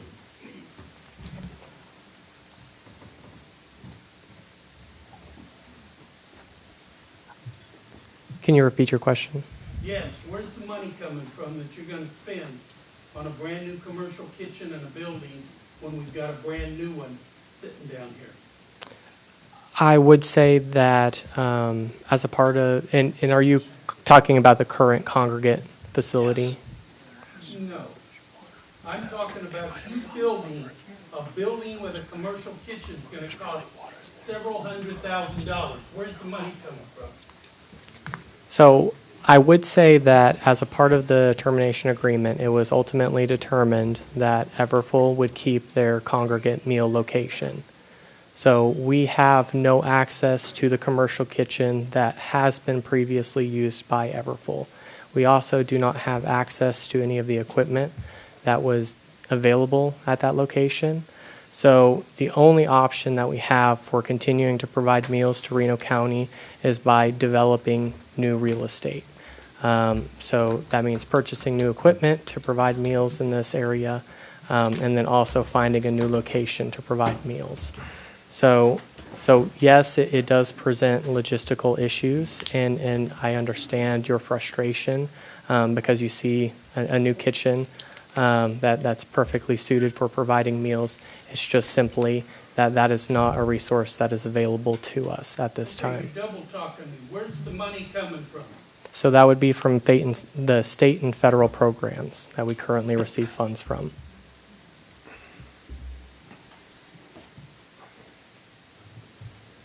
As a point of clarification, the former congregate site that Everfull used to operate is actually in the Salvation Army. The new site for Friendship Meals that we would be considering opening would be at our location at 401 East 4th. My name is Lucy Heller. I don't live in Hutchinson. I live in Lindsborg, but I'm the president of the board of Everfull. And I can tell you that it has been a struggle. SCK has not been transparent with us. If they had issues with us, they never contacted me as the board president.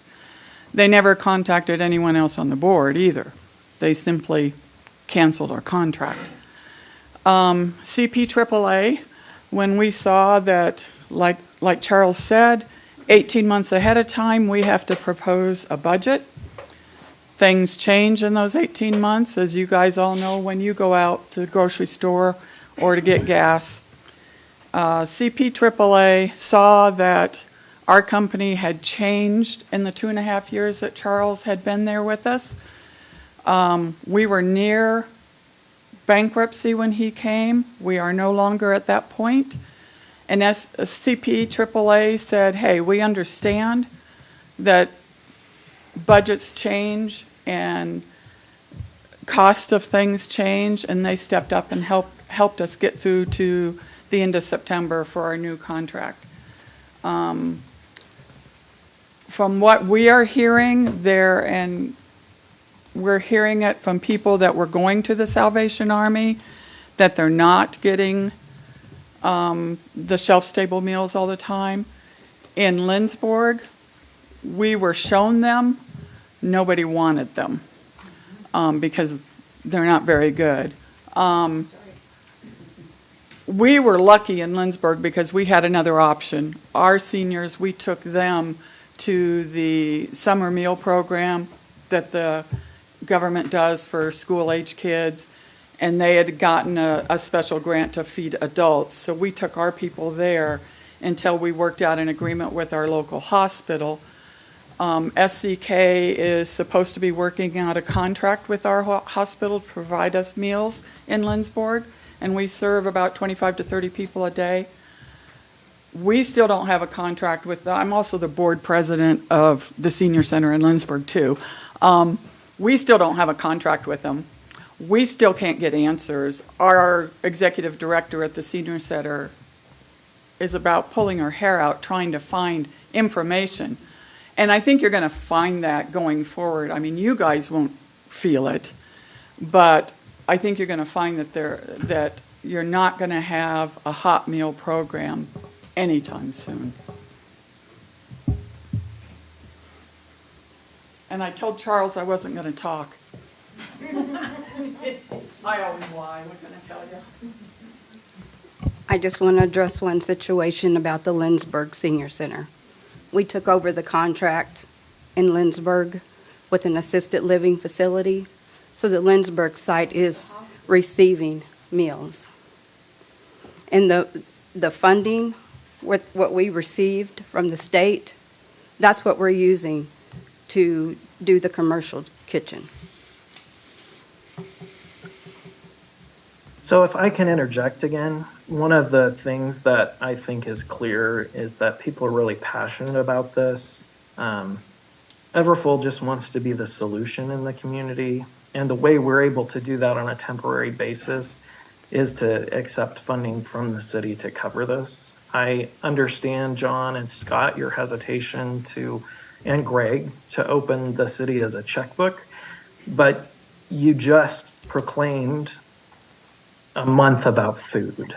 And in that, you said that the city needs to do whatever they can to support it, to support food access. This is right in front of you, a turnkey solution that we know works for our community. And I just feel really passionately that if the city steps up to the plate, we're going to be able to do this. And I'm going to leave it at that. And we could start soon. Yeah, we could start real soon.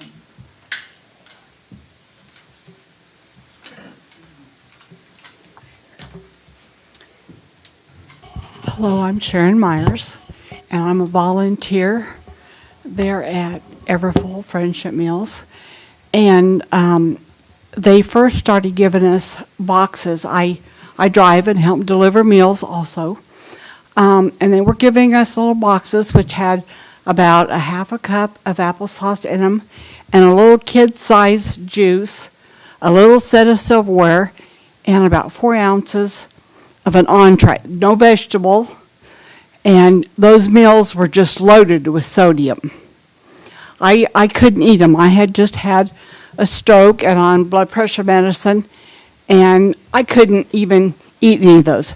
Now they've changed meals, and they do have a meat and a vegetable, but there's no fruit.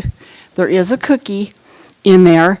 But one of my concerns is that the first box meals they gave us, the seniors had to put those in a microwave and cook them or put them in boiling water. The question was asked to this company, what do you do if the senior has dementia or Alzheimer's and they don't have a way to cook it? They can't have their appliances plugged in. Well, we never thought about that. That's what we were told. Now, these meals have to go in the microwave that we're getting now. Again, if you know anything about Alzheimer's or dementia, they cannot have their appliances plugged in. Plus, on top of that, their weekend meals were taken away from them. We were only given enough meals to give them 1 meal a day. Now, I could almost say that everybody in here would not like to go without eating all weekend. And we're doing this to our seniors. And the first meals that we got, some of them, they were the same thing over and over, just 3 different meals. And they didn't like them. And I have to tell you, they did not taste very good at all. But there wasn't enough in those meals to feed your toddler. And then it really does upset me that they're not getting weekend meals. And some of these people don't have loved ones that live around here to go in and cook for them and take care of them on the weekend. They depend on us to bring them hot food, and we check on them every day to make sure they're doing all right. Some of them just like to talk because we're the only ones they see. And it's been a couple years ago, but I experienced being with a lady that she would check the lady's mail, take it into her, and that particular morning she got the mail, went inside, and the lady was laying on the floor. She'd had a stroke. But thank goodness Lila had went in and found her and was able to call 911 to get her help, but in 2 days she passed away. Now, how long would she have laid on that floor if we hadn't been checking on her on an everyday basis and taking food to her. And these people depend on us to bring them the meals because they can't fix their own. And some of them don't have family that's around here that can help them. And that's all I have to say. Thank you. I think the testimony from everybody really begs more questions than provides answers to.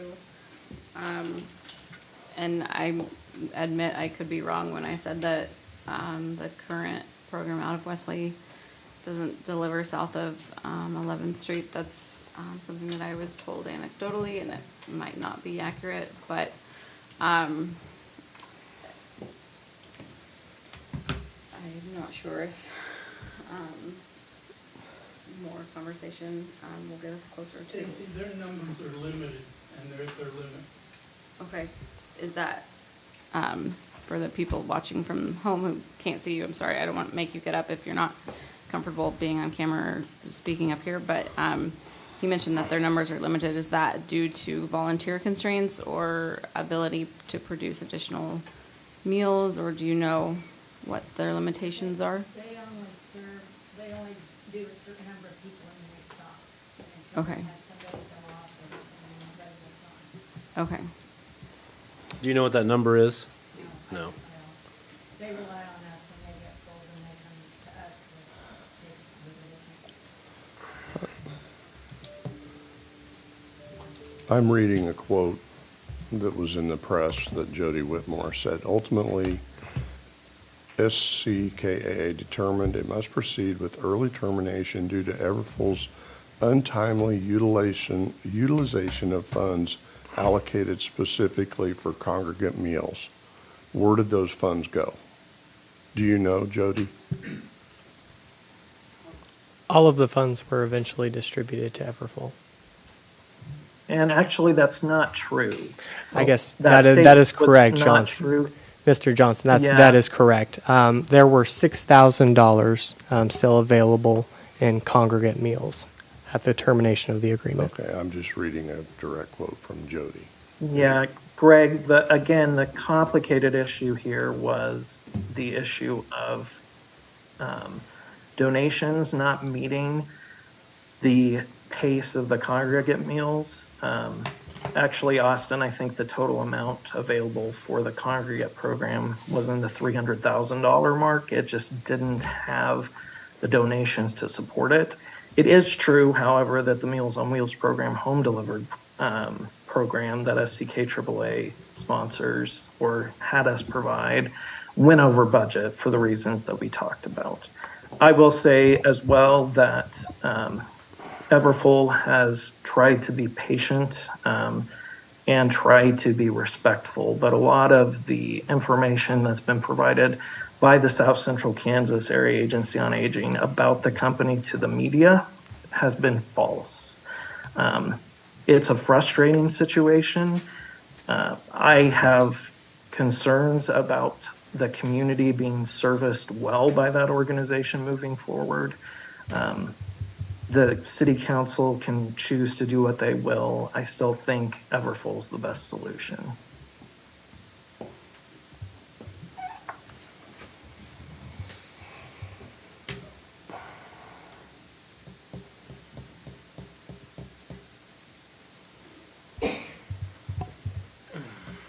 Council, I would say that the New Beginnings, when they were provided funding, it was through ARPA, if that adds context.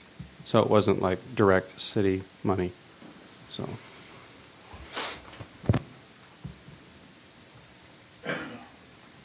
I don't know. I just don't feel comfortable in this instance spending city dollars on this. I mean, I don't like it that we're not seniors are going to be being taken hot meals every day, but I just don't know that it's something that we need to be getting involved with. That's just my 2 cents. And maybe a week from now, with more information, maybe I would change my mind. And I don't want to see people go without food if they're not getting it. But that's just kind of where I'm at. Would you like to make a motion?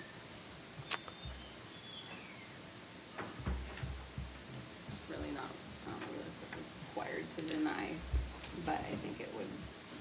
I would lean more towards tabling it and learning a little bit more. Okay. Do we have to make a motion to table it then? What I don't like is it's not on us to figure out what happened between the two organizations. Right. It's more of an interest in regards to what's actually being provided and how it's being provided. But then even then, we have the question is it appropriate for the city to be using city funds with this versus other organizations? So those are the two questions I think we weigh in on. Right now, I don't know if I can make that decision right now.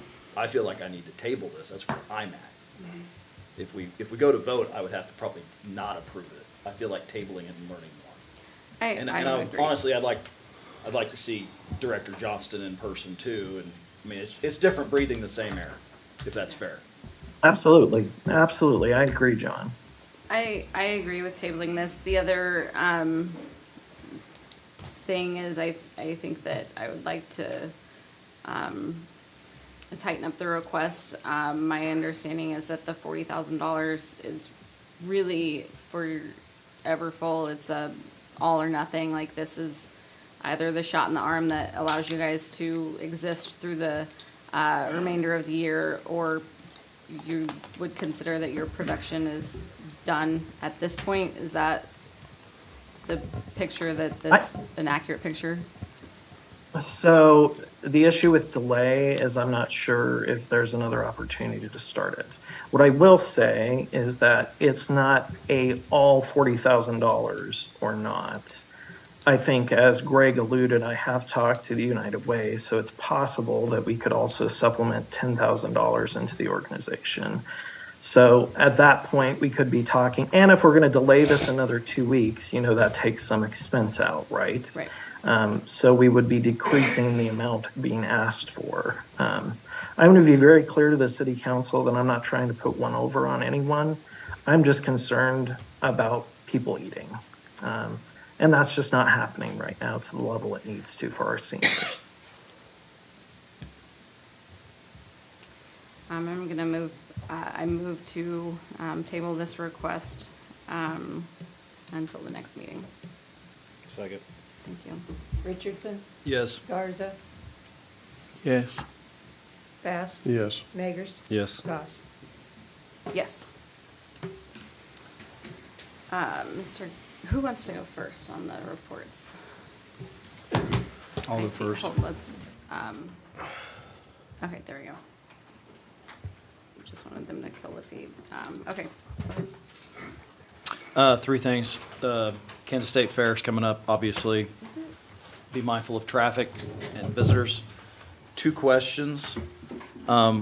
We have areas along, let's say, 30th Street that city property that's within city limits. It's used for ag. The ditches are overgrown. Is that the property owner's responsibility if it's zoned ag, or is that taken care of by the city or the county typically? Or maybe think of 30th Street out going west towards Hendricks. We have some properties that are within the city limits that are plowed. Sometimes there's bales on it, but the ditches are overgrown, whereas there's residential on each side and all those are mowed. So the questions come up, where's the responsibility lie on who takes care of those ditches? Well, it depends on what that really is. Is that a dedicated stormwater drainage that the city's responsible for? Street ditch. It's So a it's street exactly ditch. like residential properties, and then all of a sudden it's overgrown because it's a field, but it's in the city limits. Well, it'd still be the property owner. Okay. Is that Because neighbors are saying the city's mowed it before, and I looked it up, like, that's a private property owner. We do lots of things we don't have to do. Well, and then the next question was, when is it typically city versus county? Because like where my office is, the county mows across the road, even though it's within the city limits, out on Nickerson Boulevard. I know these are very specific. You probably don't have it memorized off the top of your head, but these inquiring minds want to know. Yeah, well, Okay. And then I want to know if there was any follow-up with the lady that was here a couple weeks ago for the property that I think it was on Harrison. You know what I'm talking about? I do. Okay. No update yet. Okay. That's all I have. Get verified. Thank you. Meggers. I don't really have a whole lot. I was going to talk about the Kansas State Fair too. I just appreciate everyone coming out tonight and sharing their opinions. I know it always doesn't go the way they want it to go, but again, like Mr. Garza says, this is a tough job and somebody has to make the decisions. So again, thanks everyone for coming out, and that's all I've got.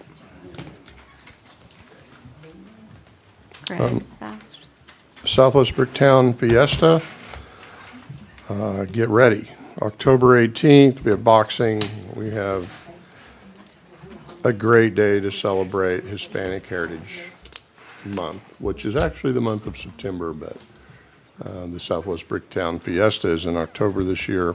It will not be rescheduled if it's rained out, but I've ordered up a great day. And once again, thank you to staff, specifically those folks that hear about my frustrations. Understand about Greg Fast that he gets backed in a corner and he gets frustrated, he gets angry. So it's my personality. We're going to get through this. We're going to continue to make progress with many issues that we have. And thank you, staff. Also, one other thing, I did get a couple complaints about ditches on North Plum coming in for the fair. So I don't know if we could just take our bush hog mower and mow a strip along the ditches from the fire station south on Plum.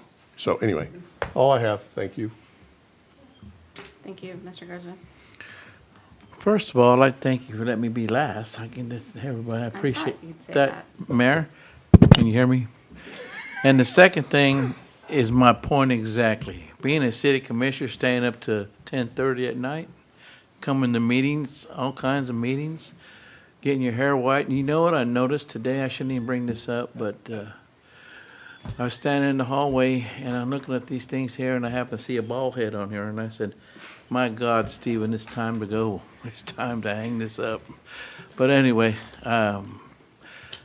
you have to see it's a hard decision to make. We have to make every day. And we live with our decisions. So I appreciate the citizens coming out and supporting. And you have to come out and say your piece, whether it comes your way or not. Don't give up. This is a great town to live in, and we'll get things going. So thank you, Mayor. That's all I have to say. Thank you. I want to give kudos to our staff who was involved with the variation application for Mr. Clark that took from start to end, took about 12 years to get through. So I appreciate the, literally it took 12 years. I'm not even kidding. He began his application in 2013 for a fence, what he thought was a simple fence permit. I've been working with him since January to kind of advise him of how to move forward with this and assure him that it was worth pursuing. And I appreciate staff working with him along the way. And I know he's appreciative to have closure on the issue. The Tribune wrote about it just a week ago. I've also been working with one or two residents to help them understand some notices that they received about code violations and just to help them get clarity on inoperable vehicles that were flagged on their property, et cetera. Two fun things that we have coming up, of course, the state fair. I need 2 volunteers from council for the celebrity goat milking contest. Don't all raise your hand at once. We won last year. Never heard of a celebrity We took 3rd goat. place last year. I thought it was second. I have the ribbon at home. We took 3rd. I think we got beat by the fire department. Sorry, Mayor, I'm not available. As long as we beat the county, I'm okay with that. So I'll sign up Greg and What John. day is it? It's Friday. I think it's at like 1:30 or something. Okay. I sent an email. You gotta get ready. Okay, so I'll just volunteer whoever I want for that. Also, the first ever Wiener Dog races will occur October 4th during the Hutch Fest events. This is a pet project of mine, if you will, intended. pun intended. And the first dog of Hutchinson will be competing. I'm super excited about that. For an upcoming agenda item, I would like for us to revisit the newspaper of record to consider the Tribune. Now that they are publishing on a weekly basis, I would imagine that their readership is possibly better than the Hutchinson News. The Reno County Health Assessment just came out. This is done every 3 years. I'm about halfway through it, and I encourage people to dive into it. It really outlines a lot about mental health and the things that we've talked about tonight. I want to give one more kudos to staff member Steve Allen. I'm sorry, I don't know his position, but Steve Allen on either a Sunday or Saturday the week before last, I put in a C-click fix while I was at Orchard Park. I actually put in 3, and he was there within 2 hours. Apparently he was already working, but he was very prompt, and I really appreciate it. The toilet paper dispensers were not working, and that would have been a catastrophic thing for the next 48 hours until people came back on the clock. So I appreciate him getting to work on that.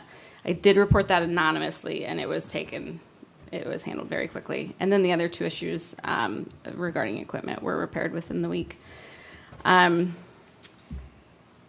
Cecil, I'm going to invite you to start moseying up here. I do want to assure people I've gotten a few, and I'm not going to make you talk about the floodplain, but I've gotten more than a few comments about the floodplain, and I just want to assure people that it is a big deal. Council is taking it as such. Staff is taking it as such. We've identified 8 projects on our own property that we hope to begin moving dirt this week, if possible. But we're working with KDHE to start permits on the projects that require permitting. I also encourage staff to reach out to private property owners who have large detention basins or retention ponds to see if they would be willing or able to make theirs larger or deeper to also potentially have an impact on the plan. I got a letter from FEMA. I got it today about a 30-day data submission notification. I would assume you guys all got the same thing. Yeah, that's old. Okay. Yeah, it's a couple received on the 29th. So has this work has already begun? Okay.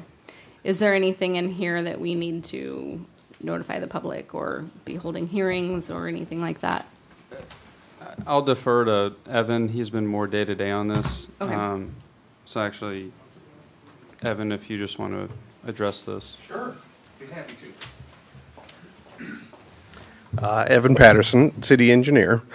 So last week, we had a flood risk review meeting, and by we, I mean Hutchinson staff, Reno County staff, a number of the other cities in Reno County had representation. We had a flood risk review meeting with the state and FEMA to discuss the new maps. And out of that, there were a couple of really important key points.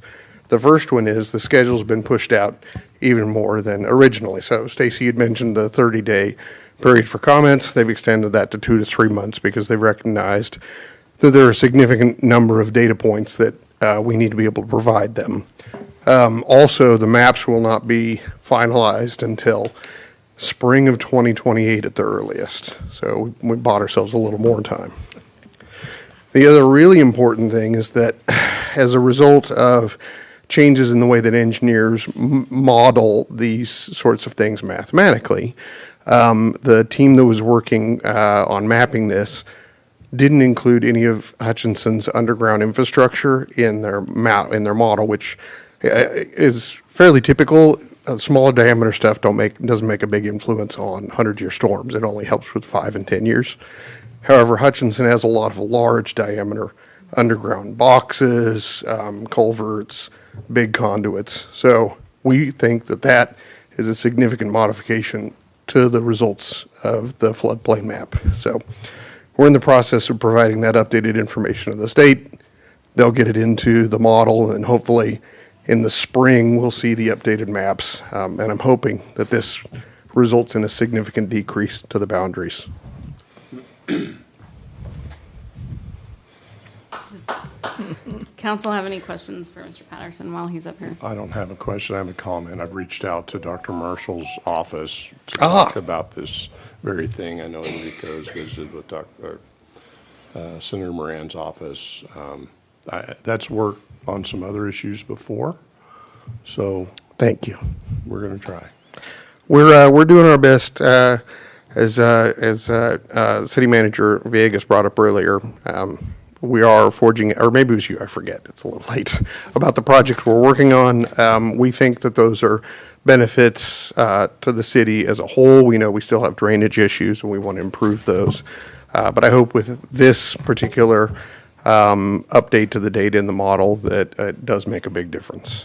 And it's something that, going back through the notes, there were questions about whether or not this information was incorporated in the first place, so it's not actually the first time that this has come up. So it was a good feeling to see that corroborated by some of the notes kept by other participants in the previous meetings.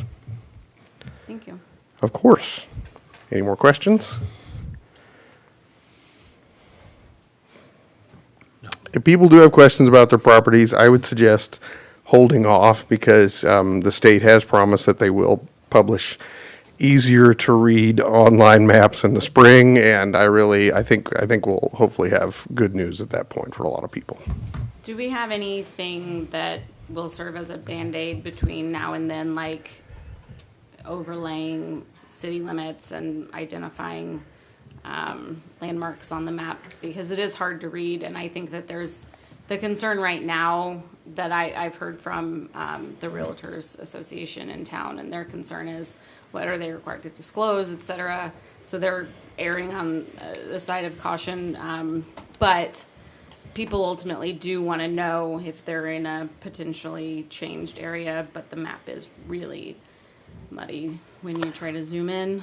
It is. Is there a Band-Aid map that we could expect before springtime? I think we've already been working on some informational web pages on the city's web page, and we could provide snapshots, more detailed snapshots. That's going to help some. I think I'd run through like the designated neighborhoods in Hutch. I don't know if that's a good breakdown or not, but I think it's hard because we don't want to convey to people when there is a risk, and that there very, very much is a risk, because this is the map that the state published. But I am hopeful that it will be modified significantly. Yep. Thank you. Mm-hmm. And then last, I wanted to bring up Cecil to discuss something that I know council gets complaints on rather frequently, which is roads that aren't painted either after construction or just simply the paint has worn off.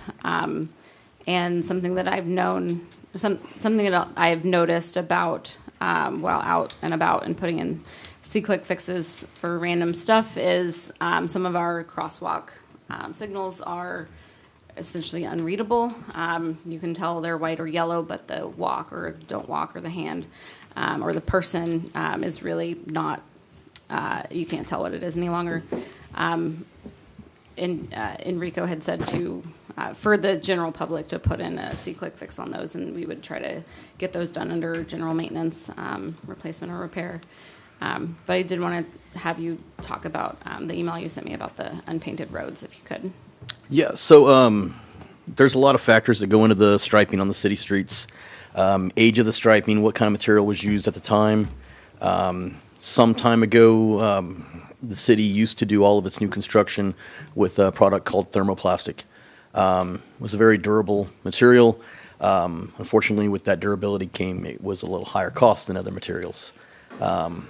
I believe sometime around a decade ago, the decision was made to start trying to use cheaper material in the on new products. Thermoplastic typically had a lifespan of 10 years plus, which was the suspected time of an asphalt street to have life as well. So it worked out.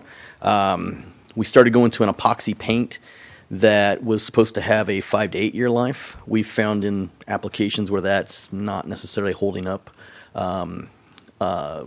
scrub is what we call it, where tires turn at different locations on the streets. That epoxy paint tends to wear off a lot quicker than the thermoplastic. The reflectivity that's also required within it, with any paint, whether it's epoxy or water-based, what that reflectivity is basically little glass beads in the paint, and they basically set in the surface. So when traffic wears those off, the reflectivity goes away. You might still see the line, but it doesn't show up at night or under wet conditions as well. Where thermoplastic has the same glass beads, they're all the way through the product. So as the wears layer off, new layers of glass beads come to the surface. So over the years of doing that, we've discovered that there's areas that paint didn't last as long. In-house, we can do thermoplastic and we can do a water-based paint, but we don't have the material, the equipment to do the epoxy paint. It's a two-part paint. It takes a special piece of equipment. The city doesn't have one of those. So there are locations that we will go out and continue to paint. The water-based paint that we use is usually redone yearly. It's fairly quick to get down, but it is a cost that has to be done yearly. So anywhere we can do the more durable materials was always preferable. But brick streets and locations like that, there was usually the water-based paint was the easiest option. The downside with those other materials is water-based paint will not stick on top of thermoplastic or the epoxy paint. So places that had already been done in one of those two, putting the water-based paint on top of it, it doesn't last days, and it wears right off. So we have shifted this year. Moving forward, all of our new projects are going back to a thermoplastic. There is a little bit of a different cost, but with everything, the epoxy paints have actually came up some as well. And given the life expectancy of the material, it's actually a cost savings to the city to use a thermoplastic and get that full 10-year bang for the buck. So we're moving forward with that. Locations that are just so faded that we can't see it, we do try to spot those when we have crews out and about. So if anybody does see those locations, certainly put in a see-click fix. In the interim, we can use the water-based paints, but it's just not going to last real long on some of those locations. So it's not a quick fix, but we are addressing it and trying to do it within the budget. Thank you. I think that's really helpful. And then we had also talked about curbs, and the city no longer paints curbs for the yellow no parking indicators, correct? Yes. So the city hasn't actually painted curbs probably 10 years. There again, it was one of those things that, huh? It shows. It does. And we've actually taken on a process. We started this last year where we were taking certain sections and we were having those sandblasted off to go back to just plain concrete to make them at least look better. And we've been trying to put that in where we do so much sections per year, but there's a lot of old yellow curb around town. We have allowed, like the schools, for instance, they will paint their own curbs yellow. That's something we've allowed them to do as long as they don't expand the no parking past the signs, because Paul and Chief, if you guys for sure, but from everything I knew, the yellow paint really doesn't mean anything for the no parking. It's the actual signage. So having the signs up to say no parking is really where the officers can write a ticket. The yellow paint's really just there as a catch people's eye, but it's not for law enforcement. So just because of maintenance and the cost and all that, we quit painting curbs years ago and really concentrated on making sure the signs are in place where they need to be. Thank you. Yep. I think that's helpful. All right. Mr. Villegas, anything to report? Yes, actually, Cecil, don't go too far. So we have a all-star lineup with Cecil, and then we'll have Matt go, Justin, and then I have a few loose-end items. Cecil, could you provide an update to the council on the traffic signals? And so I do want to highlight the signals themselves. For the removal of the signals, obviously we've discussed the warrant analysis and all of those things. Typically, the removal of a signal and its associated infrastructure isn't done by a vote. That's just handled administratively. And so I'm just curious for the council. This has garnered at least a little bit of attention on the subject of removing of signals that I would request that stay administratively. But anyway, just for discussion, Cecil, if you could also just update the council on where we're at with those. Certainly. So we've gone through, as you all know, the warrant study on the two traffic signals, three originally. And and those were located at 4th and Washington, A in Washington, and 4th and Walnut. All three came back with a warrant that said those lights are no longer needed through all the traffic studies. The decision was made at 4th and Walnut to leave that because of the sight view of the old Betts Bakery, Dillon's Rainbow Bed Bakery that's there. That would put 4th Street having a four-way stop, and that was decided that that wouldn't be the direction we want to go. 4th Street's one of our main avenues through town. We don't want that to have a stop sign on it. The other two locations, site issues weren't any there to take into account. I mean, they were studied, but there was none there to worry about. So going through the process through MUTCD, the lights were put on notice for, I think, 30 or 60 days ahead of time that we would be putting them out of service. Went through that whole process. Then when the time came from that date we had set, we put the lights, basically bagged the lights, shut them off, and put up stop signs for the direction that would be for those. There again, 4th Street didn't want a stop sign yet, so 4th and Washington, north and southbound Washington got a stop sign. And then same thing at Washington and A. Avenue A being the busier street, there again. Had comments from some people. Mainly the comments were on the good side. I mean, we did have some comments from one business in town, Tech. Mr. Villegas and I met with them and had a good conversation, explained the rationale. They understood that and wanted to know about some other stuff that we can do. There was a discussion about A and Main, having that being a more detectable intersection for pedestrian traffic. And that's something we're going to work into the next time when we go through cycle on that. With all that, honestly, from my office, other than from Tech, I only received one phone call from somebody saying they were upset those lights were being taken out. And I quit counting somewhere around 20 of people that actually liked that the lights were gone. So through that process, the lights came down. They've been now dark for 60 days. And the tentative date is next week, the 16th. Those will actually be removed fully. And then as soon as those are done, we decided we had 3 more lights that we had done the warrant studies on. And we'll be moving forward with those. We wanted to make sure these went through smoothly and everything before we started the next. So we'll be putting signs up on those next 3 intersections and labeling those for the 30-day period before we take them offline. And all of those are actually on more residential areas, closer to schools, but they're in areas that don't have sidewalks or don't have existing crosswalks already. So felt safe to take those out because they don't meet any standards for crosswalks as they are. So What were those, 11th and Baker? 11th and Baker, 23rd 23rd and Tyler, and I'm drawing a blank on the last one. I'll have to look. We've done the studies. It's just been a couple days ago, but yeah. And it's 11 o'clock at night. Yes, that too. Okay. Well, I have something to say. I was a traffic signal tech for X amount of years, and I'm against taking them out as your wide intersections. Because I think, in my point of view, it's administration decision that's going to cause problems. With the roundabout and everything over there, there's too wide of an area for cars to look back and forth for stop signs. As far as the little one intersections, I can understand that. You're not going to save any more money by turning them off. Your maintenance is not going to go any higher. I know, I was a traffic signal tech, senior traffic. You need to keep those lights in at A and by the water park. I don't know what, A and what? Washington. Uh, A in Washington and the other one. That's my personal view.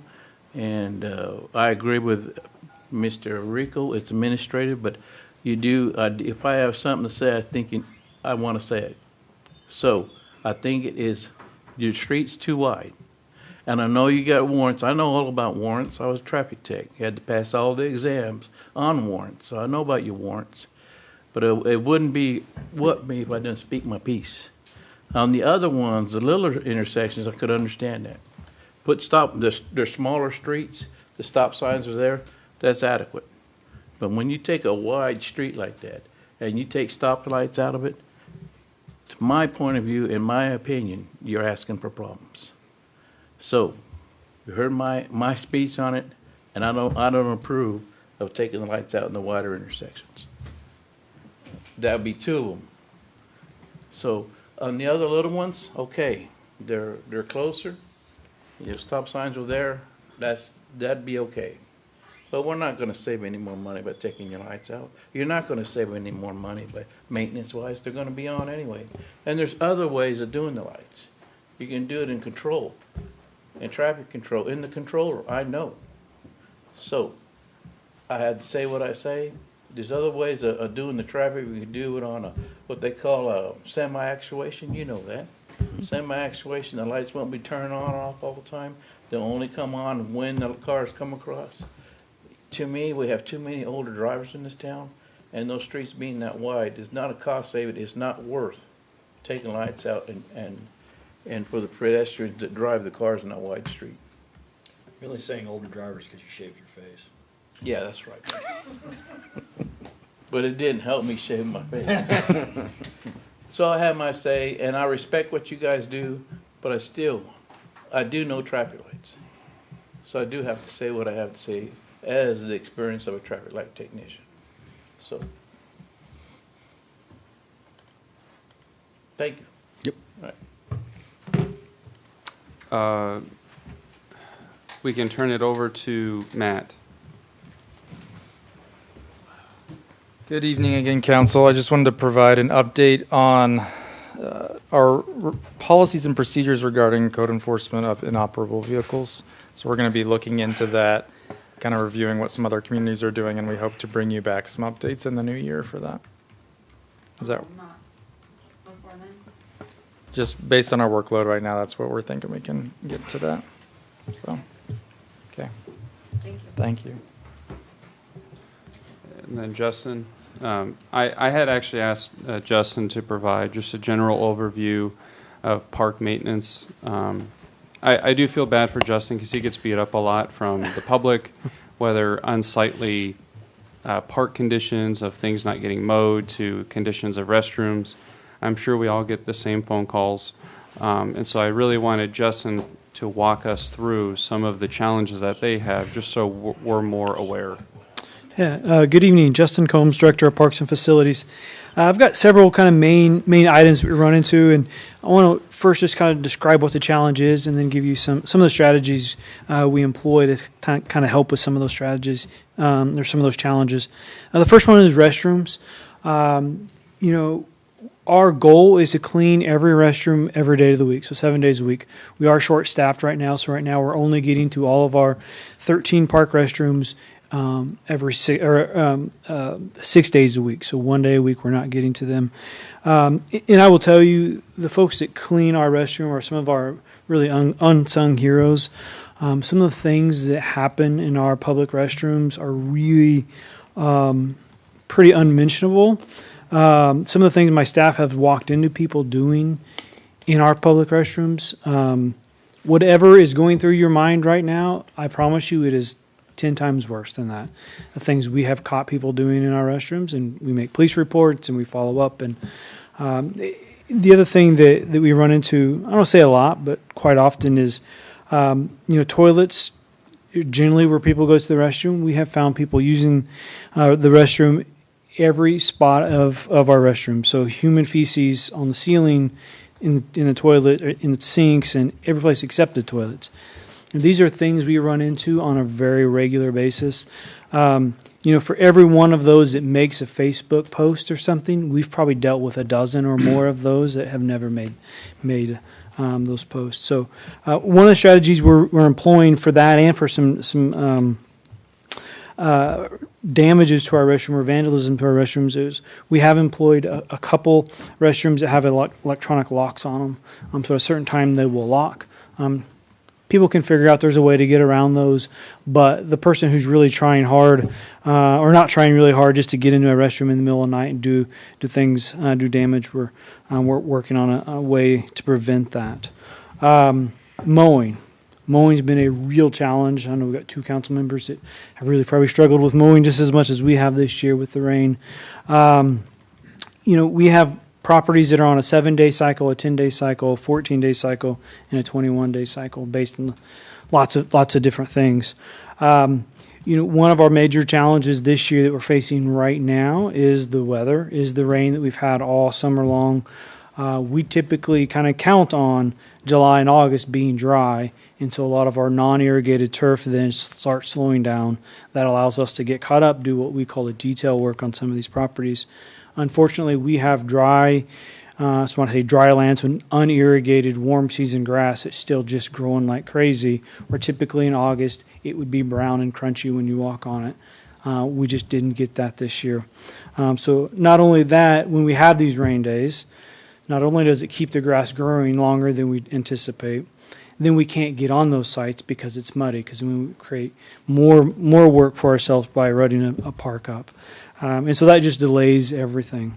One of the strategies we've had really good success with this in trying to combat this cycle is looking at how much we are irrigating, where we are irrigating, and the types of grass we are irrigating.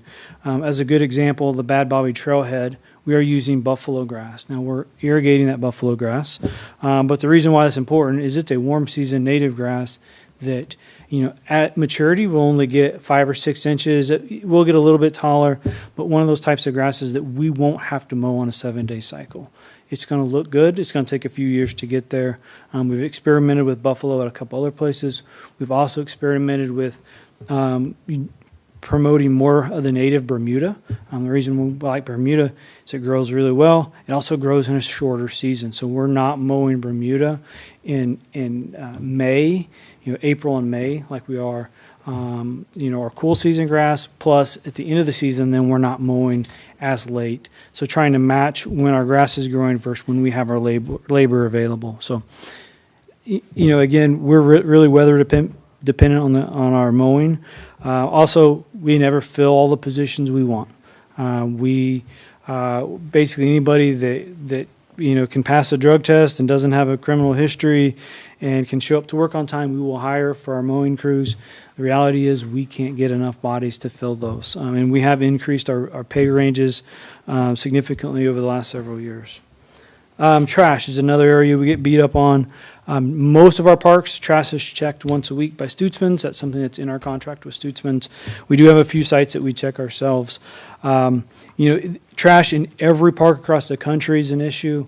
You know, there's not a great solution other than just being diligent. You know, we live in Kansas. It's windy. We get trash cans that get blown over. You know, we do our best to clean up the trash, but again, it's, you know, it takes one person to empty out their really filthy car in a parking lot and not put it in a trash can to take a parking lot from looks really good to extremely messy in just a matter of minutes. Graffiti and vandalism. This is something we probably deal with on a weekly basis. We have some sort of graffiti or vandalism. A lot of times it doesn't make see click fix, or it doesn't make you know, a Facebook post. We do take graffiti really, really serious because graffiti just promotes more graffitis, and that's something that we've noticed. We've also noticed graffiti kind of goes in cycles. So I don't know if it's individuals that are doing it multiple places. We do report all of our graffiti to PD. We take pictures of it, we document it, get a case number, those sorts of things. And vandalism can range from anything from somebody intentionally plugging a toilet to really serious things, setting things on fire, and everything in between. Again, these are things we deal with on vandalism probably on a weekly basis. We have somebody doing something stupid in a park that we have to go back and clean up behind. So, you know, it's easy to just look at a park and not think about how many people are using that park and how many other parks we're maintaining. You know, but we really do the best we can with the resources we have. We have an amazing staff. You know, like I said earlier, for everything that you probably get told about, you know, an issue in a park, we've probably fixed dozens of those, you know, before they ever become a public issue. So, again, nothing new, nothing unique to Hutchinson, nothing unique to the park system. You know, when I go to my annual conferences, you know, I mean, there's electronic trash cans that will tell you when they're full, and they'll send you a text message. I mean, these are things every park system in the country deals with. So that was a lot. That was fast. I know everybody's tired, but I do know it's been top of mind. Park maintenance has, and so I do want to answer any questions anybody may have. All right. So I did such a good job. There's no questions. Well, sir, you're doing a great job. You're doing a great job. Thank you. What got? Okay. All right, the miscellaneous items, I'll start with the 30th Street grass issue. I know the last council meeting, my frustration probably came out. I'm still going to try to keep that bottled in, because there was a part of me that thinks that it got a little blown out of proportion by a single individual.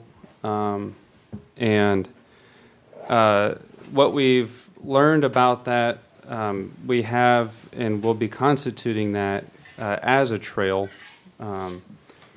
The city will maintain the pavement, so if it ever becomes an issue in the future, we'll take care of it.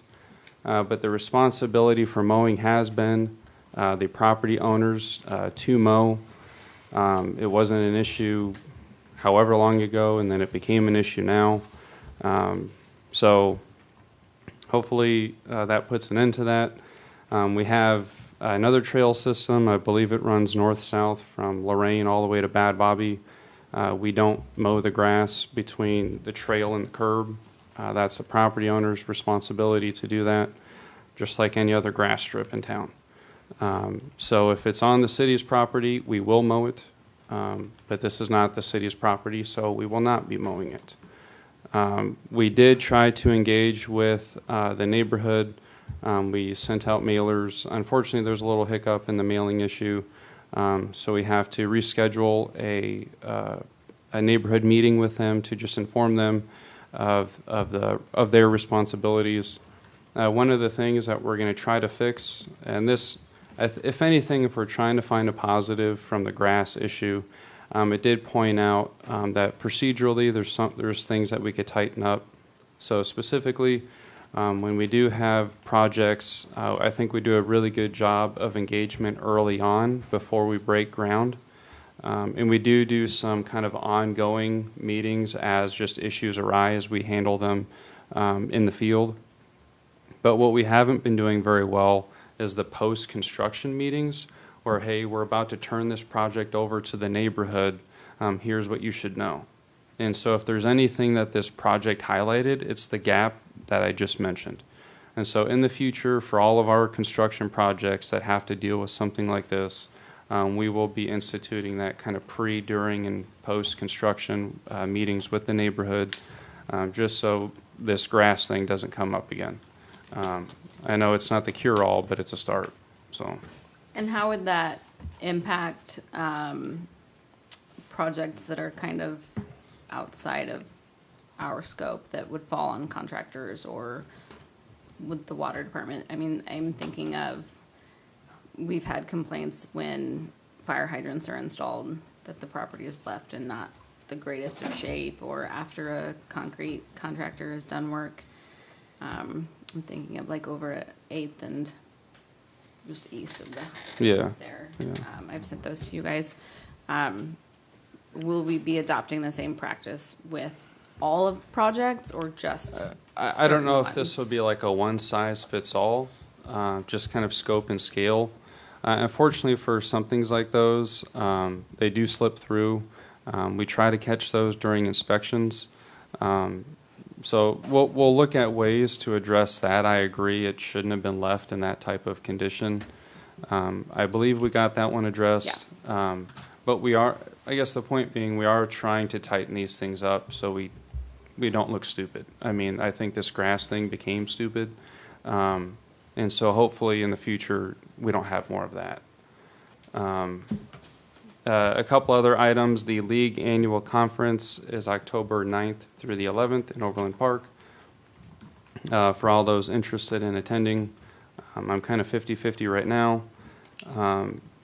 And I say the 50-50 because one thing I am really excited about, the International City Managers Association, shortened to ICMA, holds an annual conference every year where a lot of council members, city managers, and such kind of congregate and get together and share best practices on what their cities are doing.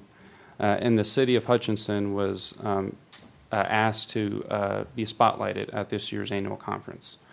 So that's a really big deal to be highlighted in front of our peers. You know, I know we can get caught up in the day-to-day where people make fun of us for grass, but at least outside of our bubble, people recognize the work that we're doing. And I think that is a testament to you five willing to take on the hard things. And again, believing in staff and supporting staff. I think that goes a long way, and our peers see that.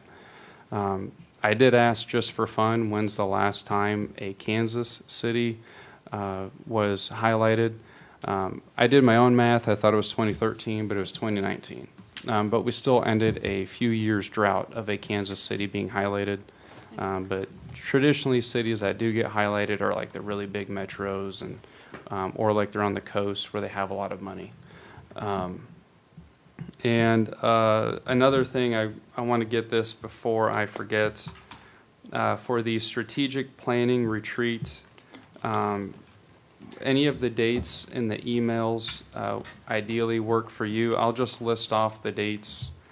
Wednesday, September 24th, Thursday, September 25th, Thursday, October 2nd, Monday the 6th, Wednesday the 6th, and then Tuesday the 14th, Wednesday the 6th. I don't believe that would be the 8th. So if you could just let me know. Councilmember Richardson did respond. It appears all those times will work for him. You don't have to let me know now, but if you can let me know in the next couple days, that would be ideal. And then due to just absence, the September 16th council meeting would have to be canceled just due to the potential lack of quorum, which probably is a good thing because we probably did 2 meetings in one this night. So that's all the loose ends that I have for this one. On those dates, they during the day or night time? They're all daytime stuff? Let me see. It varies. Yeah, it varies. So some is in the evening from like 4 to 7, some's from 9 to noon, 9 to noon, or 4 to 7, 3 to 6, 3 to 6, 1 to 4, or 3 to 6. So there's options. And the goal would be to get all 5 of you present instead of like 3 or 4. So if like a department head can't be there, we'd look to have maybe their assistant be there or something. But the goal would be we definitely want all 5 of you present because it's kind of been a challenge to try to get all 5 of you there. So You said no meeting on the 16th? yes. Because we won't have a quorum? Yeah, there won't be quorum. Oh, who else gone? Oh, okay. So we did 2 meetings and 1 tonight. That's all I have. Okay. Thank you. Motion to adjourn. Wait, was that the last thing? Have executive session. Oh. Well, I made a motion. Was there a second?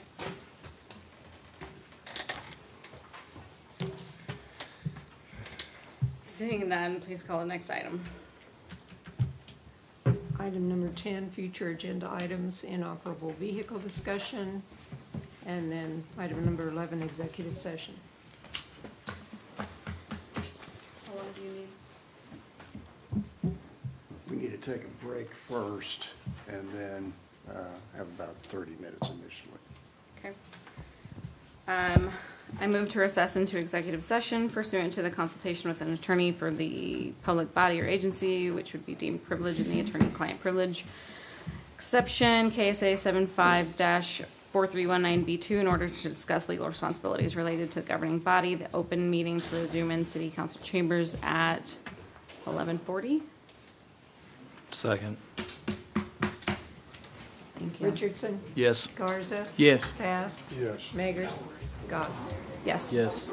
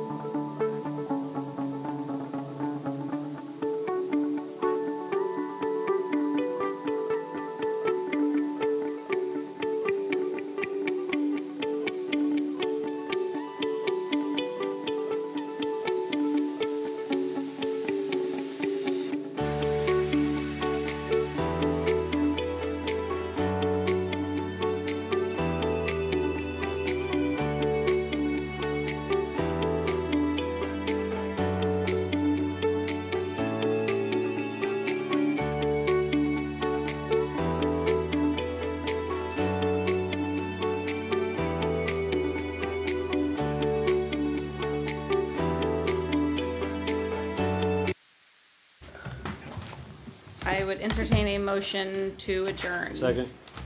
That was not a motion, you have to make a You need to motion. Oh, I make a motion, we So moved. adjourn. Thank you. Second. Goes to Greg. Beggars and Fast.